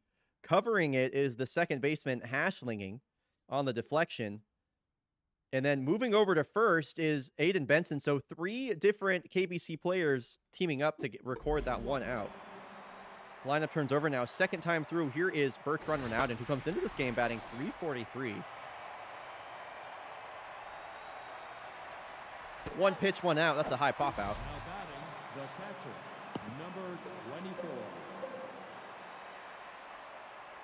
Benson trying to retire the side in order, and he will. On what? Did he throw all of 4 pitches that inning? Holy cow. So Enzo Valdez will lead off. I'd like to see him do something other than strike out. He was the first player ever, as of this season, to reach 400 career stolen bases. He is the all-time stolen base leader and is the, an active player still here in fake baseball. On the verge of striking out again. Here's the 2-2. Checks the swing and the count works full. The payoff from Jordan. On the ground right over to the first baseman, Burgess. Jordan covering first. Now batting, the right fielder, number Oscar Kubicek, last time we saw him, he took Xander Jordan deep. Took full advantage of that juiced fitness and had a solo shot the other way. Remains the only run scored in this game.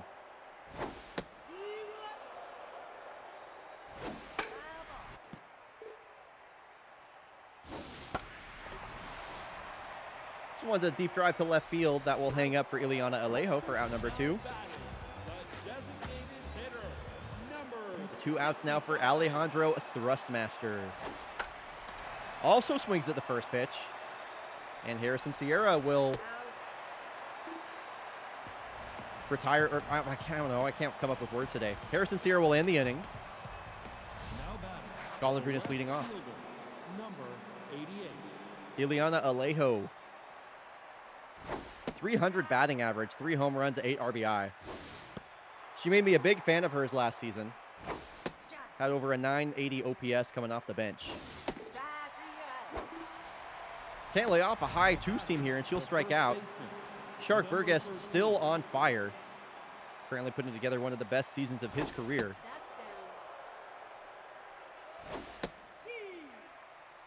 Benson just going back and forth with that 2-seam and slider. Long run off the mound. Has to throw over to first quickly to get Burgess out. Nice play. Number 46. And they'll bring up Slap Dappy. Nope, that's low.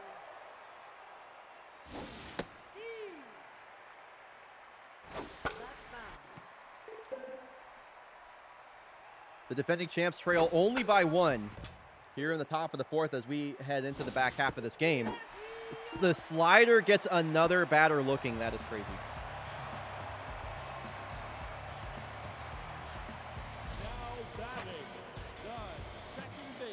3 different strikeouts on the slider in the last 2 innings for Aiden Benson. Slasher hash-slinging with a smasher of a drive. Check the exit velo on that ground ball. The left fielder, number 45. I believe Slasher has a pair of hits today. Yo, what's up, Sorbet? Good to see you. Welcome home from your errands. Kaylani, come on, my girl. Strike. Oh my God, she's so bad. Jesus Christ. The shortstop, number Oh, Kaylani. All right, here is the switch hitting Patsy Traveler. Swings at the first pitch. Dude, so much first pitch swinging right now.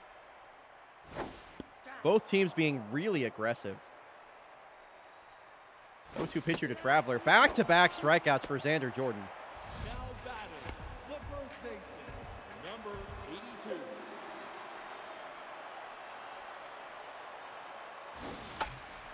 Another first pitch swing. Dino Murphy.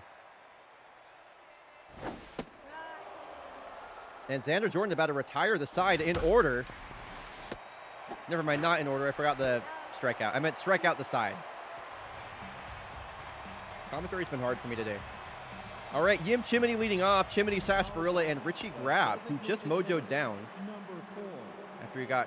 after he struck out looking. Nope, that's high.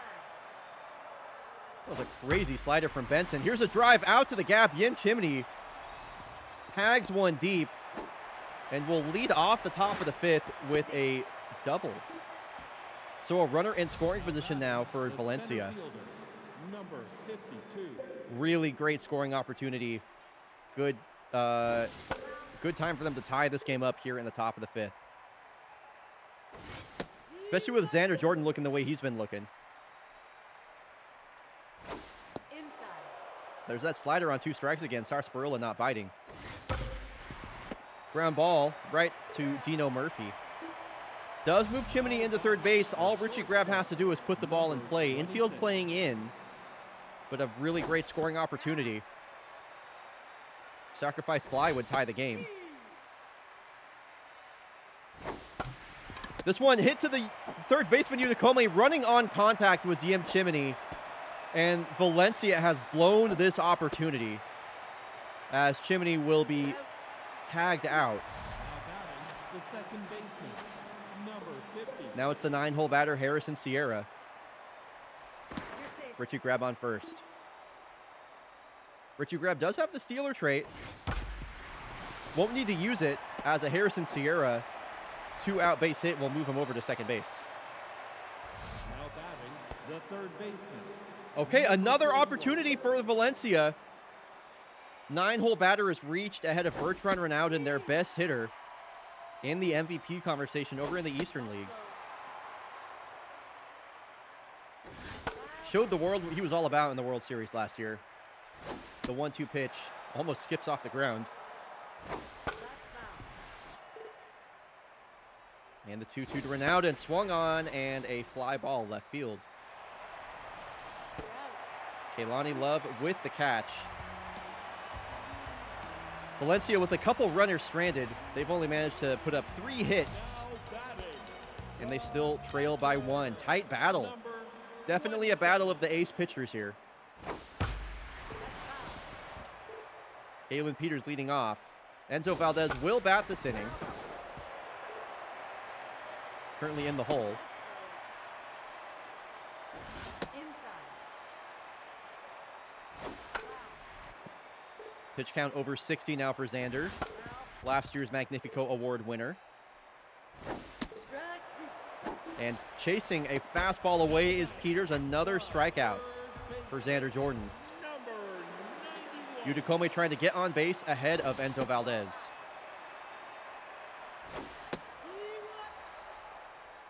One pitch to Unicome. Checks his swing on a 90-mile-an-hour fastball over the middle of the plate. That's down. He's worked the count full. A walk would be huge. Xander Jordan not one to walk a lot of guys. This one sent the other way out to deep left field. Nice at-bat there from the 9-hole batter, Sonny Unicome. The center fielder, And now Enzo Valdez will bat with a runner on first. A ground out and a strikeout for Valdez today. Two of the best players in baseball. Going at it. This is another ball shot down the third base line. Utakome rounding, going into third. They are going to wave him home. And there will be no relay as Utakome scores from first base. RBI double Enzo Valdez in a crucial bit of insurance. Enzo going to take off for third, and he's in there. The stolen base record continues to climb. Valdez making an immediate impact on this game. Enzo speed diff for real. So Caden Carey going to make yet another appearance in place of Xander Jordan, who pitched a great game. Only 2 runs allowed through 4 2/3. He is responsible for the runner on third if Thrustmaster can put the ball in play here. Looks at 3 straight balls from the veteran Carey. Should get a pitch to hit on 3-1. Here's the pitch, taken inside. Slider missed the inside of the zone. Slashers reached twice today with a single and a walk. Kyoto with the opportunity to tack on even more. Carey back in the strike zone now after that 2-out walk.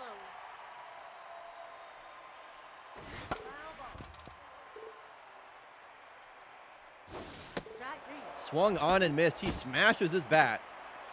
Smasher hash-slinging right there. Slasher smash-slinging. Now batting the catcher, number 24. 2 runs are all that separates these 2 top teams in the East. That's outside. And we all know how potent this Valencia offense is. Third time through the lineup now. Aiden Benson staying in the game. A walk would bring the tying run to the plate, and it will.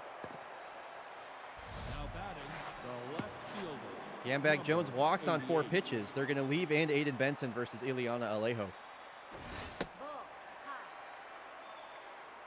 high. Yeah, Aiden Benson's pitched a good game so far, Sorbet. Have to agree. 1-2 pitch to Alejo. Struck her out her last time up. And this one is a line drive out to left field. And that's going to bring the go-ahead run to the plate. A walk and a base hit. Has 2 on and nobody out for Shark Burgess, the RBI man. Came into this game on fire. Has been held quiet so far and gets hit on the first pitch. Oh no. It might all be coming unraveled here for Kyoto. They got to go to their closer, Teeny Extreme. Now with the bases loaded. 94 down the middle on the first pitch to Slap Dappy. And one of the best contact bats in the game at the plate. Bases loaded, nobody out. What's Teeny Extreme going to do here? Strikes out Slap Dappy. That is a huge strikeout for Teeny Extreme. A double play would get Kyoto out of the jam. A lot of pitches low, trying to get some weak contact, induce a ground ball. Postage stamp strike zone now from the ump. Crowd getting loud. A 3-ball count to Yim Chimney, nowhere to put him. Right over to Patsy Traveler, who gets the ball back to Hashlinging in time. The Noble Tiger is peeking right now, poking their head out. And another good contact bat here in Junior Sarsaparilla. Hard hit up the middle. This one out to center field. 2 runs will score. Into third base goes Shark Burgess, and the Birds have tied it up. They load the bases here in the top of the 6th. And score 2 here with 2 outs. What a clutch. 2 out, 2 RBI single from the fan favorite Junior Sarsaparilla.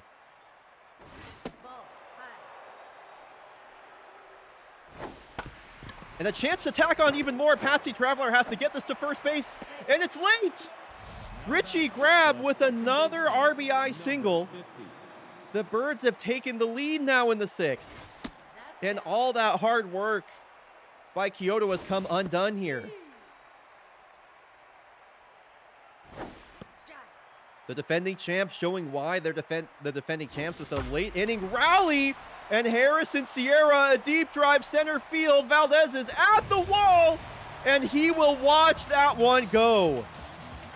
Sierra sends one into the Zen Garden. And all 6 of these runs coming on 2 outs. The third baseman, number How 41. quickly this game turned on its head. What a 2-out rally for Valencia. Disaster inning for Kyoto Baseball Club. Disaster inning. Absolute disaster.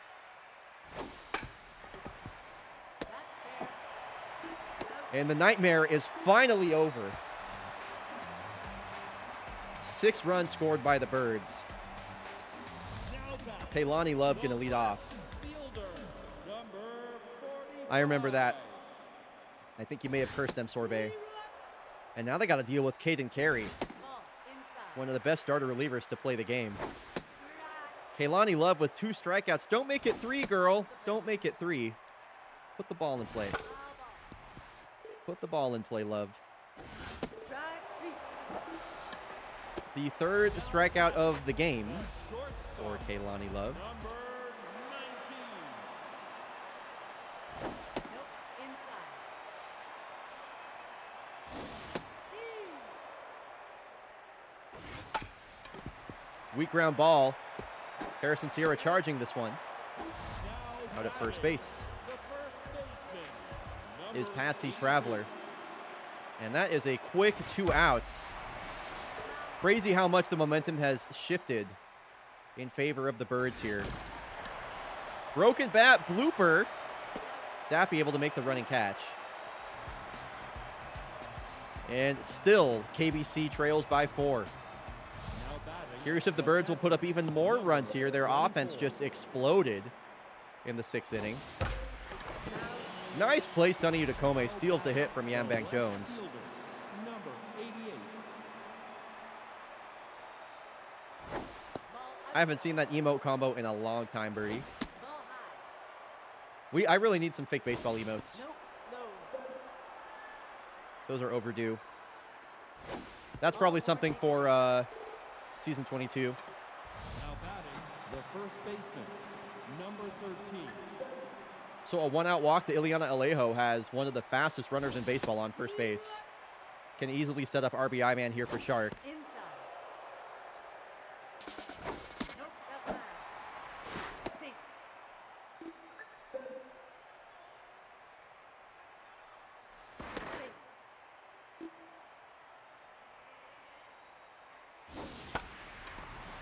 Fly ball, left field. Kaylani Love settles and makes the catch. 2 outs.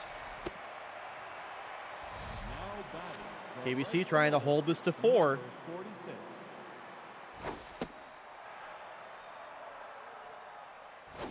No. Mitch Dawson's looked quite shaky out of the bullpen in pretty much every appearance we've seen from him so far this season. Here's a 3-1 to slap Dappy. Take your base. And another walk. Now batting, the Dawson really designated living up to that number 5.82 4. ERA that we see. Yim Chimney a ground ball to Traveler. And Kyoto Baseball Club needs 4 runs. They need a grand slam in order to make this comeback happen. Peters, Udakome, and Valdez. Enzo Valdez will bat this inning. 7. Caden Carey stays on the mound, and Aylin Peters whips one out to the gap. It's a great way to get the inning started. Lead off double for the catcher Peters. Now batting, Will bring up Sonny Udakome, baseman, number who got a base hit and scored from first base on an Enzo Valdez RBI double. Some signs of life maybe for KBC, still a lot of work to do. This one, stay fair. Hooks foul. Udakome on his last strike. This one off the end of his bat, Ronaldin will make the catch, and holding up at second is Peters, as that ball was fumbled by Sierra. center fielder. So Enzo Valdez got to put the team on his back once again. That is a tough strike 1 call on the slider. That one almost hits him. Peters will hold up at second. Yambag did well to corral that. Deep drive out to center. Sarsaparilla is on the run at the track, makes the catch. Peters will take third base. But Kyoto's down to their last out. Now batting, the right fielder, number 93. Oscar Kubicek got the scoring started for Kyoto. He's now their last hope and staring at his last strike. Gonna have to battle on 2 strikes. The 0-2 delivery swung on and missed. Valencia steals this one away from KBC. They have a 6-run rally in the 6th. And that is how it ends. Tough loss for KBC. They had the game in their hands. Aiden Benson tagged with the loss. Gets all 3 earned runs on his tally. Harrison Sierra blew that one open. Bird stocks are way up.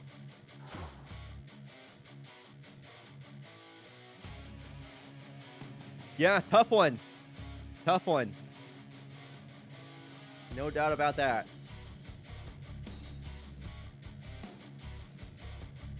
All right, folks. That is going to do it for today's edition of Fake Baseball. A fun stream. A lot of really, really, really good games. I had a great time. And now I have about an hour to eat before a meeting. Yay, Fake Baseball. No, it was awesome. This was really good. Just taking a look at the league table here. Bomberos and Knights tied at 20 and 13. Favorites with a narrow lead in the Urban Atlantic.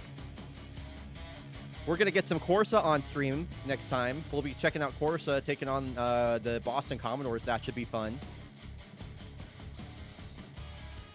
Favorites still on top for now. For now, ATD.